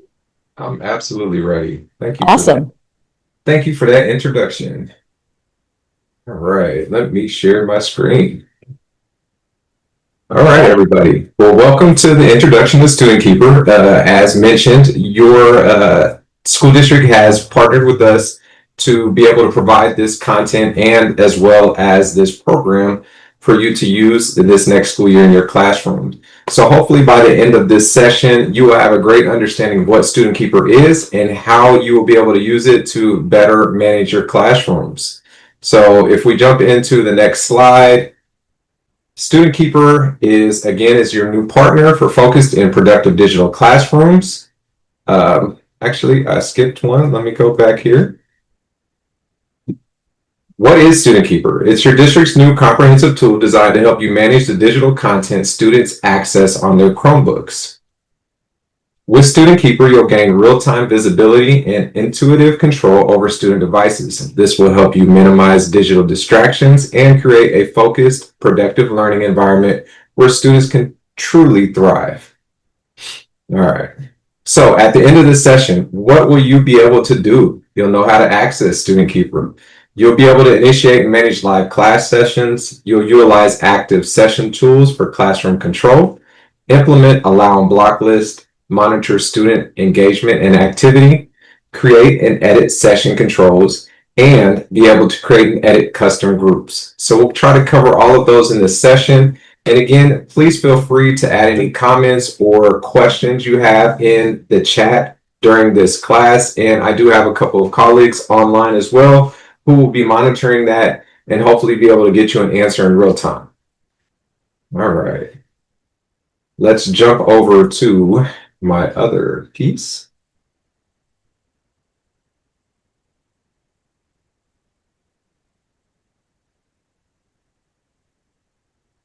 All right. So when you first log into StudentKeeper, this is what you're going to see. You're going to see this splash screen here, which is our StudentKeeper icon, and there'll be 2 ways that you'll be able to log in. And I think for now, your district has chosen to log you in with your email address and your password. All of that information will be provided at a later point when the system is ready for you to access it. But you'll log in with those 2 things and hit this login button, and that will take you to this splash screen here, which is the StudentKeeper homepage. All right, so on the StudentKeeper homepage, now you've got classroom management, policy management. You will only be able to see the sections in here that are relevant to your account. So for most of you, you will be able to see this classroom management section. And from the classroom management session, that is where you're going to be able to access all those classes that you would love to monitor and keep control of during your class. So what we're going to do is we're just going to go through how you would navigate to a class, how you're going to start a class, and how you're going to control that class. So first, you're going to click on that classroom management. And what that's going to do is it's going to list all of the classes that you as a teacher are assigned to in your student information system. So there's nothing that you really have to do on this end if you just want to go to classes that are already in your tools, right? So what you can do is you can search for classes, or you can just know which class you want to. If you only have 4 or 5 classes, they'll all be here on this first screen, and you can easily join or start those sessions from this screen. For me, I've got a lot of classes, so I'm going to go to my product class. So I search for product, and then my class is going to show up here. So what we'll do is we'll talk about how to start this class, but we'll also go into session controls just in a little bit here. But those session controls are ways that you can pre-control the class before even starting it. So we'll talk about that here in a second. But when you're ready to start a class, all you have to do is hit this start session button. What that's going to do is it's going to take you inside of your active live class, right? And so any students that are on and navigating their computers will start to trickle in here on these computer screens. So you'll start to see them show up. So as you can see here, I've got 3 devices. Now, do those students have to be in your classroom? Absolutely not. If you want to control students that are in the hallway, down into another classroom and things like that, if they're in this class and logged into their computers, you're still going to see them. So it is not a close range connection. It is done through the internet, through the web, so you're going to be able to see those devices wherever they are. So if you do have a student that's working from home, maybe they're sick, or maybe they just have some kind of issue where they need to be out of class and at home, you still have the access to that student's device so that they can join your class and still be able to get that instruction from you from there. So what can we do from this screen? So right now we see all of our students that are online. Any students that are not online will just show up as device offline. You're going to see the thumbnail view of everything that is on their screen in the active tab. So whatever a student is currently looking at or browsing on their device will show up here in these thumbnail views. These views will refresh every 5 seconds or so. So it is not a one-to-one stream, but it is an every 5-second update. So if you need to see things that students are doing in a more detailed view, you have the option of clicking on these boxes here, which will bring up a larger view of that student screen. Additionally, you'll be able to see any open tabs that they have down here. So not just only that live tab, you'll be able to see those open tabs and also be able to control those. So this X here, that will X out of any tab they have open. How is that useful? Well, if a student is looking at something and instead of you saying, you know what, this student is off task, let me call them up to the front of the room, have a discussion or things like that, you can just come through here and say, you know what, get off of YouTube. And you can hit that X, and that's going to close that YouTube tab on that student device so that the student is no longer able to toggle back and forth from YouTube. All right, you can also close all the tabs if you need to. So what this screen down here shows you is the student name, shows you what type of device they're on, and then all the open tabs will show up under this icon here. And then this AI assistant tool, which you're currently not using, but it is a note assistant tool that you will learn about later on as your district starts to implement more of the tools from this program. All right, if you need to look at a student's profile, you can also click on their picture icon, which will take you to another screen to look at their profile. But for the purpose of this course, we're just going to talk about our classroom tools. So by default, you can see that all students here are selected. So any of these session tools on the right-hand side are going to control every device in your classroom. So by default, every device is selected.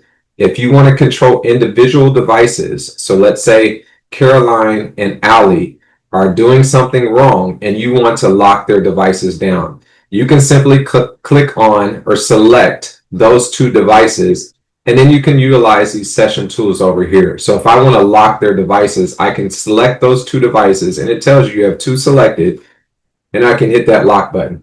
What that does is it will send a command to those devices, and those screens will be locked. And so students can close those lids. They can log off, log back on. They can do a lot of things on that device, but what will happen is it will stay locked until I, as the teacher or another teacher, unlocks those student devices. All right, so I'm going to go ahead and unlock those for this class. But that's just a good way that you can draw that attention back to you if students are off track. All right. I'll show you some other tools that you can do as well, including the disable the internet. The disable the internet works very similar to the lock screen on a Chromebook. But what it does is it just stops the internet from being able to be utilized, right? So if I click on my device here, which is Aaron, and I say I want to disable the internet on Aaron's device, what happens on Aaron's device is he will get a message anytime that he goes to a web page, and that message will say it's blocked by StudentKeeper. So your internet access has been disabled. Now, can he use other things on that Chromebook? If it is not web-based, yes. But most Chromebooks, as we all know, require the web for everything. So pretty much the device is locked when you disable the internet on a Chromebook as well. So to just re-enable that, you can just enable that. So the cool thing about this is you can do this for the whole class or just 1, 2, 3, 4, 5, however many students you want to. So you can kind of decide who's on track and who's off track, right? And if somebody's off track, then you can help steer them back on track with this program by locking or disabling things. Additionally, if you have a large district or a large school and your students sometimes move from your class to a pull-out session, right? Maybe they need to go see a speech pathologist or something like that, right? You can then select that one device and you can say, I'm going to log them out of this class session. What that does is it then releases control of that student's device, gives them access, and then it enables the other teacher down the hall to be able to control that device if they need to, right? So let's say you've locked all of your student devices. You don't want them using those devices right now because you're doing some kind of other instruction. Well, let's say Aaron needs to go down the hall. And so what you can do is select his device, log him out. Then his device is no longer locked with the rest of your class and is no longer being controlled during that class session. If you need to control his device again, all you have to do is simply stop the session and restart the session, and that will pull Aaron right back into your class. All right. We'll continue to go through these tools here. This send message tool is a one-directional message, right? So it does not allow the student to message you back, but it does allow you to message that student that you need to talk to or the whole class if you need to send a message at one time. So we're going to pick on Allie here, who is doing something terrible by browsing the Miami Dolphins website, right? So we could say, you know, Miami is horrible. And I probably did not spell something right, but you get the point. So if I want to send this just to Allie, I've got Allie selected, and I'm going to hit this send button. And what that does is it's going to send this message directly to Allie. Nobody else in the class is going to see that message except for Allie. And then Allie can decide whether or not Allie is going to respond to you as a teacher verbally or just by getting off of the website. And I can show you what that looks like in large view.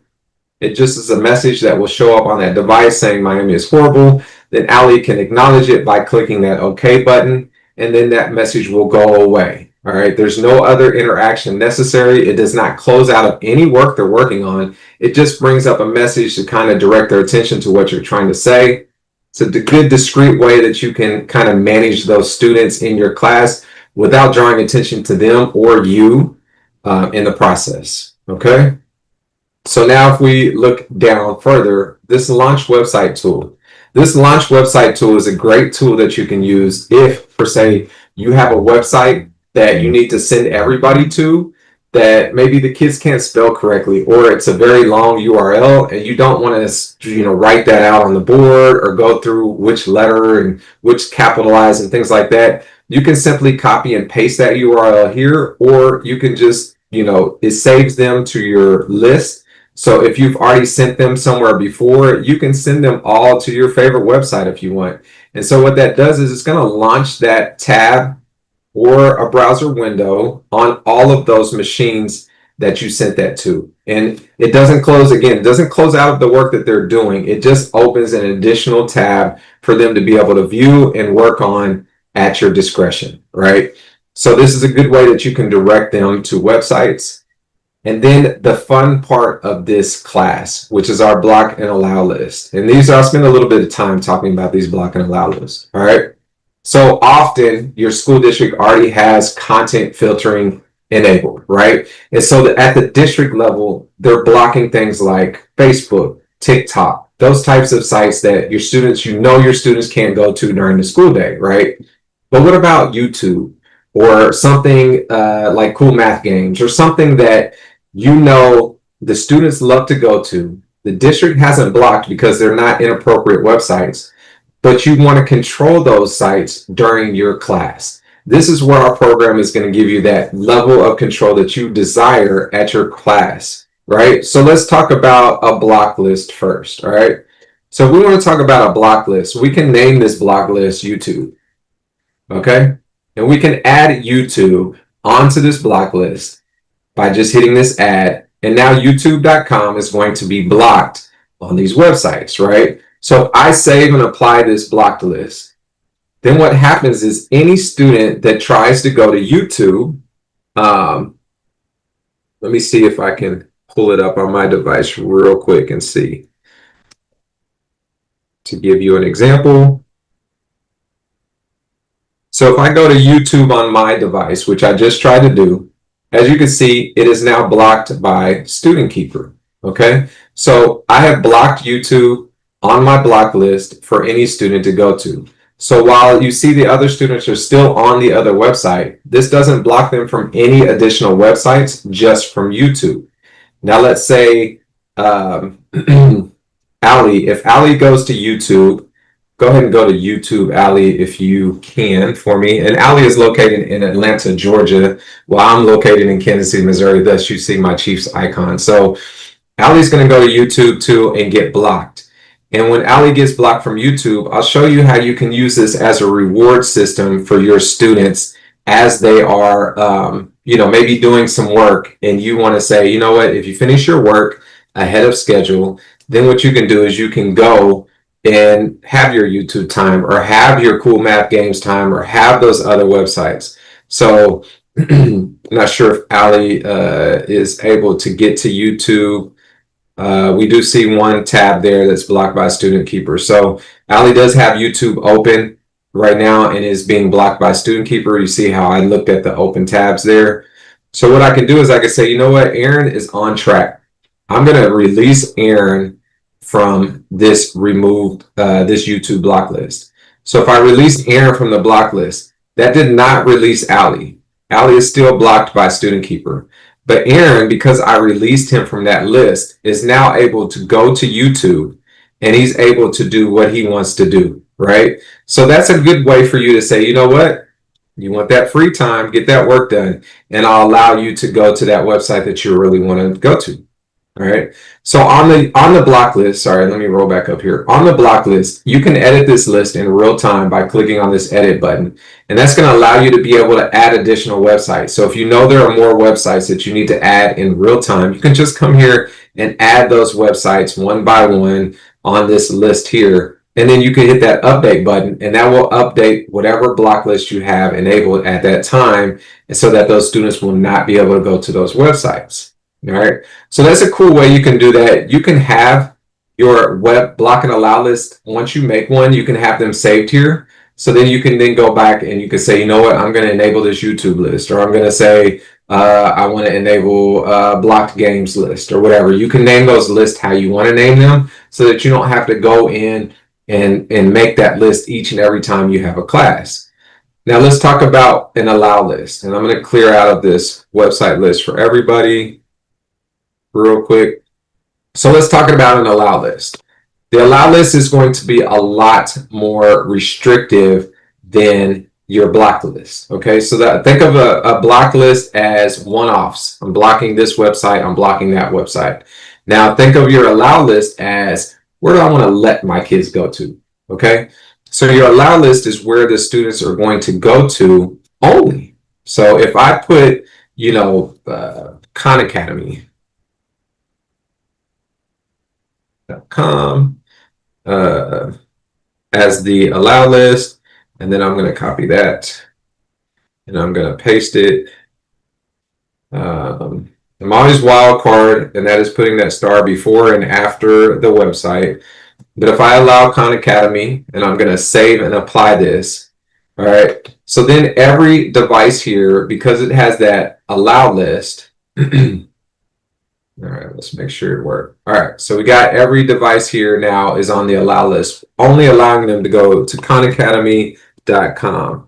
So any student that tries to go to any other website during that allow list, once it's enabled and enacted on that device, will then be blocked from all of those other websites except for khanacademy.com.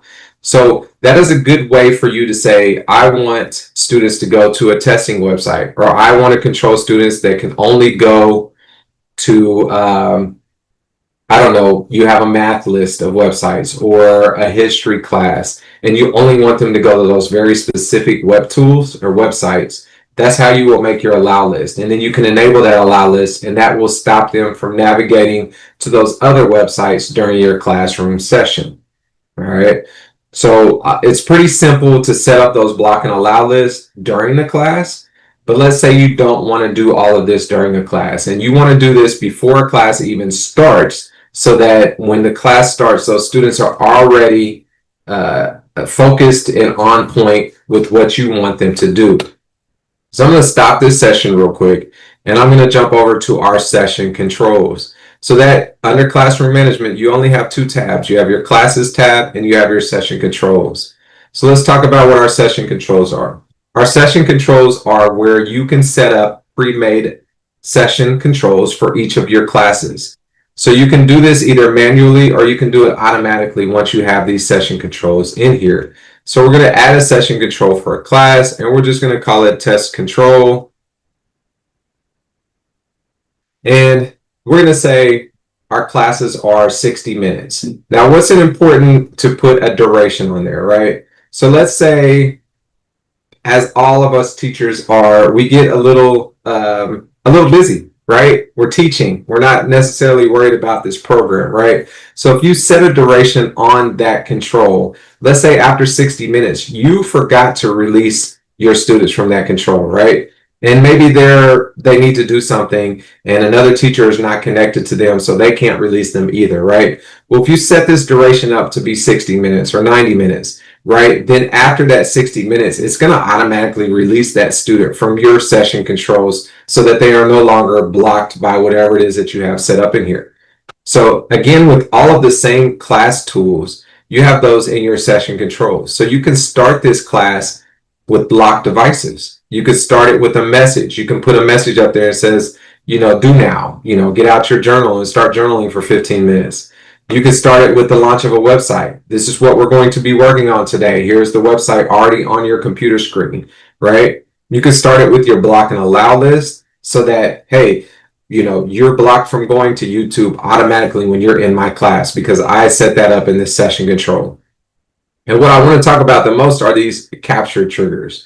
So your capture triggers are things that you can set up for your class that you want to monitor. I was going to say catch, but you want to monitor your students from doing, right? So let's say I want to add a capture trigger and I want to add it for ChatGPT.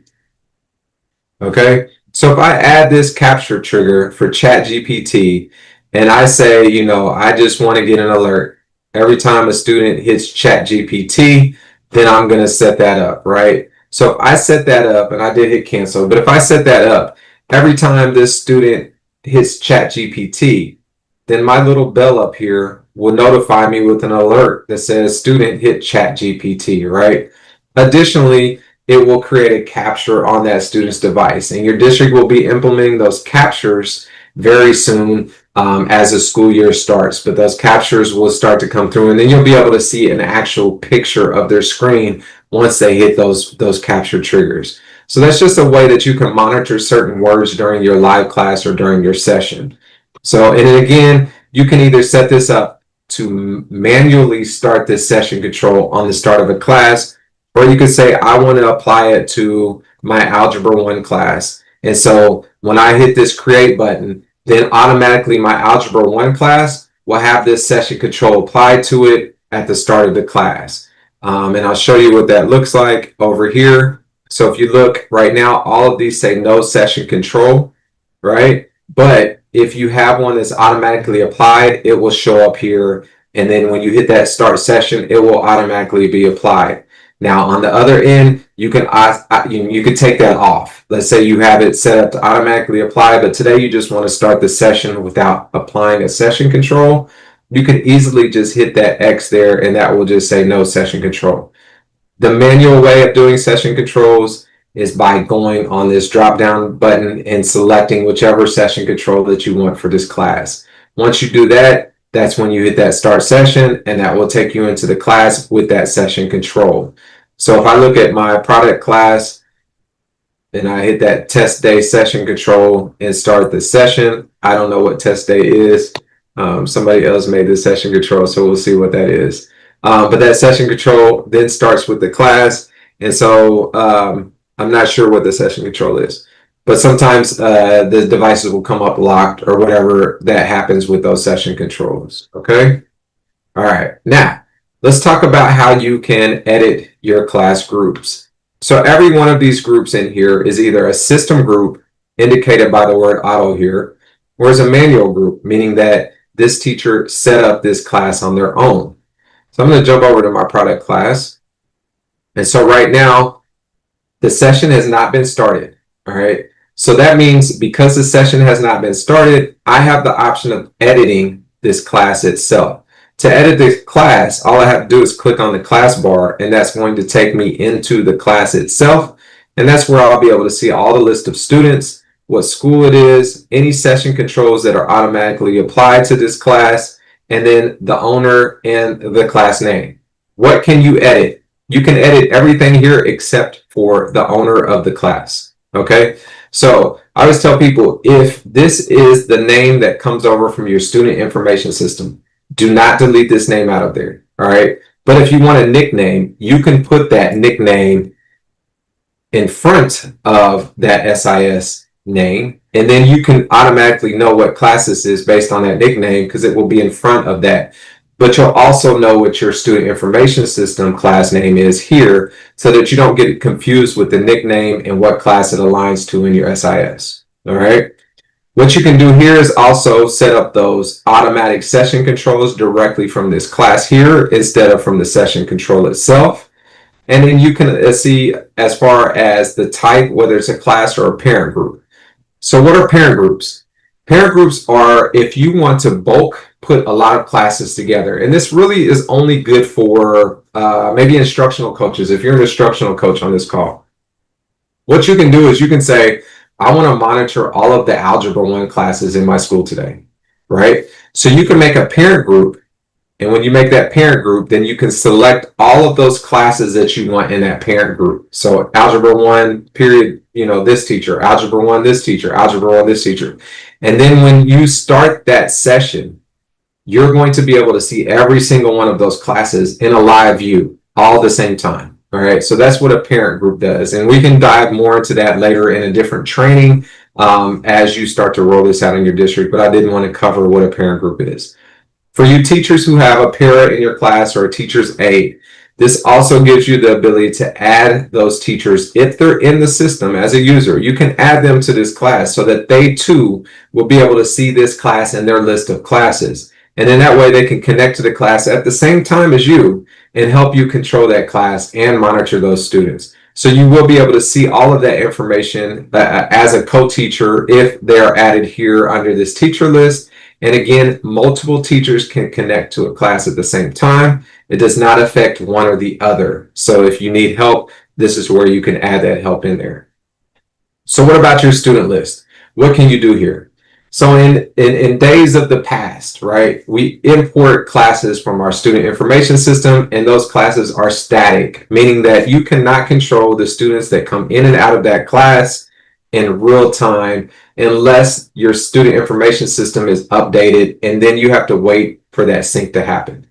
What we've done is we've taken that wait period out. All right. So let's say for today, Malcolm needs to leave your class because Malcolm is not working out in your class. We're going to send Malcolm down the hall and we're going to dump him off on somebody else, right? So we've sent Malcolm down the hall, but we don't want to control Malcolm in this class anymore because Malcolm's down the hall. Well, the long way would be You will notify the office, Malcolm is no longer in your class, Malcolm is now enrolled into another class. They're going to do all of that in the system.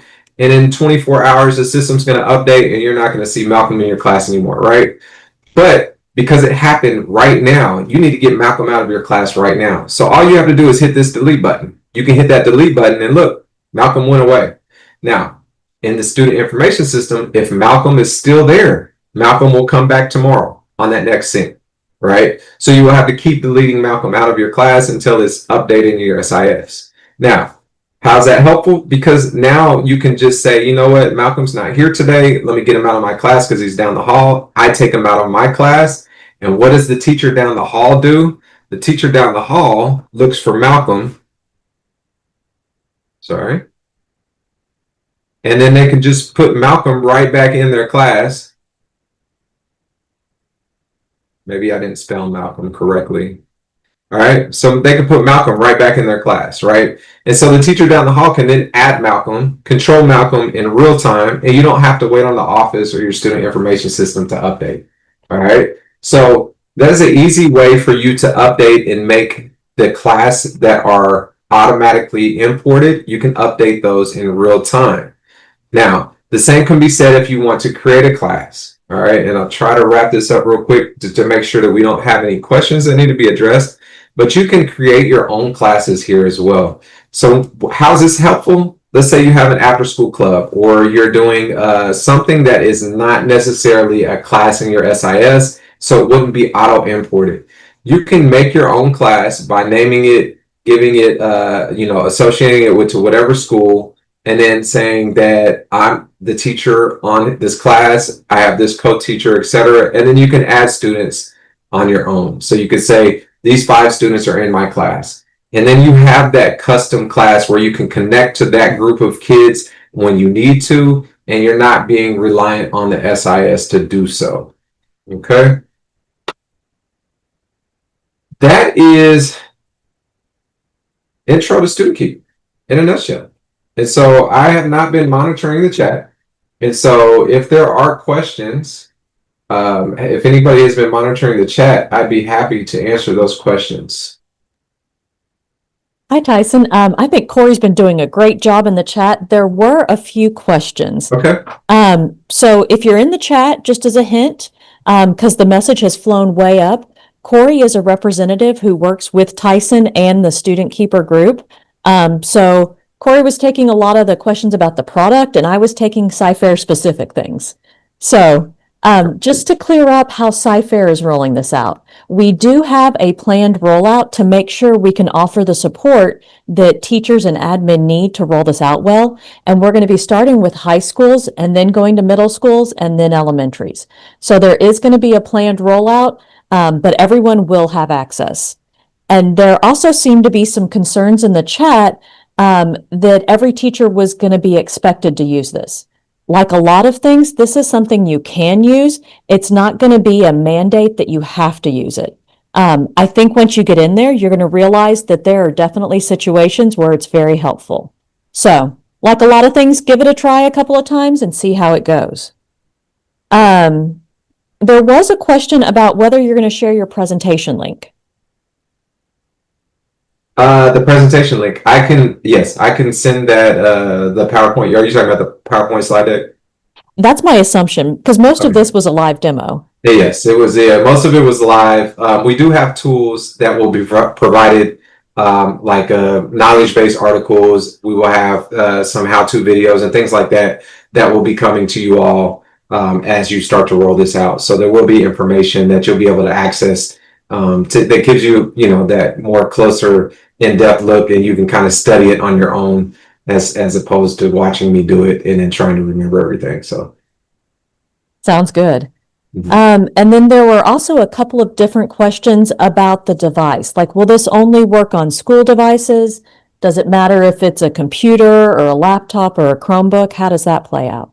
Okay, so how it's set up, and I don't want to get too technical, but if your school is using Chromebooks, then any Chromebook that student signs into with their school account will be monitored. So if it's their personal Chromebook and they sign into it with their school account, then yes, it will be monitored. And that's how it works on Chromebooks. Now, Windows machines and MacBooks is a different story. There has to be a client installed on those and things like that. But as far as Chromebooks go, because it's set up to push out programs, how you guys have it set up, it pushes out programs based on their student accounts. Then yes, this program will be installed on any Chromebook device that they sign into with their student school account. Great. And that's going to be the vast majority, and we'll work through what that means for the other devices. Yeah. Oh, and there were also some concerns. Cypher, this is the initial introduction. We will, of course, have more training as we roll out to the different campuses. So no panics there. And then could you show one more time? There's a lot of concerns about teachers from a previous session if they forgot to end their session. Yep, 100%. So the way our program works is by a hierarchy, right? So if you look here, there are several classes still in session, and you can see that by this join session icon. Also, if you're a teacher, any classes that you've accidentally left in session will show up under this classes in session tab here. And then you can look through here and say, ooh, I forgot to end these sessions. And then you can join that session and you can stop that session. And I'm not going to stop this session because it looks like somebody is using it. But I'm going to go back to our classes. And so if I go to my class here, it's not in session. So if I start this session, and let's say I start this session and Aaron is still in somebody else's live session, but you know that he's in my class, right? If any of these controls are still enacted on Aaron's device, you will see that here, and you can simply click Aaron's device and release him from any of those controls, because the latest class that is started takes precedence over any previous classes. So you'll be able to control those, and you won't have to call down the hall to the teacher and say, hey, you forgot to end your session, or you're still taking control over these 3 students or whatnot. You will have control over that class because you are the latest persons to start that class, if that makes sense. Yes, yes. Okay. And then we also had a lot of teachers thinking towards test security. So what would be your suggestion? Would it be better to do an allow list, a block list? What have you found with other districts that works well?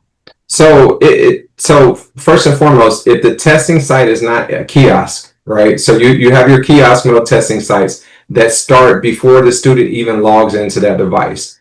When that happens, so if you're doing your state testing or whatever, and it's in kiosk mode, that will not be monitored by our system. You will not be able to monitor that at all through this program because it happens before they log into the device. All right. So tests that happen after they log into the device, my advice would be to make an allow list.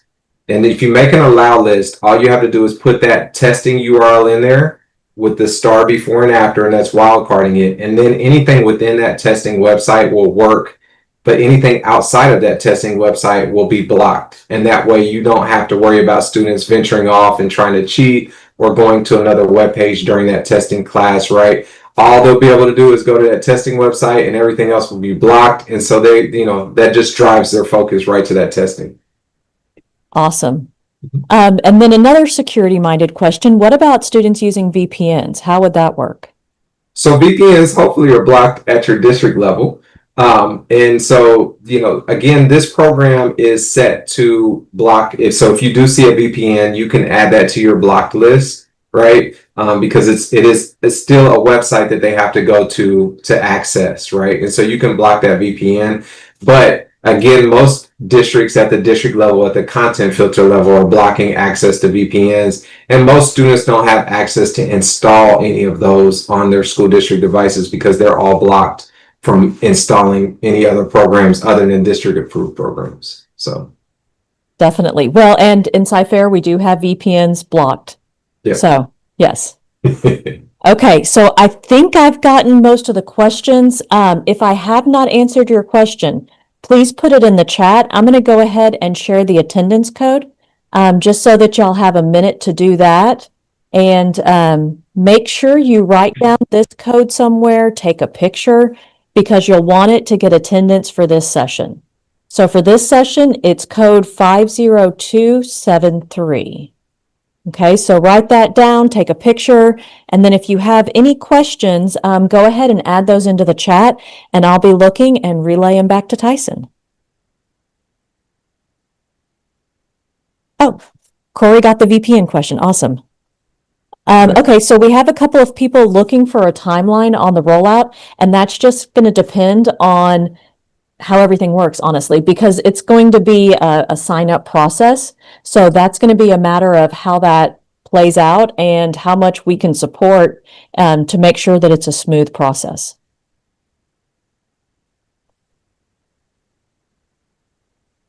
Okay, so I'm not seeing any questions at the moment, Tyson. We still have a little more time. Anything else you'd like to share? Yeah, I've got my class started here. Let me see if it's going to show up. Sure. And you'll probably want to share your screen again. Yes. I got you. All right. So the only other thing that I will talk about, and let's see if it shows up here in a second, we do have a tentative score that will show up after the class has been in session for a certain period of time. So what that does is that's going to give you the ability to have a glance at this screen and see, kind of in real time what your students are doing without having to come and look at these open tabs for each of those devices. And so what happens is after I'd say about 5 minutes or so, there's a number that's going to show up down here next to this little 3-star doodad here. And so that number is going to say anywhere from 0 to 100%. And so what happens is students that are on task, and it uses AI tools to look at what the students are doing in your class. So the majority of your students are working on math, or they're working on history, or they're all working on a specific web page, but you've got 3 or 4 students that are doing something else. Their score is going to start to decline next to their thing. So you're going to see, a bunch of 90%, a bunch of 80%, and then you're going to see like a 20%, right? That's an easy way for you to take a glance at this screen and say, you know what? Why is Aaron's score at 20% and everybody else is at 80 or 90%?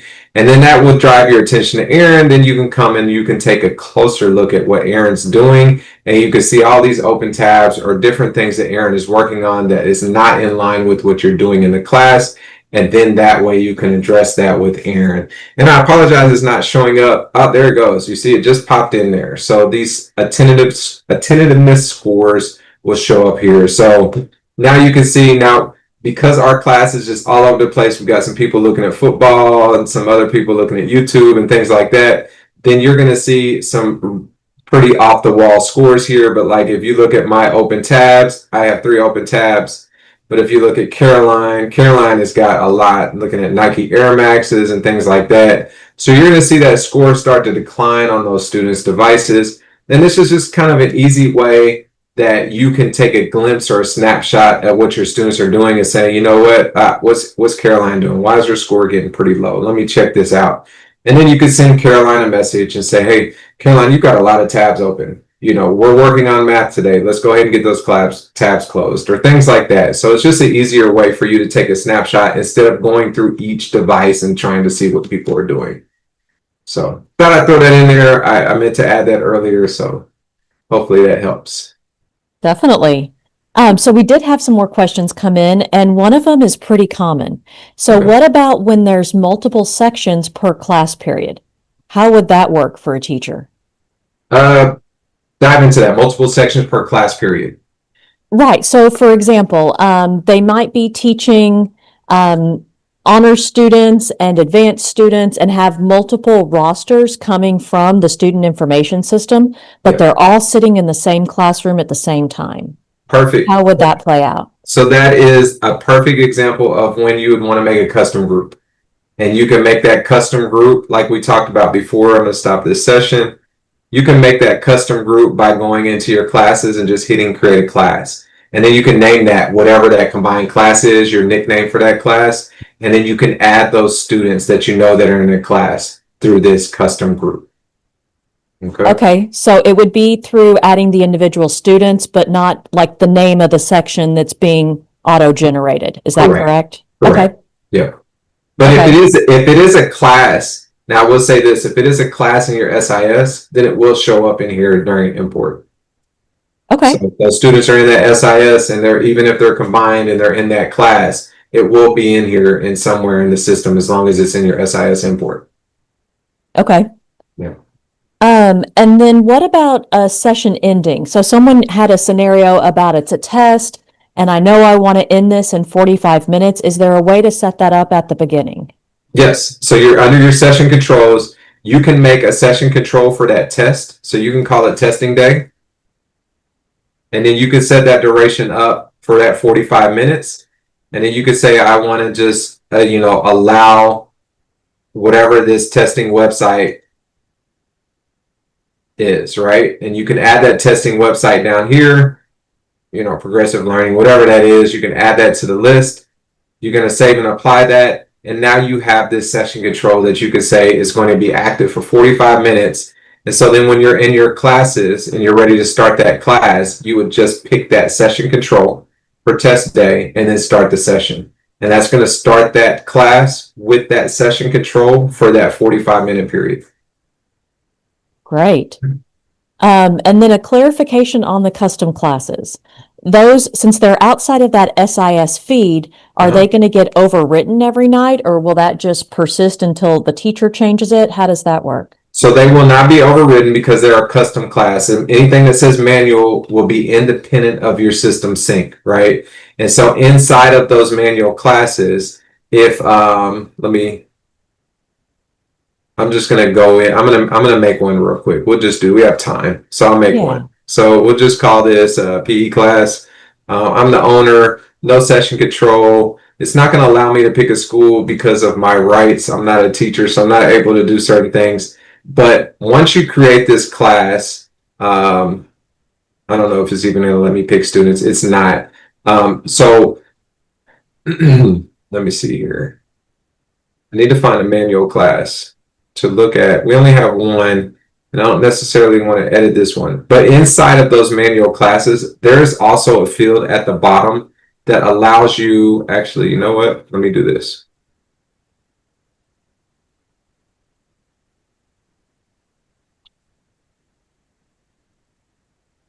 All right.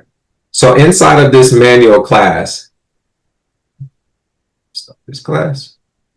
there is an expiration date here. So when you make a manual class, you do have the ability to say, I want this class to go away at a certain date. So if you know it's only the duration of 3 months, you can put that end date in there, and then this class will become inactive at the end of that 3-month expiration date. Otherwise, you can just delete the class by hitting this delete button up here if you no longer want access to that class. Okay? Okay, good to know. Mm-hmm. And then one more question. Do you have a sample report you could show about what a teacher would see after a class has finished? So I can show you under the profiles. Each student has a profile. And so I'm going to pick on Aaron because that's my device. You will not see all of this stuff as a teacher. There are certain things that you will not see on this profile tab, but you will be able to see session history. And if you click on that session history, that is where you can go in and you can see every website that Aaron has looked at during your sessions for 2 weeks. So if he does something during your class and you were busy doing what you're supposed to be doing is teaching, have time to look at the session history, you can jump over to their profile, hit the session history tab, and you'll be able to see every website that Aaron hit during your class. And then you'll be able to know if you need to make corrective measures or something based on something that he did during your class. Okay? Okay. And then we had another question about sharing information from the teacher to the student. So you can send specific links. Is there a way for the teacher to share their screen or something else? Because I thought it was just links. Yeah, so right now we just are able to send websites and one-directional messages. We do have a release coming up. It's probably in Q2 that will allow you to share your screen. So if you need to share your, whatever's on your device screen with your student devices, that is a feature that is coming in Q2 release. And so you'll be able to share your screen with those student devices so that maybe your projector went out or it's a large room and they can't see up front. Then you can just share directly from your device to those student screens. Well, that'll be a nice feature. Yeah, absolutely. Awesome. Okay. And And then one other question that just came in, is there a comprehensive roster of all students, or is it always going to be broken down by class period? So right now it'll be broken down by class period, but you as a teacher also have a profile. So I'm going to jump into just one of these teacher profiles. You as a teacher will be able to see all of your classes from here, but you won't be able to necessarily see all of your students. So, but you'll be able to see in your profile every class that you have assigned, and then you'll also know how many unique students you have based on whatever is coming from your SIS. So you can see that information here. You just won't be able to see a list view of those students. Okay, fair enough. Yeah. Well, thank you, Tyson. We are right at the end of time. Okay. I'm going to go ahead and share my screen to make sure people know how to find another session. But honestly, I don't think you're going to want to, because I really think you're going to stay here for our next session that we have coming up. Because that session, it's going to be Tyson, and we're going to add in a great teacher who was part of testing StudentKeeper in her classroom during last semester. So if you found this interesting, hang out for our next session, because you're going to get even more and that teacher's perspective. But if you want to be silly and find something else, I'll show you how to do that. So right now we're sitting in YouTube. If you're like me, you've already pinned the schedule and the DLC main page. If you're not, you can always get to our schedule by going to the main webpage for DLC. It's cfisd.net/DLC. Scroll down and click on the blue button for the July 23rd sessions, and that will take you into our schedule. So you can look at either the 723 sessions or the at a glance. And we're wrapping up this 1 o'clock hour. So for the next hour, these will be the sessions live. And like I said, we're going to be right back in here with more StudentKeeper from the student perspective. But you can go to that 723 sessions, either search or just scroll down, find the session that you want, and then look for this blue link, because that'll take you into that YouTube room for whichever session. But you're in a great spot. Just stay here. So find another session. If I missed any questions, please let me know in the chat. I'll be looking at that. And I'm going to start a video so that we've got a brief break. And we will be right back here with more fun with StudentKeeper. Thank you. Thank you. The EdTech team would like to thank our partners. Due to their generosity, we will be able to provide some amazing prizes. Campuses at each level will be able to choose a prize package that best meets their needs. These prize packages will include student and teacher technology such as wireless keyboards, headphones, charging towers, and many different types of robotics. Don't forget to submit your attendance at the end of each day. Also, fill out your feedback form for one of these fantastic packages.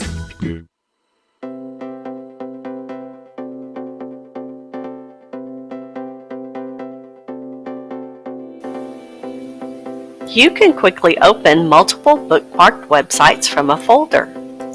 Simply right-click the folder and select Open All. Your websites are open and ready for the day. Welcome to the Cypress Fairbanks ISD Digital Learning Conference. Our EdTech team is so excited to host this conference virtually again this year for our educators from CFISD and surrounding communities. In past years, over 4,000 attendees have gained valuable knowledge. Thank you for joining the Cypress Fairbanks ISD EdTech team for our Digital Learning Conference. There is truly something for everyone.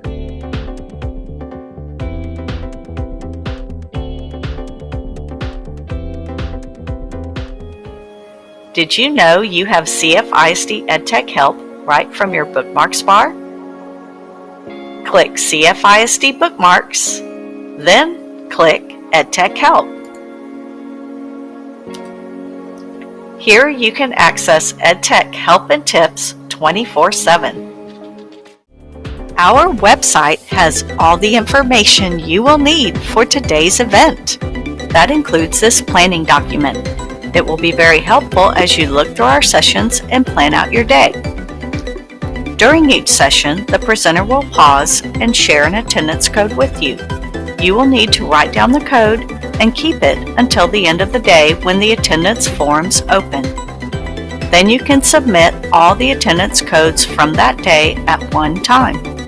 Remember, you must have the codes in order to submit. You will need to be watching since the attendance codes will not be shared in the YouTube chat during the sessions. The attendance forms will open at 3 p.m. and you have until 11:59 p.m. each day to submit your codes for credit.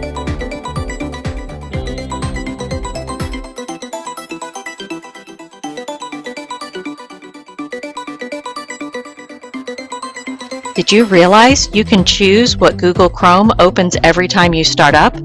All you have to do is come to the three dots in the upper right, go to the settings, and then on the left, choose On Startup. You have three options. You can open the new tab page, continue where you left off, or open a specific page or set of pages. Continuing where you left off does exactly that. See if this saves you some time.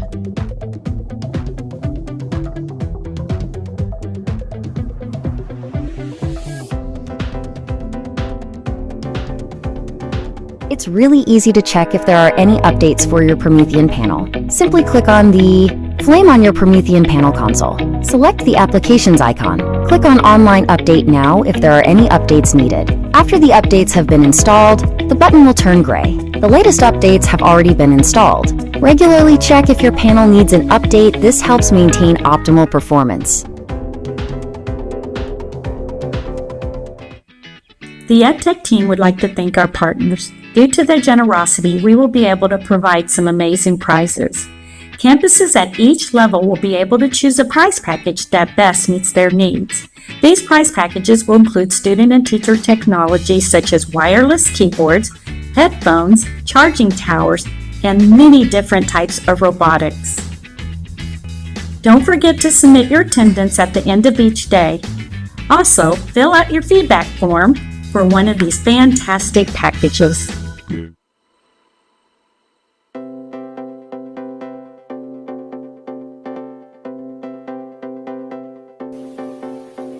You can quickly open multiple bookmarked websites from a folder. Simply right-click the folder and select Open All. Your websites are open and ready for the day. Welcome to the Cypress Fairbanks ISD Digital Learning Conference.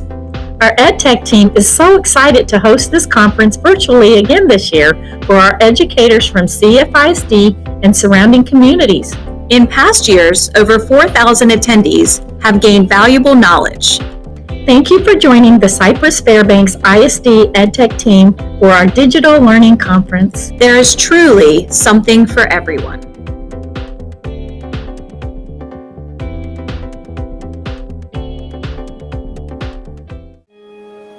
Did you know you have CFISD EdTech help right from your bookmarks bar? Click CFISD Bookmarks, then click EdTech Help. Here you can access EdTech help and tips 24/7. Our website has all the information you will need for today's event. That includes this planning document. It will be very helpful as you look through our sessions and plan out your day. During each session, the presenter will pause and share an attendance code with you. You will need to write down the code and keep it until the end of the day when the attendance forms open.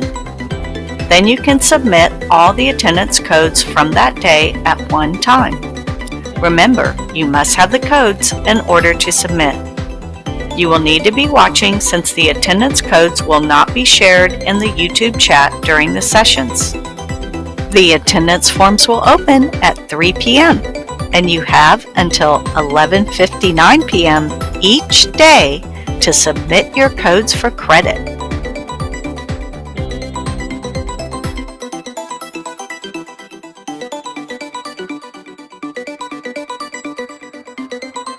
Did you realize you can choose what Google Chrome opens every time you start up? All you have to do is come to the three dots in the upper right, Go to the settings, and then on the left, choose On Startup. You have 3 options. You can open the new tab page, continue where you left off, or open a specific page or set of pages. Continuing where you left off does exactly that. See if this saves you some time.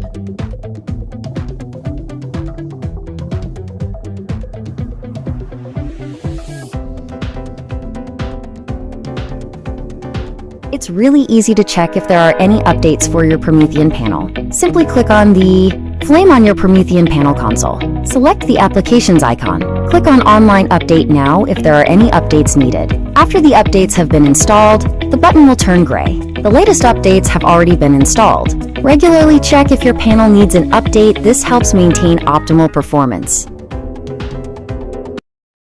Good afternoon and welcome back to our 2 o'clock session. If you were with us for the session right before, good news, this just keeps building on what you are already learning. So we're going to be learning from the teacher perspective more about StudentKeeper. So let me go ahead and introduce our 2 presenters for this session. If you didn't meet him during the last session, we have with us Tyson Bell, who is an experienced educational technology leader with over 2 decades of service in the public education sector. He currently serves as the Customer Education Lead at Ativion, where he supports adoption and implementation of Ativion's innovative solutions, including the StudentKeeper classroom management platform. His work reflects a deep passion for empowering educators to leverage technology in meaningful ways, bridging instructional goals with powerful digital tools to enhance teaching and learning outcomes. And joining him for this session, we have our very own Kristina Shepard. She grew up in CFISD and comes with a strong background in music, math, and science elementary educational experiences. Teaching is her passion, and you'll figure that out real fast. And she can't wait to share the love of learning with her students. She loves technology and using it to improve the efficiency of teaching, learning, and everyday life, which she does as a seasoned teacher at Rennell Elementary. So during this session, we're going to be elevating learning and gain control of digital content with StudentKeeper. Are y'all ready? Ready. All right, it is all yours. All right, well, hello, everybody. I'm Kristina Shepard. Like she said, I'm at Rennell Elementary, and I am just kind of presenting the teacher's experience with StudentKeeper. We got to pilot it this past spring. It was amazing. And it was with 5th graders. So we were able to really try some things out and see what worked and what didn't. Tyson is sharing these slides. So if you want to follow along, you can go to the bit.ly link at the bottom, bit.ly/ and then you have to capitalize DLC 25. And then capitalize the S in student and K in keeper. So if you want to follow along, if you just want it for later, whatever. So you can go to the next slide.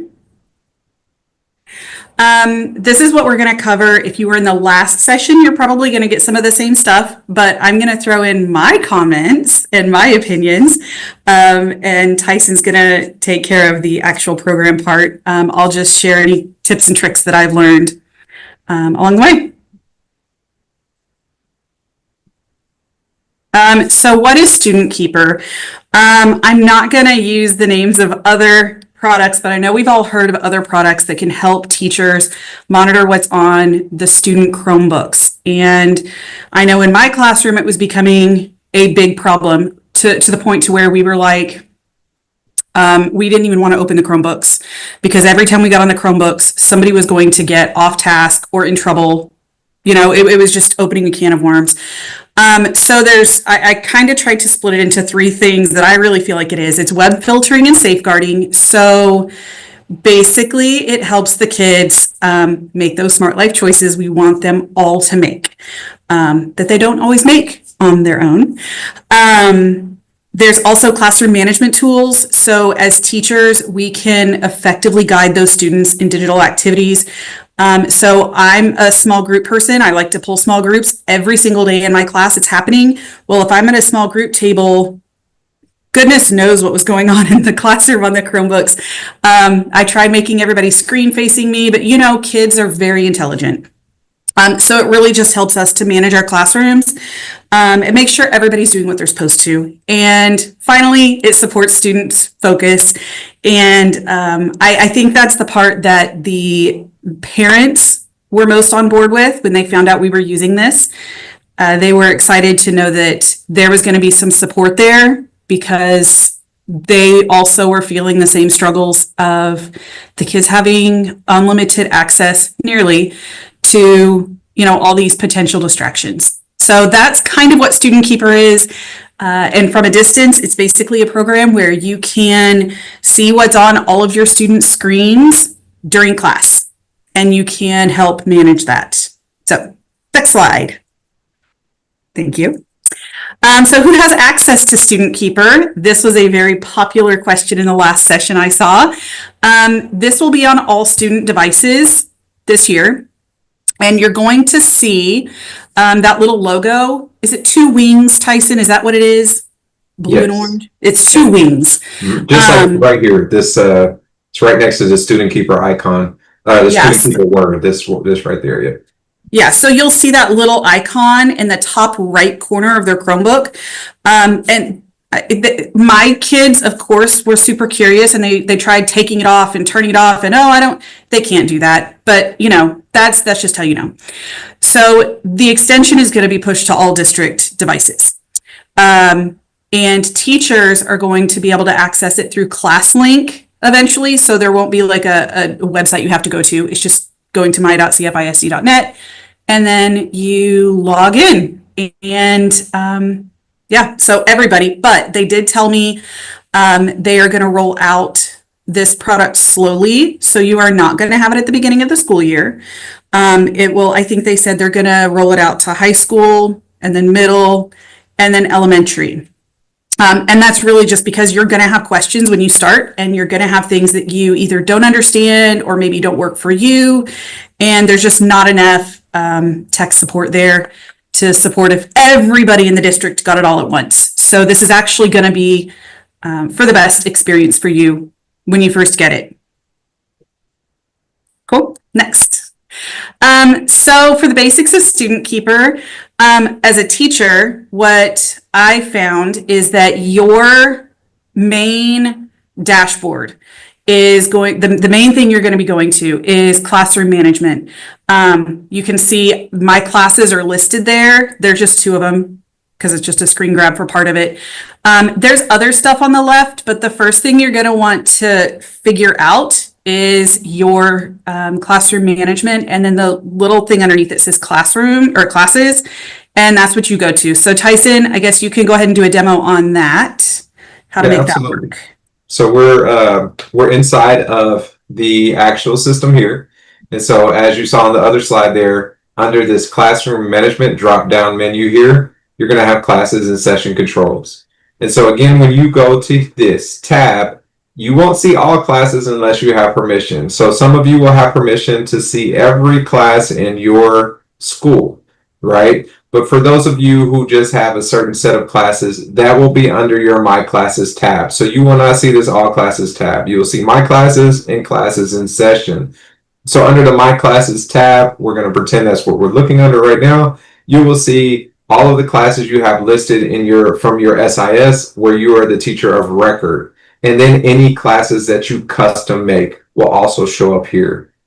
And then for classes in session, let's say, hey, I forgot to end a session, or my students are still being controlled and they're saying something's going on. You can come to your classes in session and you can see, oh, I do have one that says join session, which means that class is still in session, and I can join that session, and then I can end that class just by joining it and then saying stop session, right? So then once you stop that session, then that class will no longer show up there in classes in session. As you can see, that moved away. So it's just an easy way that you can monitor those classes that you might have forgotten to end that session on. All right. Unfortunately, that happens frequently. I forget to end the session. But yeah, that's super important. And you might have seen where it said create class. You are able to create a class. And I did that when one of our teachers was out. We did not have a substitute. So as most of you guys know, we split that class. Well, we wanted everybody all of the students to be able to benefit from being helped, because you'll see later on in the other tools. And so I just custom created that class, and it worked really well. Super easy, about 3 minutes.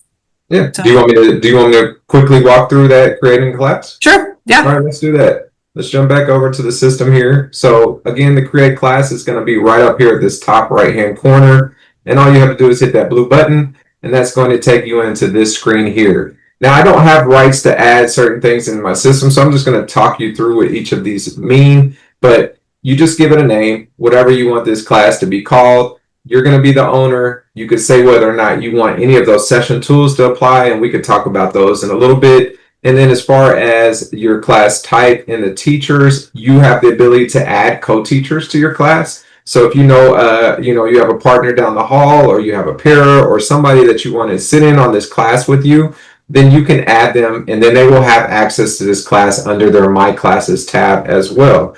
And then from there, you just are going to handpick those students by clicking in this box, and then you can start typing their name. It should show up, and then you just keep adding students to that class, and then you'll hit this create button, and that will create your custom class.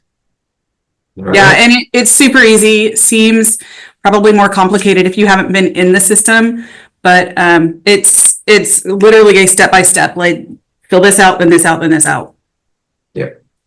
So, and then additionally, within that class, if you need to edit it, I'll go back here. Any class that says manual or auto, but the manual classes are the ones that you just created on your own. You can go in and edit those classes. So if you need to add or remove students, you can just come in here and hit this trash can bin, or you can hit there and you can start typing a student name and those students, then you can add extra students to that class as needed. Additionally, you can set an expiration date for this class. So if you know that class is only going to last 1 month or 3 months, then you can set that expiration date, and then that class will automatically be ended at that end date. Or if you just want to delete it altogether, there is a trash can up here in the top right-hand corner that gives you the option to delete that class. Okay. So, I mean, that's basically what you need in order to access it. I think our biggest question as teachers was, how is the computer going to know who's in our class and whose screen to show us? And it's literally just that simple. It's all already rostered and set up for you. And if you need to make changes, it's simple. Yeah, if we look at, and we'll look at one of these students, if we look at one of these students here, and we'll just real quick talk about the technical piece.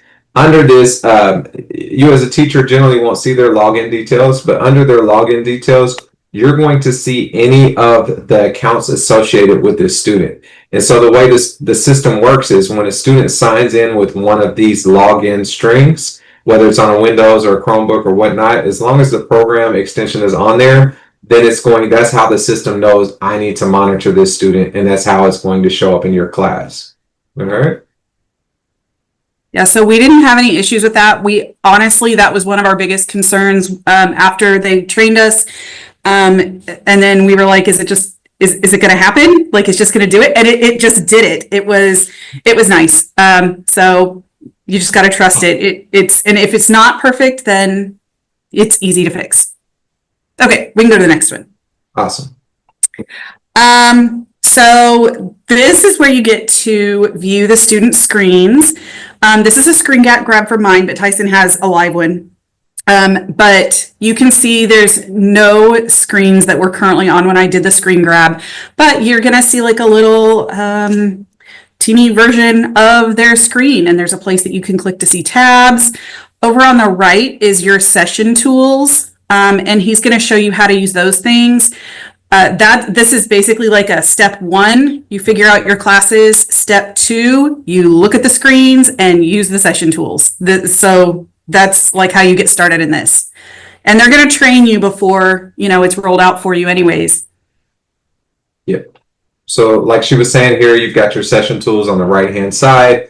Any screens that are on in browsing, you're going to see them here. There are a few ways to sort those. So you can do preferred, A to Z, or online status. Preferred is just where you hit this set button and you're able to move your screens around how you want them. So if you've got a few students that you need to have up top here that you want to keep that extra eye on, you could set that preferred, drag those devices up here and hit that save button, and that's going to put those devices up top. Additionally, if you have a lot of students out for the day, maybe there's a flu going around or some kind of bug, then you can just set this as online status. So those devices that are online and not offline will start off or show at the top of your screen.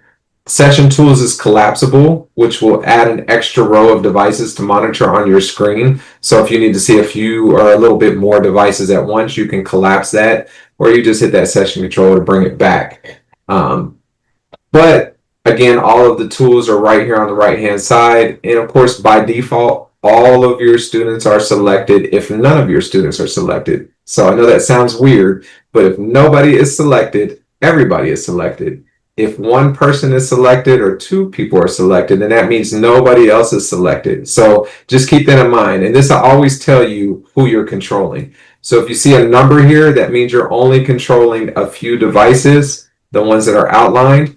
If you see all here, that just means you're controlling everybody, and that's when you're using these tools on the right-hand side. And that, honestly, it took a minute to figure that out. Like in my mind, I would be like, I'm going to talk to just this one person, and I'd forget to click it. But then after a while, you get used to it, and it's simple to use. And as far as arranging the screens, I also used it for, like, I would arrange them by groups. So I knew that if you're in this group, you're on the top row. If you're in this group, you're in the second row. And that just made it really easy. Like, these guys should be on this website. These guys should be doing this. So, yeah. And if you can't see all the screens, you can do the minimize screen thing, control minus, and it makes it to where you can see them a little better. Just, all of them. Because our teacher Chromebooks or not Chromebooks, laptops they got a small screen. Okay. Yeah. So thanks. Yeah, we definitely need to share that one. Yeah. They're small. I love them, but they are small, and so it does make it a little bit tricky to get everything on there. As far as the session tools, real quick before we go to the next one, the top two, disable internet and lock device, actually top three, and log out. I did not use them a ton. I did use them when I didn't want them to close their computer because, it takes time to get back on. But I needed them to not be able to go to another website or chat over Google Docs or slides or whatever. So I did disable the internet. If I had given reminders and talked to them about, hey, you need to stay focused, and they still weren't doing it, and I was in a small group, I could lock their device, which I did do a few times, and then, of course, go have that discussion with them. I don't think I did log out, but, there's always a time and a place for them. Yeah. So those three I didn't use as much as I thought I would, but they're there if you need them, and they work really well. It's not immediate, so it's not like you're going to immediately lock. It takes like 10 seconds or so. Yeah, there's about a 5-second delay. And let's jump into the difference between the two. So disabling the internet on these devices is exactly that. If I pick on Allie and I disable Allie's internet, what that does is it still allows Allie to use her Chromebook. It doesn't lock the device, so you can still see the menu. If there's a piece of it that is tied to something that is not web-based, like maybe a calculator app or something that doesn't use an internet browser, they'll still be able to use that. But as you can see, it blocks the internet access. So any web page that they have open is going to be instantly blocked. They'll still be able to see other things, but they'll just see this page show up on the web page that their internet is blocked. So on the other end of that, if I want to block my device and I want to lock the device down, if I hit that lock button, what happens on my device then is that the entire device becomes locked, which means I can't do anything on it. So I can't hit that start button. I can't search for a file. I can't look in my folders. I can't do anything on the computer. They're not on Chrome Canvas. Right. Yeah. Nothing. So that's the difference between the two. One is just the internet. So the browser window itself will be blocked, and then the other is locking the whole device itself. So again, you can see how independent this is.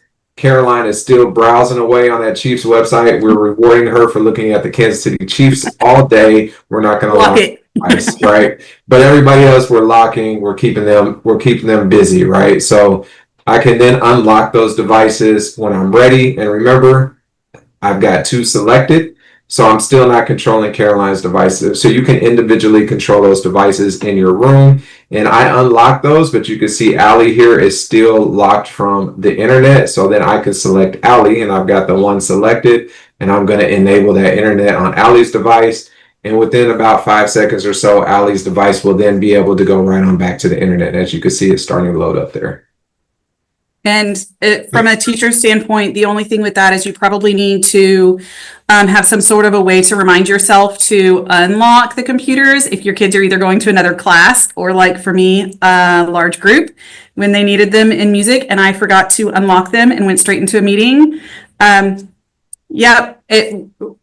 We set timers and alarms on our phones so we could remember to make sure it was unlocked, internet was enabled, or we just ended the session. Yes. And it just made it super easy. But stop session is your friend. Hit that stop Yes. session button, and that just releases everything. So yes, so I would recommend, as you're using this and getting used to it, as a teacher, we get so busy.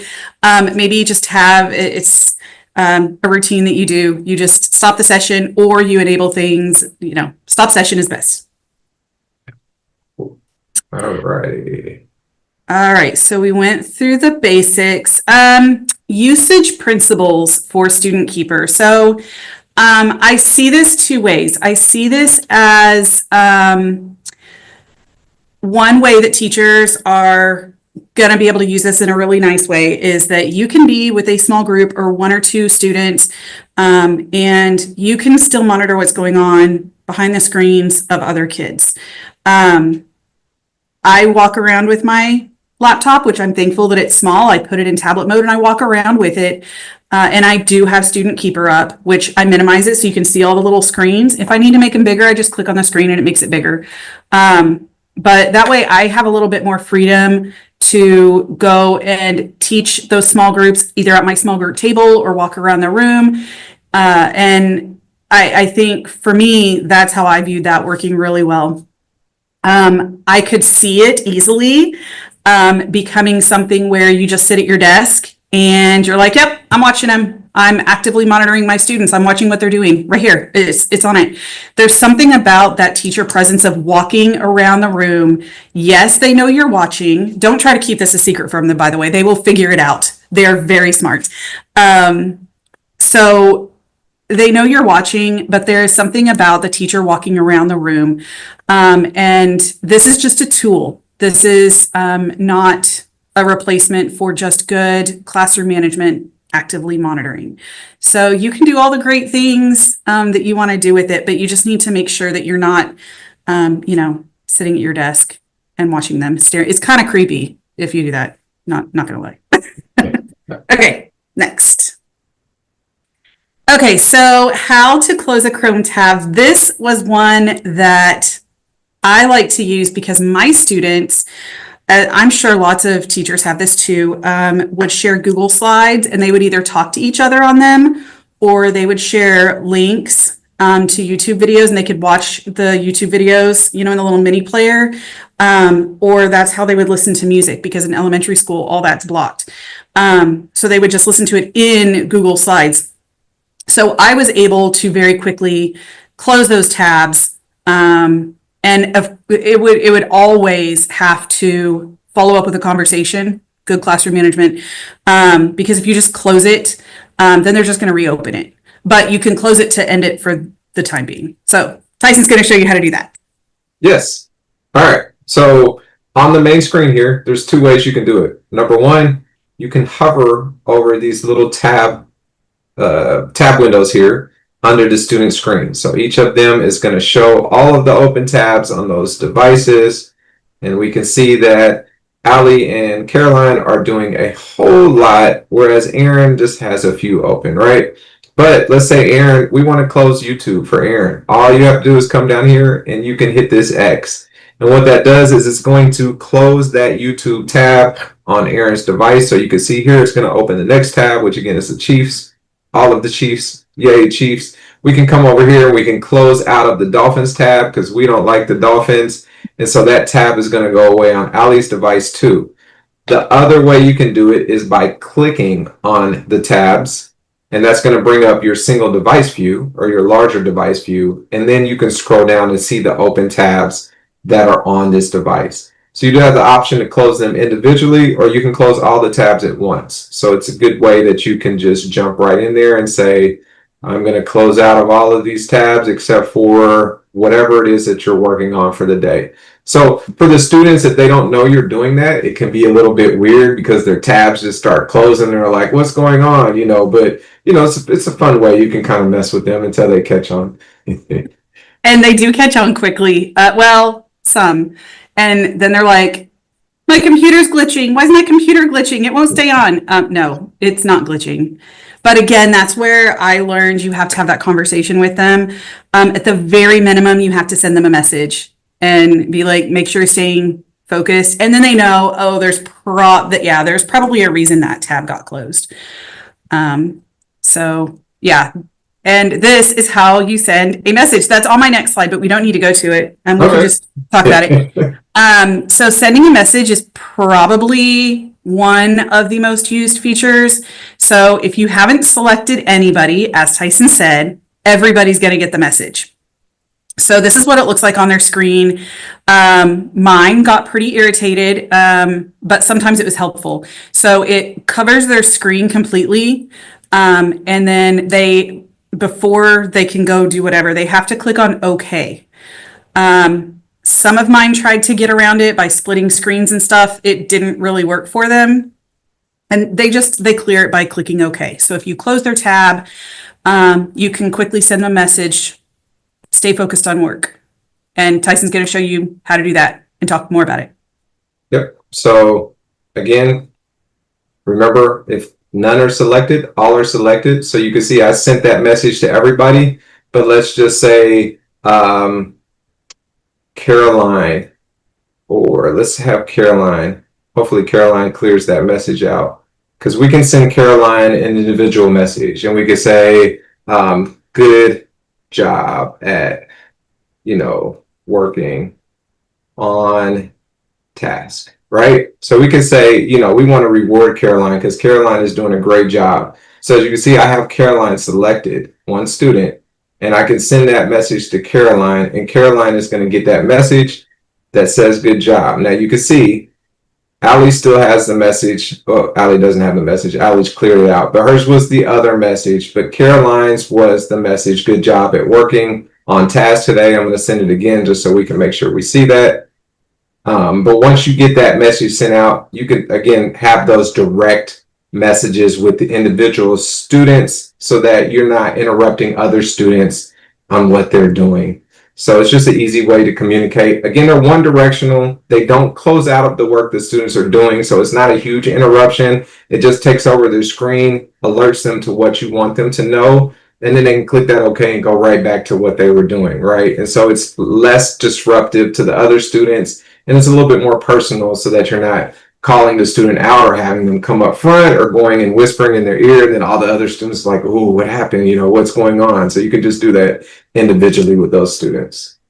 I do have to say that was a really big thing in my classroom that I absolutely loved, because if I needed to redirect a student, but I didn't want the entire class to know that I was redirecting them about something specific, I could just send them a message. And that was nice for them. I think they appreciated that, especially those that get kind of embarrassed. So I did like sending messages. It really helped, especially again, when you're in those small groups and it's really difficult to see what's happening on those screens, whether it's a good job, whether it's a reminder.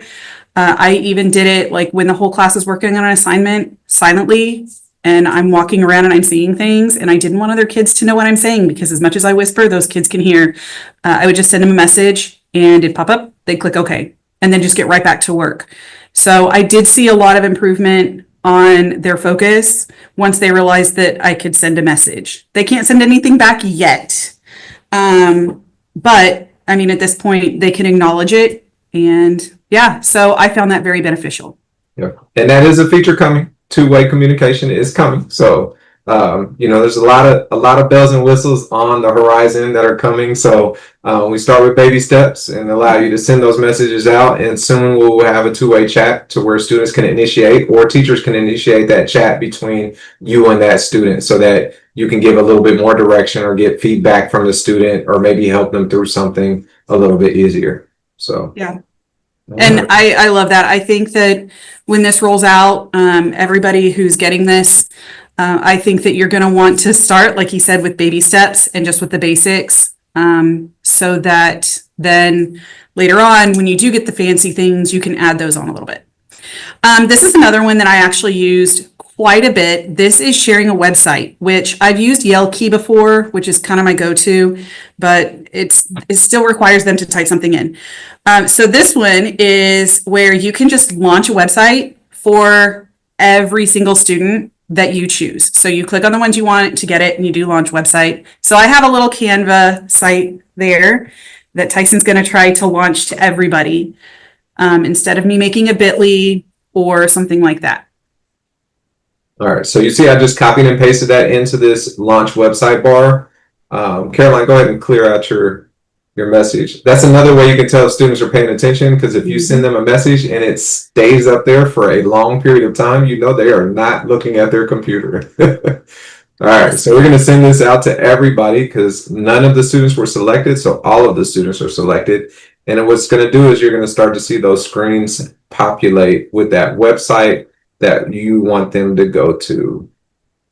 It does not close out of the work they are working on. I like to reiterate that. Anything you do here just opens additional, unless you intentionally close that work by closing those tabs. So there is the website we launched. Now you can see the rest of the tabs are still open down here, but we've got this tab that we sent out.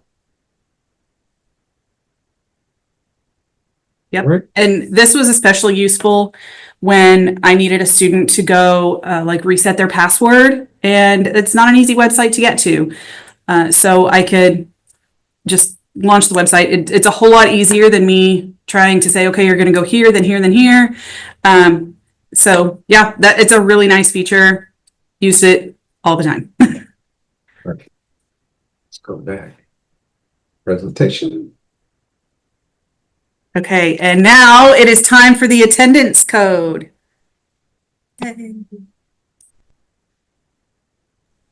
Yay, everyone's favorite.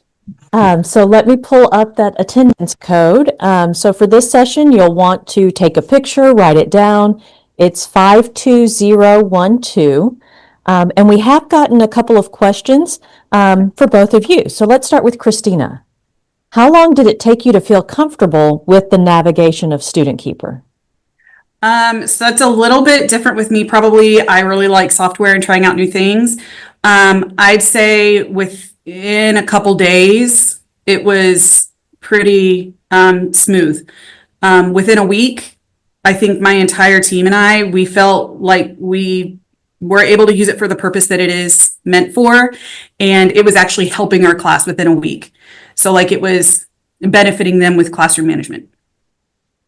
Awesome. And then we got another question that was answered in the chat, but I'd really like Tyson to expand on it a little bit. So there were concerns about students splitting their screen or having hidden tabs or multiple desktops. How does that work?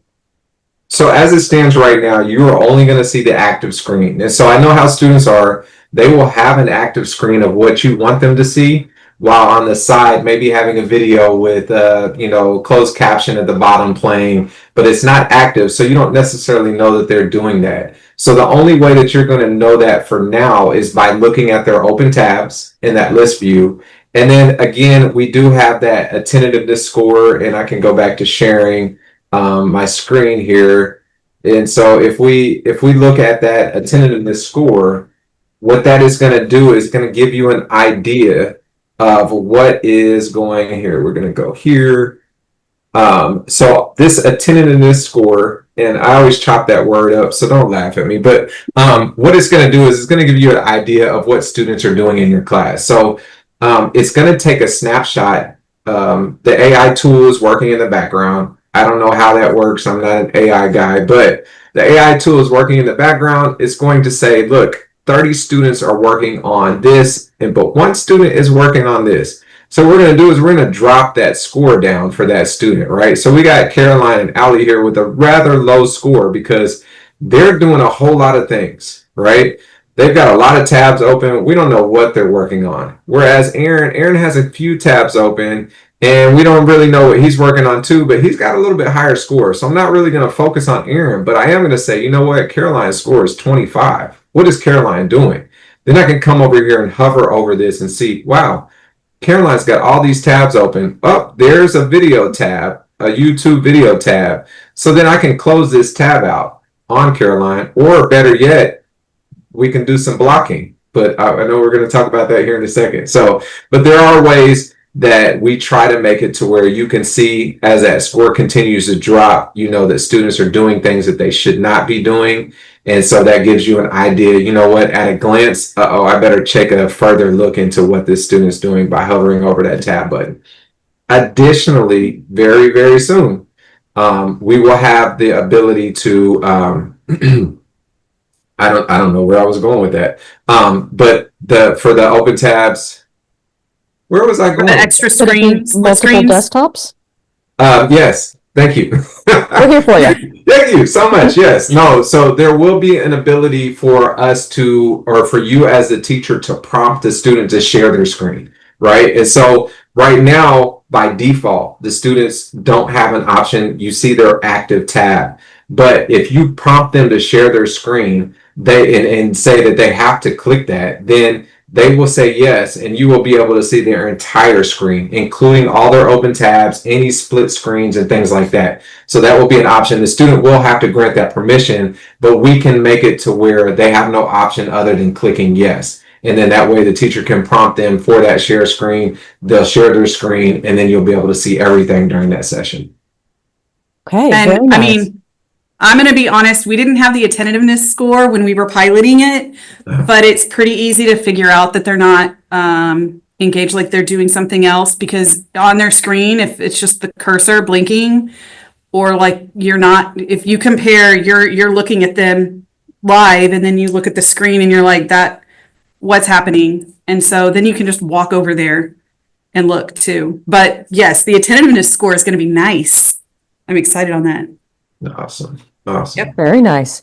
And then I just wanted to clarify one thing from the chat, because there were questions about YouTube, and I want to make sure that it doesn't get confusing, because I know in Sci-Fair we treat YouTube differently in elementary and secondary. So just think of StudentKeeper. It can be more restrictive than we have our filter set for the district, but you can't open up things that the district has said are not safe for education.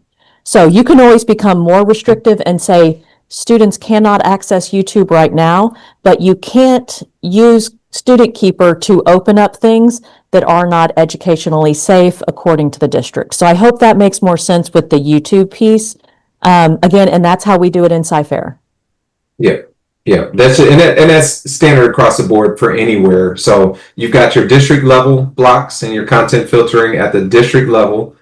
Things like YouTube might not be blocked at the district level, but Facebook, TikTok, a lot of the social media platforms, any gaming sites, things like that are blocked at the district level. Teachers in this program does not give you the option to override that, like Amanda was saying, but it does give you the option to block those things that maybe you don't want to be playing in your class, right? So, in my former district, we had my help desk would get calls all of the time. Please block YouTube. Please block YouTube. My kids are watching videos. I'm tired of them watching videos, right?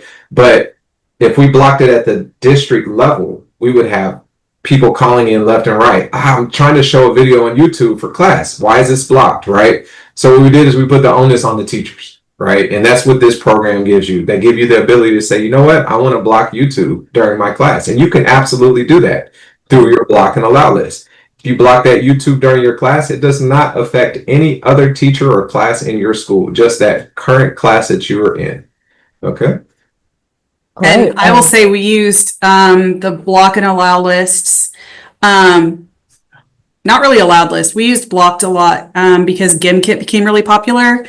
And of course, we want them to be able to access it when it's time, but there were some trying to play it when it wasn't time. And so we could just block it. And then when we were done blocking it and it was an okay thing, then we could allow it. But I don't think of anything. I mean, there's probably a reason to use the allowed list, but in elementary school, pretty much everything that needs to be blocked is. But if there's those little sites, like at one point they got into some sort of football retro bowl something, we had to block that a few times. Well, the good thing about, I'll give you a couple of examples of allow list, right? So let's say you are a teacher that does not want YouTube being played during your class, right?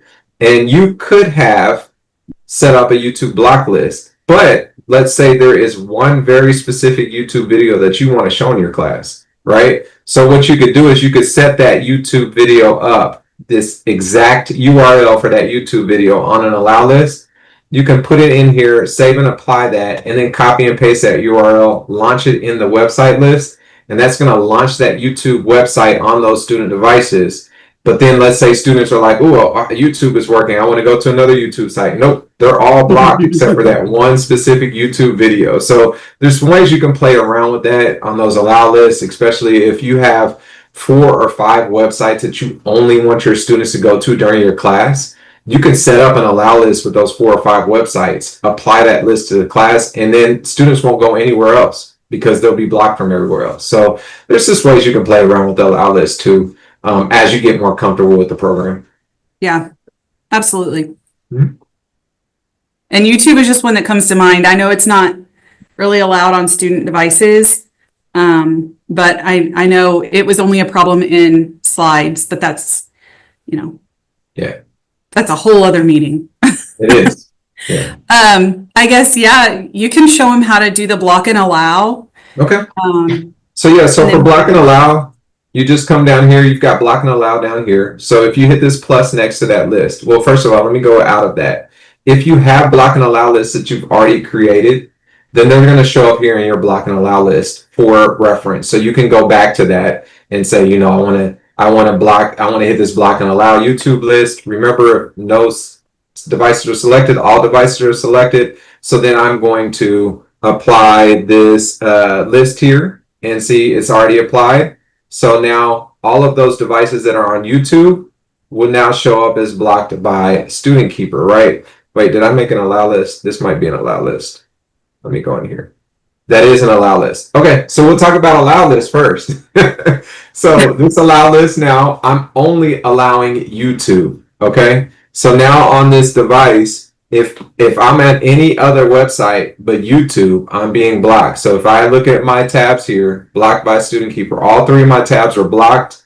If I look here, all of those tabs are blocked, and the same for this. Every tab is going to be blocked, except for if that device then goes to YouTube. And let's see if I can go to YouTube on my device and get it to work.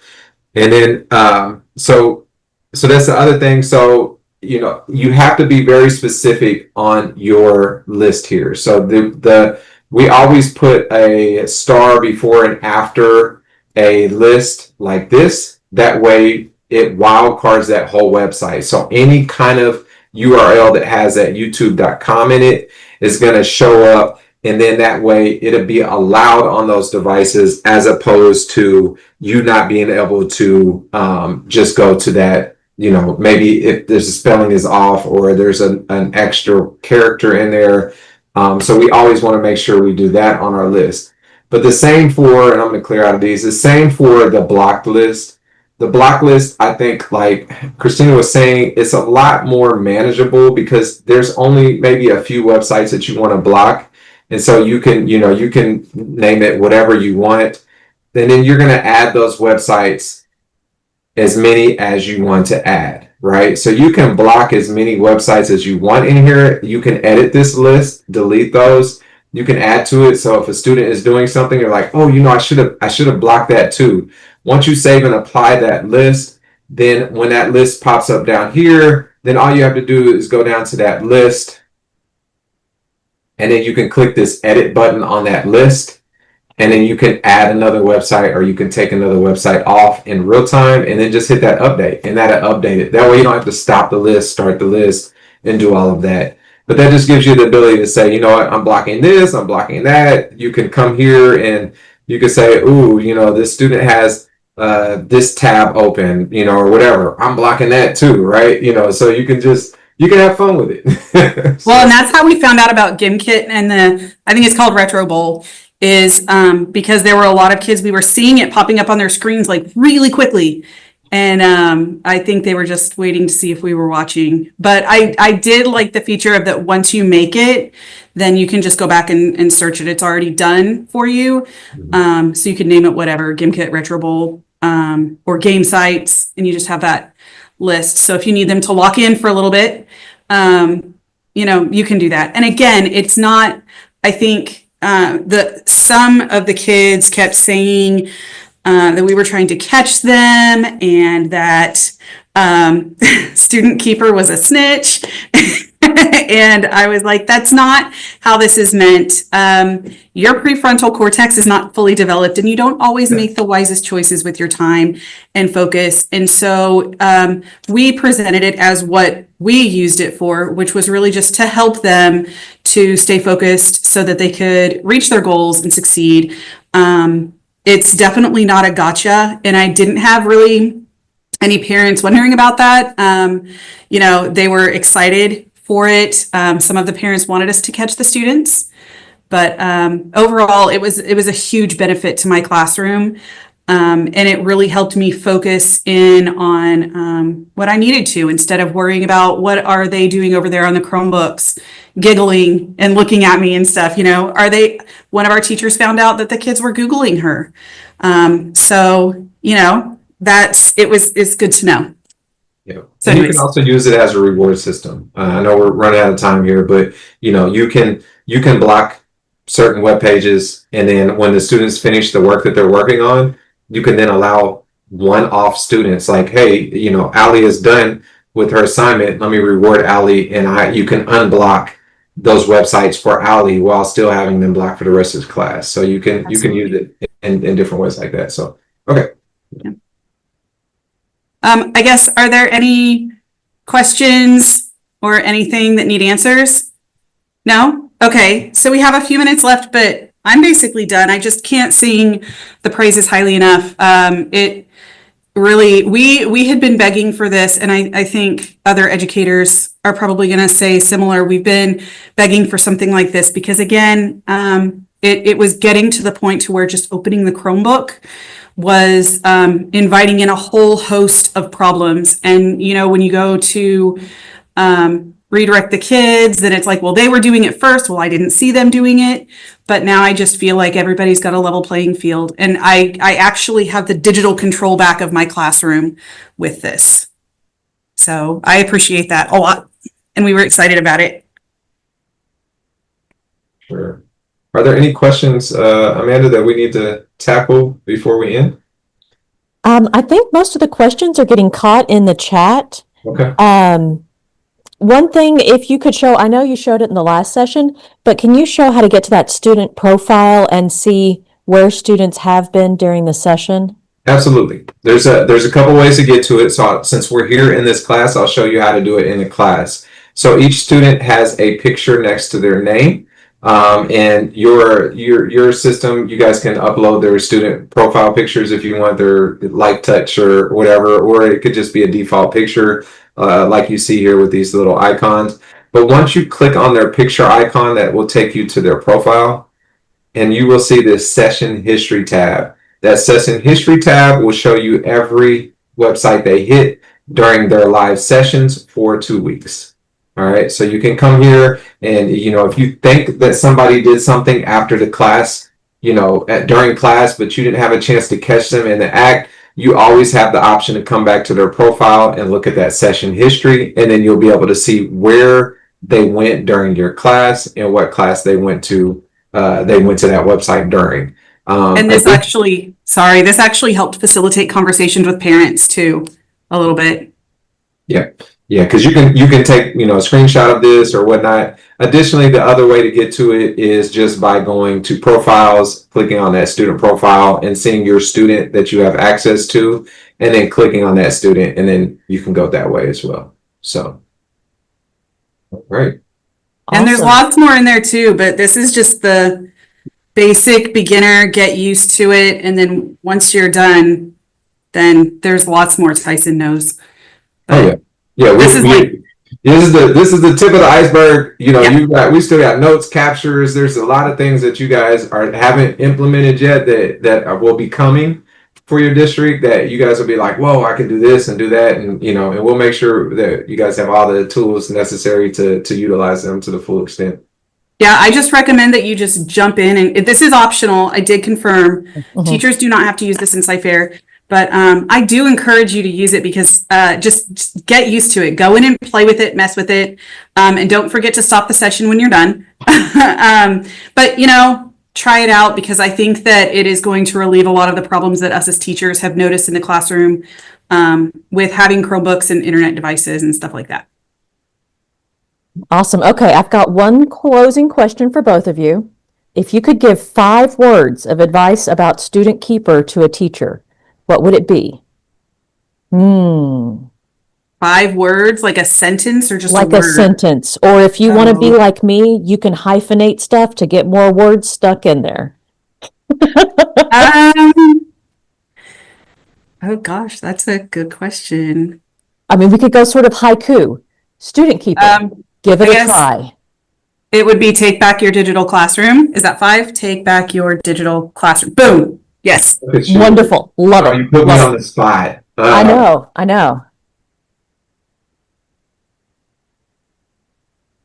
No, this is harder than it seems.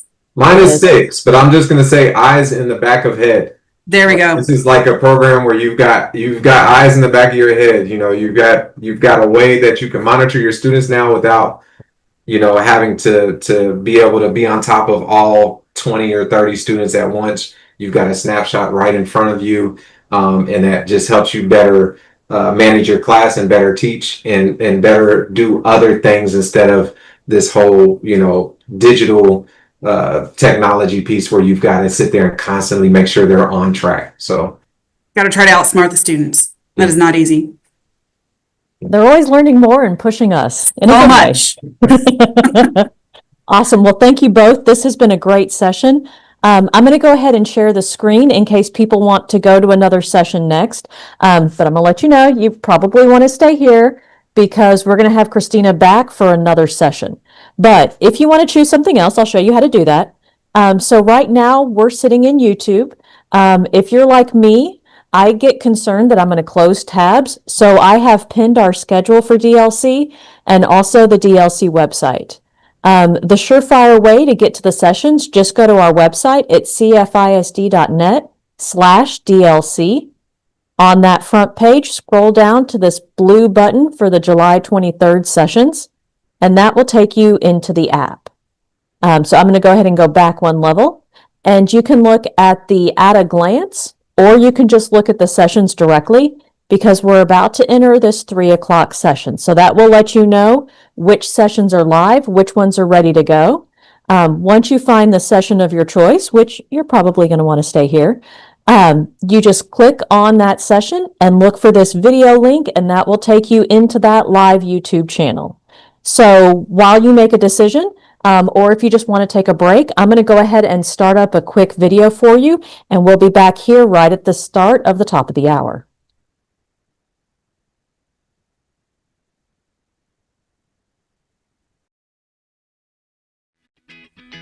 The EdTech team would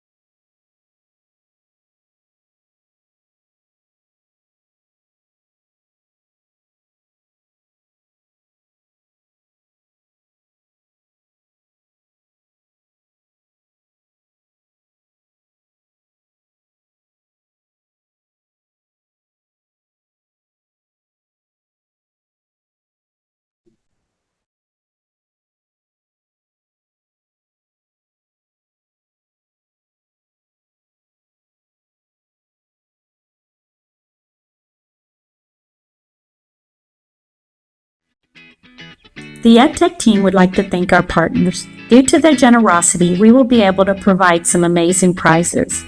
Campuses at each level will be able to choose a prize package that best meets their needs.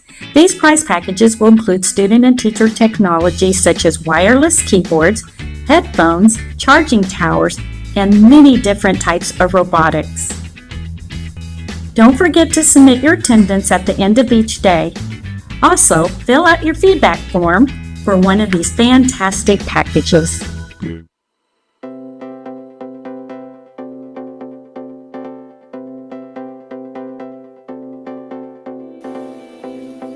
You can quickly open multiple bookmarked websites from a folder. Simply right-click the folder and select Open All.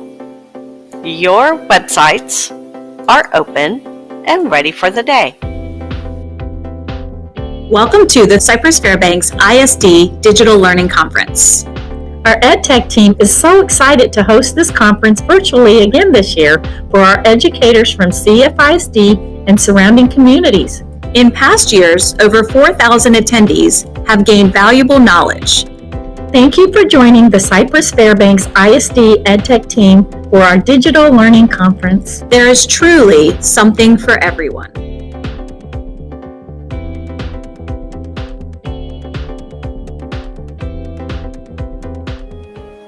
Did you know you have CFISD EdTech help right from your bookmarks bar? Click CFISD Bookmarks, then click EdTech Help. Here you can access EdTech help and tips 24/7. Our website has all the information you will need for today's event. That includes this planning document. It will be very helpful as you look through our sessions and plan out your day. During each session, the presenter will pause and share an attendance code with you. You will need to write down the code and keep it until the end of the day when the attendance forms open. Then you can submit all the attendance codes from that day at one time. Remember, you must have the codes in order to submit. You will need to be watching since the attendance codes will not be shared in the YouTube chat during the sessions. The attendance forms will open at 3 p.m. and you have until 11:59 p.m. each day to submit your codes for credit.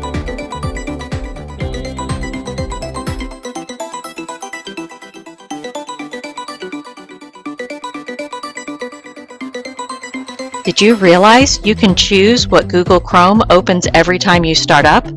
All you have to do is come to the three dots in the upper right, go to the settings, and then on the left, choose On Startup. You have three options. You can open the new tab page, continue where you left off, or open a specific page or set of pages.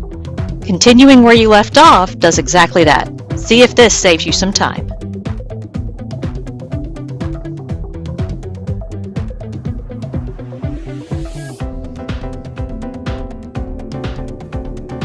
It's really easy to check if there are any updates for your Promethean panel. Simply click on the flame on your Promethean panel console. Select the Applications icon. Click on Online Update Now if there are any updates needed. After the updates have been installed, the button will turn gray. The latest updates have already been installed. Regularly check if your panel needs an update. This helps maintain optimal performance.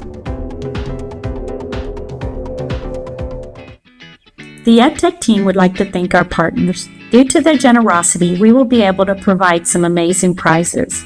Campuses at each level will be able to choose a prize package that best meets their needs. These prize packages will include student and teacher technology such as wireless keyboards, headphones, charging towers, and many different types of robotics. Don't forget to submit your attendance at the end of each day. Also, fill out your feedback form for one of these fantastic packages. Welcome back to our last section of DLC for 2025. Good news, you've got a great session coming up. If you didn't join us in the one before, good news is you get to meet Kristina Shepard. If you did, you get to meet her for a second time. If you don't know, Kristina grew up in Sci-Fair and comes with a strong background in music, math, and science elementary educational experiences. Teaching is her passion, and she can't wait to share the love of learning with her students. She loves technology and using it to improve the efficiency of teaching, learning, and everyday life, which she does as a seasoned teacher at Rennell Elementary. And in this session, she's going to be sharing some digital organization tips, which I can't tell you how much I'm looking forward to because this is a good time of year to get set up well. Yes, this is the time of year to get all of that taken care of so your year runs smoothly. Okay, I'm going to start by sharing my screen. Absolutely. Okay.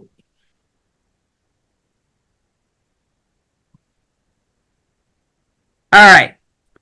I'm going to move this out of the way. Okay, so if you want to follow along, I have a bit.ly there. Make sure you capitalize the DLC and then capitalize the G and the D in Google Drive so that you can follow along on the presentation, or if you want to look back at it later, you can. I also recommend that you have another tab open that has your Google Drive in it, because we are going to be in the Google Drive today, obviously. So I actually pin my Google Drive all the time. I have it pinned when my browser's open. So I recommend you do that. If you don't know how to pin a tab, you just go to the tab, right click, and then click pin. And then it just keeps it there. It's little, it's small, but that's where I keep all of my stuff. So I want it to be handy. Okay, so hopefully you guys have been able to navigate to the bit.ly, make sure that you have your Google Drive open, and we will get started. So a little bit about me. I am a Sci-Fair ISD graduate, Langham Creek High School, class of 1998. I spent 13 years teaching elementary music, and then I got my master's degree, and I wanted some core content experience. So I've now been teaching for 8 years in 2nd through 5th grade. I've actually taught 2nd, 3rd, 5th, and then this year I'm teaching 4th. I've taught all subjects, math, science, reading, writing, all of it. Teacher of the year. Woo! I have 2 kids. I have a 6th grader. And I also have a 19-year-old who is also a product of Sci-Fair ISD. So I love technology, and I love helping people use it to make their lives easier and for kids to make education more accessible to them. My son has several different learning disabilities, and so it is cool that we have technology that can really help him to learn better. Okay, so let's start with what is Google Drive. So I'm not going to ask for a show of hands because that would be weird, but hopefully you're using your Google Drive. It is a cloud-based drive. If you have an iPhone, I do not, but I've heard that they have something called iCloud, where it just keeps all your stuff in the cloud. That is what Google Drive is. It is a cloud-based storage. Your files that you keep on Google Drive are not being saved on your actual computer. So the computer that I'm working on right now is kind of just a tool to get my files to the cloud. My files are not on my computer. Sci-Fair utilizes Google Drive as their primary cloud-based storage in the district. We also have Microsoft OneDrive. I prefer Google Drive. It totally depends on you. I think most people use Google Drive, so it's easier to share within that. Okay, so you might be wondering, what in the world is cloud storage? And you might have heard the phrase local storage before. For those of you that know all of this, I'm sorry. So basically, cloud storage means that your files that are in the cloud are available on any computer with an internet connection. You can get them on your phone, laptop, Chromebook. I could log into my son's computer at home, his PC, and if I'm logging into my Google Drive, I've got my stuff there. So you can share, view, and edit. There's also autosave features. So when I'm at home and my printer doesn't like my teacher computer, I can log into my personal computer, which does like my printer. My printer likes my computer, and then I can print things. But local storage is going to be things like hard drives. There's a hard drive in your computer. You don't want to save to the hard drive. That is going to be the C drive. Your desktop of your computer, do not save to your desktop. Please don't do that. USB flash drives, that is local storage, meaning that file is only in that one spot. SD cards, again, it's only in one spot. I used to do photography and I got so nervous at weddings and stuff because, if you lose that one SD card where those files are, they're gone. And then of course, back to the hard drive. So in red here, saving to the quote desktop, also known as the hard drive, means you can only get that file if you have that specific laptop or computer. So if I'm on my teacher tool here at school and I'm saving to my desktop because it's just easier, I'm not going to be able to access that file anywhere else. Something else you need to remember is if your computer crashes or your screen goes out or something like that, you have lost that file. So using cloud storage is really important. So goes back to this. Google Drive is a cloud-based storage. This means your files are not saved on the actual computer and can be shared and accessed by other computers with internet access. It doesn't matter where you are. You don't have to be at a school. You could be in the line at the grocery store and pull up a Google file. I have the app on my phone, so I can do that.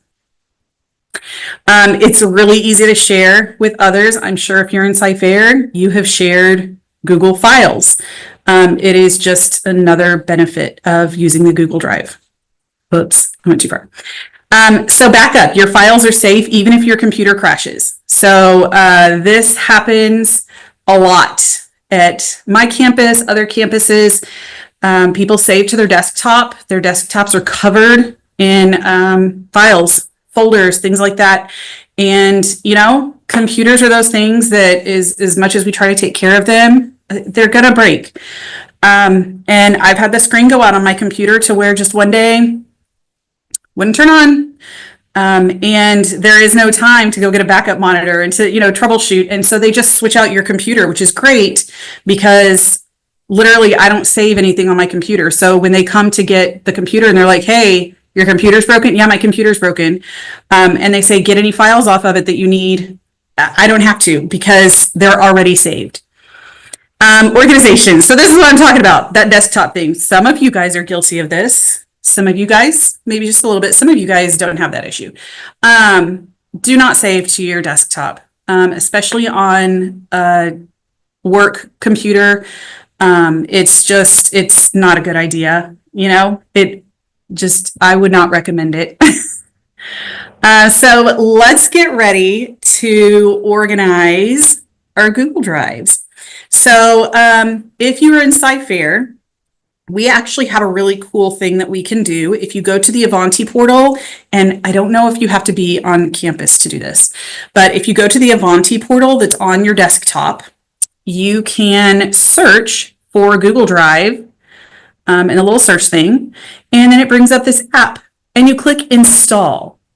So if you can do that, do that. If not, it's fine. This can wait. That's why you're, going to the little bit.ly if you need to come back later. If you're not in Sci-Fair and maybe you're on a personal computer, you can just go to google.com/drive/download. I have Google Drive on my personal computer, and that's how I did it. I just downloaded it. And what that is that's an app. Okay. Even on my device, my teacher device, this is an app. I am downloading an app so that I can access Google Drive from my computer. Okay. This is the benefit. You ready? So, and when I did this presentation at my school for an Each One Teach One, literally the whole room all of a sudden goes, oh, because this is so nice. So there is my horse. And let's say I'm going to use that picture for whatever reason in class that I need to have it on my Google Drive so that I can use it for my classroom. So I right-clicked, I'm going to click Save Image, but instead of saving it to my desktop, because that's the only option you have until you download the Google Drive app. Instead of saving it to my desktop, instead of saving it to the C drive, I now have this option of Google Drive. So I can click on Google Drive, and then it's going to bring up all of the folders in my Google Drive. Okay. And it keeps updated lifetime. This is from last year. So I forgot to say, I did this presentation last year. If this seems familiar, yes, you have probably done this if you did this with me last year. But this updates. This is what was in my drive last year.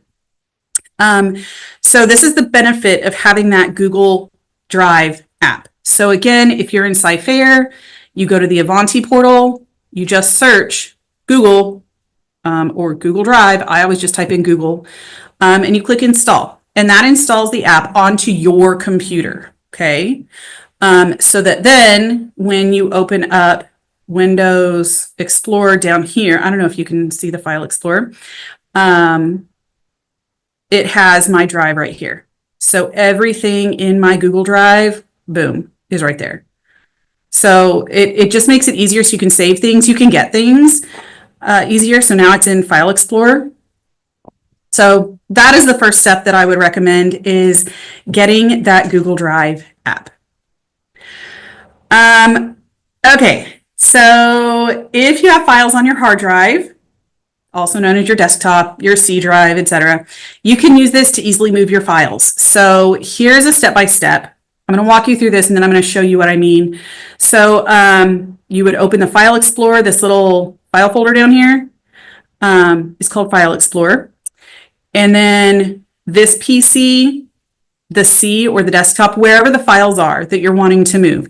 And you just literally highlight them and then drop them into your Google Drive. So if you click here and say, I'm wanting to move something from, I think I cleaned up too much and I didn't leave anything on my computer to move. Let's look at downloads. So let's see if I have this and I want to, this is downloads. This is on my computer. I cannot access. Christy, yes. We can't see what you're seeing. We're still seeing your slides. Oh man. Let me see if I can stop screen sharing and then share it again. Let's try that. That sounds great. Because it's not, okay, let's see, entire screen. Can you see it now? Yes, we can. Huzzah! Okay, I think I clicked the wrong one the first time. Okay, so this is the File Explorer. I'm in Downloads, and then I'm going to click on this. It's the KG fonts, by the way. If you don't know, KG fonts are free on Teachers Pay Teachers, but you can't really use them except on PowerPoint, but they're really cute. So if I want to move this to my Google Drive, I just come down to my Google Drive and I drop down my drive, and now I can drop this anywhere. I love folders, which you're going to find. So I'm going to drop it into this school year folder so that I can find it. There's the school year, and I have a little miscellaneous one. I'm just going to take this, drag and drop. You can highlight these. You can move a whole bunch at once. You can move just one or two, whatever. And you let it load, and then it's going to be in there. I stopped it because it's already on my drive. Okay, so that's the first thing that I would recommend to everybody. If you have your teacher tool, you probably want to make sure your desktop is cleared off. So like if I show you my desktop, that's what my desktop looks like. There's not much there. So it's literally whatever came on it. So I would clear all that stuff off and just put it in your Google Drive. Now, the other way, of course, to do it is to go to your Google Drive, new, and upload, but it's easier to do it this way. Okay, so step 2, we are going to organize a little bit. So if you want to do this while I'm doing it, you can, or you can save this for later and just watch. I have not cleaned up my Google Drive this year yet. I always do it in the summer. So this is my cleanup. The first thing I'm going to do is I'm going to search for Untitled, because there are moments when I go to start a presentation and then I'm like, don't want to do that in Google Slides. I want to do that in Canva or whatever. So I'm just going to type in Untitled. And we can now see all of my Untitled files. I'm just going to get rid of the things that are right here. So I'm going to highlight. The way that I highlight is I click on one file and then I use Shift and the arrow keys. Okay, and then I want to get rid of these. So you can either click the trash can, you can move it, you can download it if you want, but I don't need these. I'm going to just press delete or trash can. So I honestly feel like Untitled, for me, take up more space than they need to. I mean, come on, that's like a lot of Untitled stuff and like video, things like that. So Untitled is the first thing that you can search to get rid of things. The other one is copy of. Now, don't do this if you leave copy of on your files. So when somebody shares something with me, and I make a copy of it, I immediately change that because I want to be able to come back to my Google Drive later and search for copy of, and then smiley embarrassing. Then I can start deleting things that are copy of. Okay, so those are two things you can use to kind of clean up your drive a little bit and start saving space, which we do have a lot of space in our drive, but we don't want to use that with things that are garbage. So yeah, that's your first step. Step 3, I love folders. Folders are your friend. I will show you my entire drive. This is my drive. So when you click on my drive, right over here, my drive, you might see just lists and lists and lists and lists of files and things like that. My drive, I can't handle that. I have anxiety. I, by nature, am a type B person. I don't worry about a little clutter, but digital clutter is not okay for me. I can't function like that. So I will tell you, using Cami, these are automatically populated. So I just let those stay. I don't mess with them. I just keep them there. I'll move things in and out of them. And then like this is for my school, the logos and stuff. I want them every year. And then this is for Tech Heads. It's a program that we have at our school. And I noticed it's from 2024. Now I want to move this to where it's in 2024's folder. So over here, there's these little arrows. So yours might look like that. You click on it and it expands it. This is for this year. And I'm going to explain why I use the emojis in a minute. This is for all that miscellaneous stuff. And then I also have a folder that I have previous years. So like you can see when I suddenly said that's enough, it was right after COVID. Shocking, because of all the digital stuff. And so I'm going to go to last school year. And here's all my folders. And I'm going to find, I know I have a Tech Heads folder. Tech Heads. I'm going to take this and I'm going to drag it and drop it into that folder. It's going to ask to change who has access, and I'm going to say yes. The reason that is because my folders I keep open for my team. So I automatically share this with my team so that if they need access to anything in that folder, they can have it. So if I'm sharing lessons, I don't have to go in and individually share. My school year folder will always be shared with my team. So anytime I move something in there, it's going to ask that. All right. So folders, super important. I love folders. They are my favorite. I have not moved my DLC participant planning sheet from today into anything yet, and it's part of this school year. So I'm going to drop this down.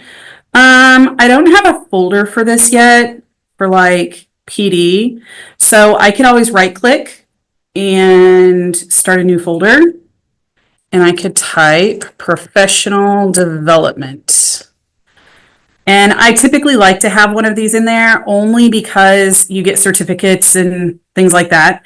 And I like to have a place that I can just drop those in. So that when somebody says, I need to see your certificate from whatever training, I know where it is and it's in that school year. So I just, whoops, this was my bad. I just click, drag, and drop. And then yes. So now I have all of my stuff in there, and it is pretty and it's beautiful. And yeah. So I recommend that you make a folder today, right now, for the current school year. That means that you're going to make a folder that says 2025 to 2026. You don't need to put your name on it or anything. It's in your Google Drive. And then I like to put asterisks and an emoji in front of it because then it pops it to the top. So Google Drive is going to automatically order it in alphabetical order or numerical order. Well, emojis, asterisks, things like that automatically pop you up to the front. They're before 0. So I'm going to rename. Actually, you know what? I'm going to go into that professional development folder. Okay, so here's my new folder I just made. I'm going to right click and I'm going to rename this.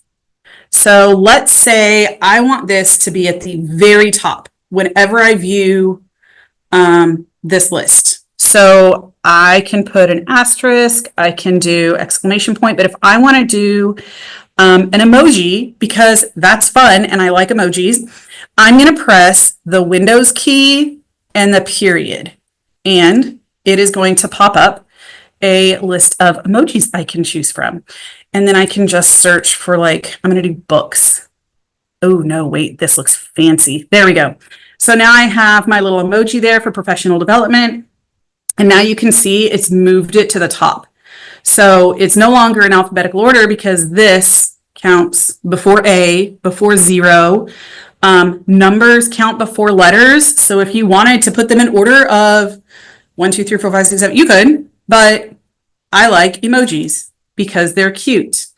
And if you look at my lessons from last year, halfway through the year, I put an emoji with each of them so that then I could see kind of what's going on that week.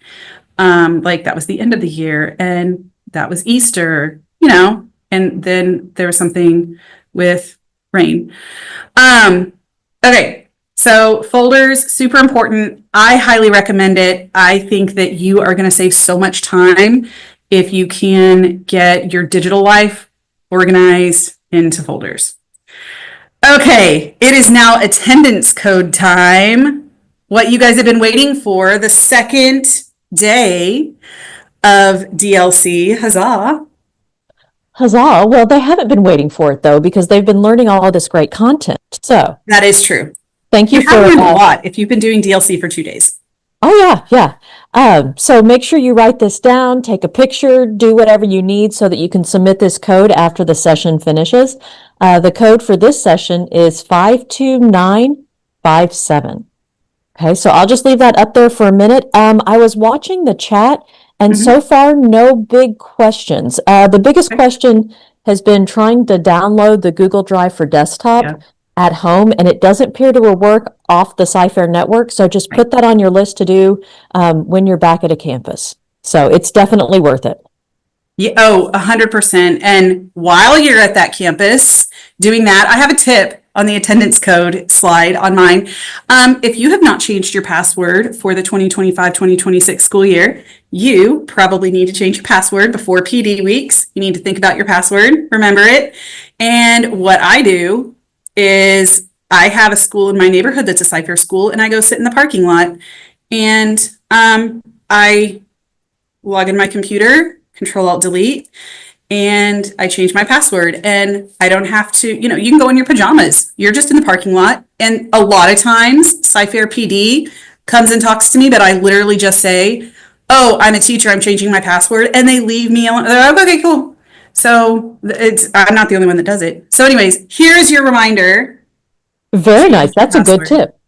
Well, because if you wait till August in service, it can really back up getting into everything. So yeah, don't do that, because if you need to call the help desk now, I bet that you're not going to be caller 89. You're going to be like caller 3. So maybe. Yeah, maybe. Yes. Okay, so we done with the attendance code? Yes, it is all yours again. Huzzah. Okay, so, oh look, yeah, there's that tip. Have you changed your password? Yeah, I recommend you do that. Write that down along with going to Avanti and getting your Google Drive app. Okay, so organizing your Google Drive. We're going to start in settings, and we're going to do a few things. So I'm going to go back to my drive. I'm just going to click up here at the top. You could go to home, but go to my drive. That's easier. I'm going to click this gear right here. This is the settings. It's right next to the waffle. And I'm going to click settings. And you can see how much space I've used. We get 1 terabyte right now, and I'm at 110.99 gigabytes. And you can kind of see that. I don't know what yours is at, but I will tell you by the time I'm done totally refreshing and clearing out my Google Drive, that will go down probably by 10 gigabytes. Just because, there's things that I don't need anymore. I've got duplicates of photos, videos, things like that I'm just not going to use. So this is the storage issue. Start page. This one, they probably have clicked home as your start page. That's your Google Drive home. Honestly, I say no. I say just make it my drive, because if you're going to your Google Drive, what do you want to see? You don't want to see the most recent files. You literally want to see your drive. Okay, so my drive. This was clicked on mine a couple years ago. I turn off workspaces unless you use it. If you use it, fine. But if you don't, and you don't know what it is, I'd unclick that. Appearance, I prefer dark theme because my eyes are horrible and it makes it easier for me to read. And then density, this is just how far apart you want your files and stuff. If you do grid view, I like comfortable. And then PDFs, I do a preview so that like if you hover over it, it kind of shows you what you're going to get before you get it. So that's a good thing to have. And I honestly wouldn't mess with the rest of this stuff. Just for organization, I would start with start page is my drive, turn off workspaces, and then choose your appearance. And again, you can see I like the dark theme. My phone's on dark theme and everything. We are reaching close to the end. Okay, layout. So you get a choice if you want list layout or grid layout. So I prefer list layout. Always have, probably always will. But if you want to switch it, you're going to go to the top right corner. In CFISD my drive, there's this little thing over here. It's right under that. It's like a mini waffle. I don't know what to call this. It's a grid. Anyways, it looks like that. It's not awful. It's not horrible. I just prefer a list. So it's up to you. I think list goes a lot better with this sidebar, and you can make that sidebar bigger too. Because this is a list and this is a list. It's just how my brain works. But if you want to switch it to grid, that's fine. Total personal preference. Okay. There's nothing fancy that either one of them does better than the other. Complete personal preference. All right. So tips on staying organized. This is like when you're trying to teach your kids how to keep their room clean, and you say, just pick it up as you go. When you're done playing with the toy, put it away.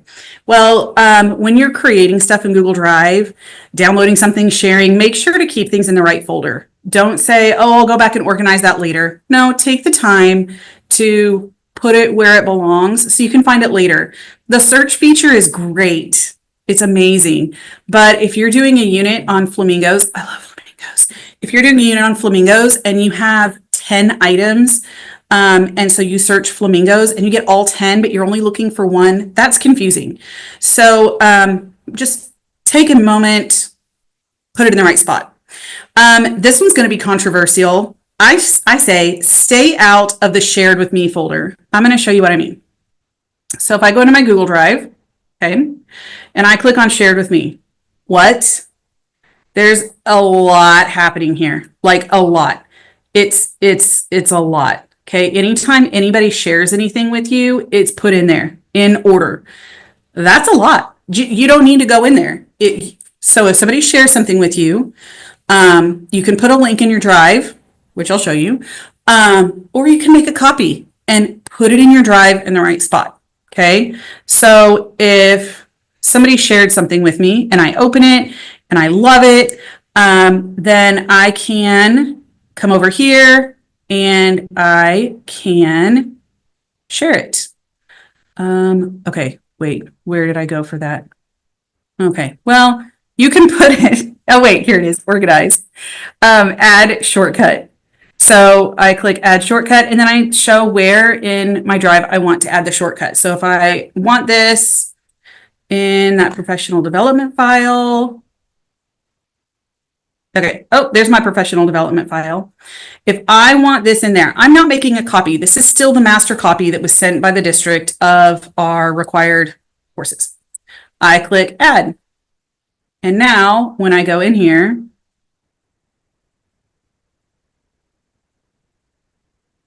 right there, that little arrow says that it's a shared link. Like this is their original document. This is just a link to it. So if you get something shared with you and you don't want to make a copy, that's cool. Just, okay, for my own reminder too, you go into organize, add shortcut, okay? Or put it in starred. I don't use starred, but maybe you do. Star files you use frequently. I don't really use them a whole lot, but maybe you do. And then finally, I'm going to preach this a lot. Do not save to your desktop or hard drive if it isn't necessary. Your campus technology person that comes and helps with all of the stuff and replaces computers, they will thank you if your computer happens to go out, something's not working, it's not charging, they're going to want to just switch it out. They're not going to want to sit and troubleshoot with you for 2 hours. They just don't have time, and that's not really feasible. It's better if you can just say, here's my computer, and they can give you your other computer. It's happened to me, and it makes it easy. It makes it even easier if you're wanting to put stickers on your computer, order a little case that goes on top of it, pop your case off, and then they'll give you the new computer. It's seamless.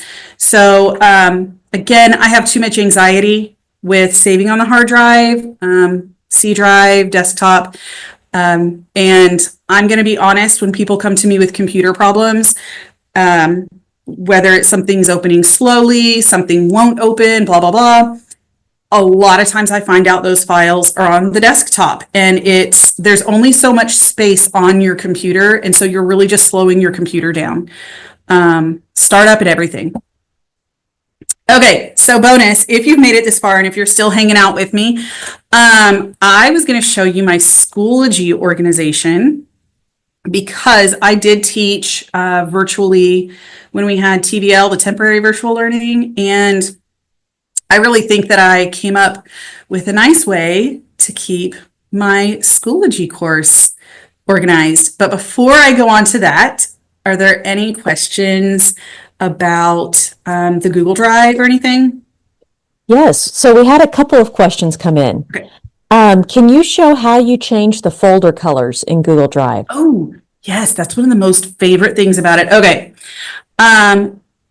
So again, okay, wait, I'm proud of this. So I'm going to show you previous years. Okay, I'm going to go to last year. I rainbowed like all of my lessons and it looks so pretty, but also I know that week, like it's a purple week or it's a blue week, or it literally has no rhyme, like there's no reason this is green except that it just comes after blue in the rainbow.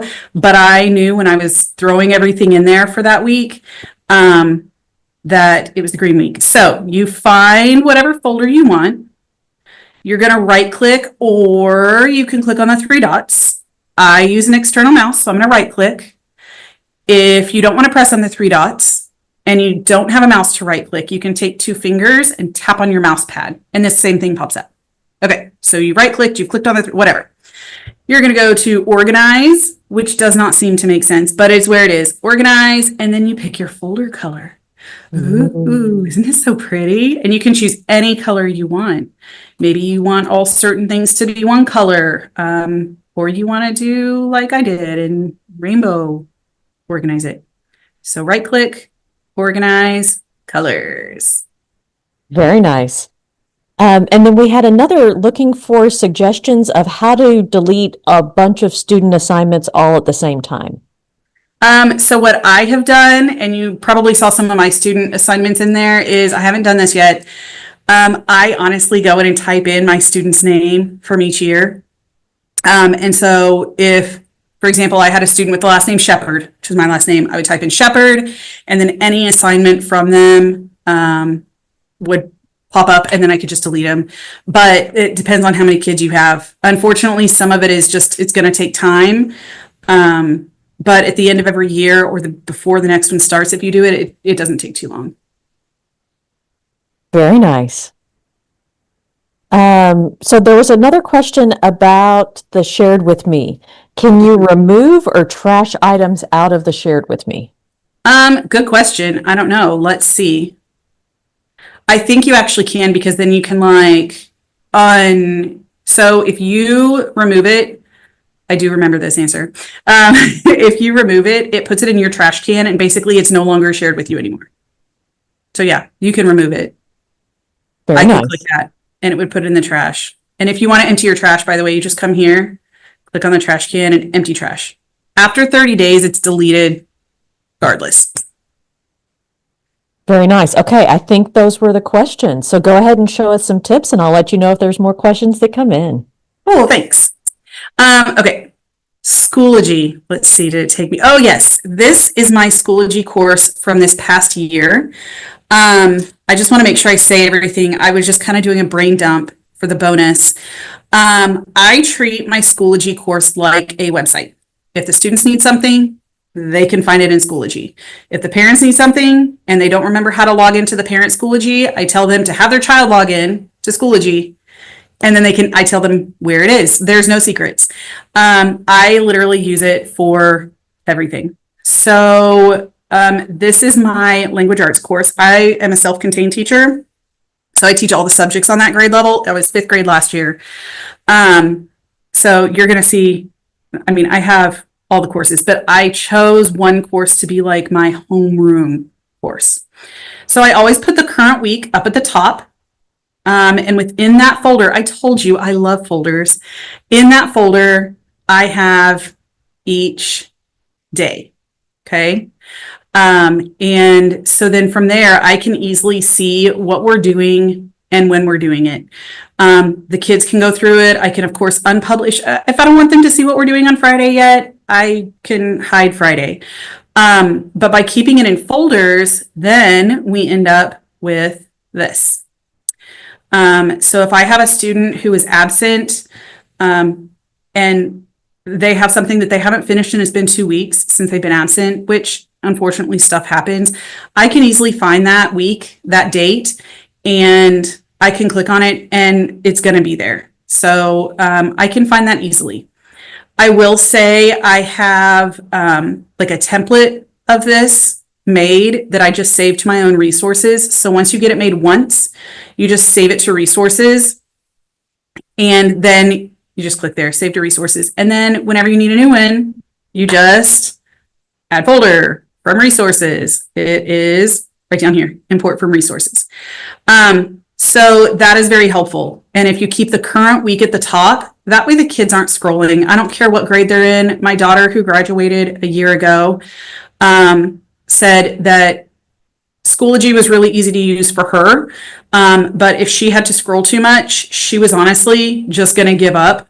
And I get that. If you're having to look and click too much, it's concerning.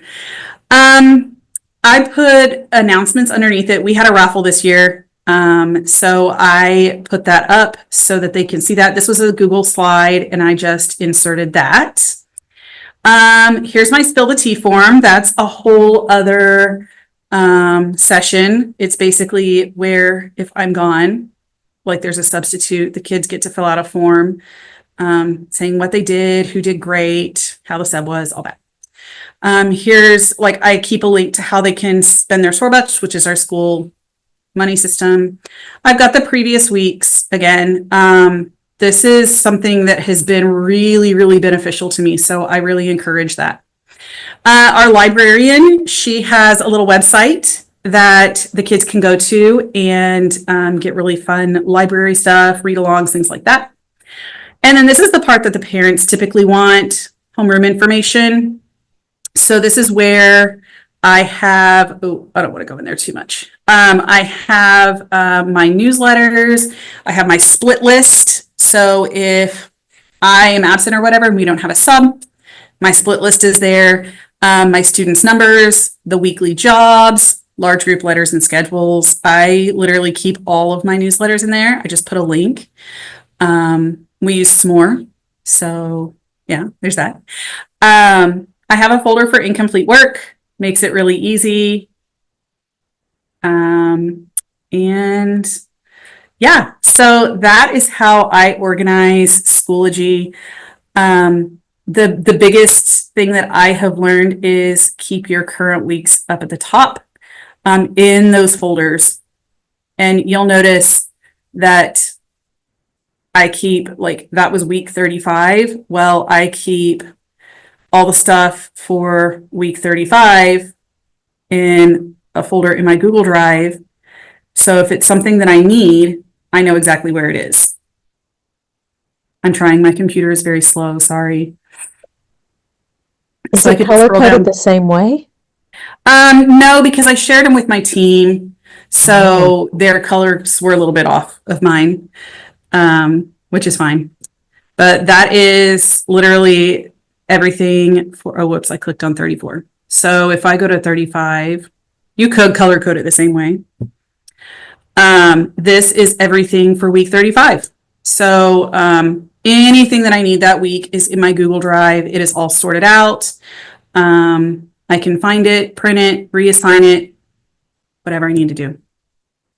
So that's it. I think, yes, I have reached the end.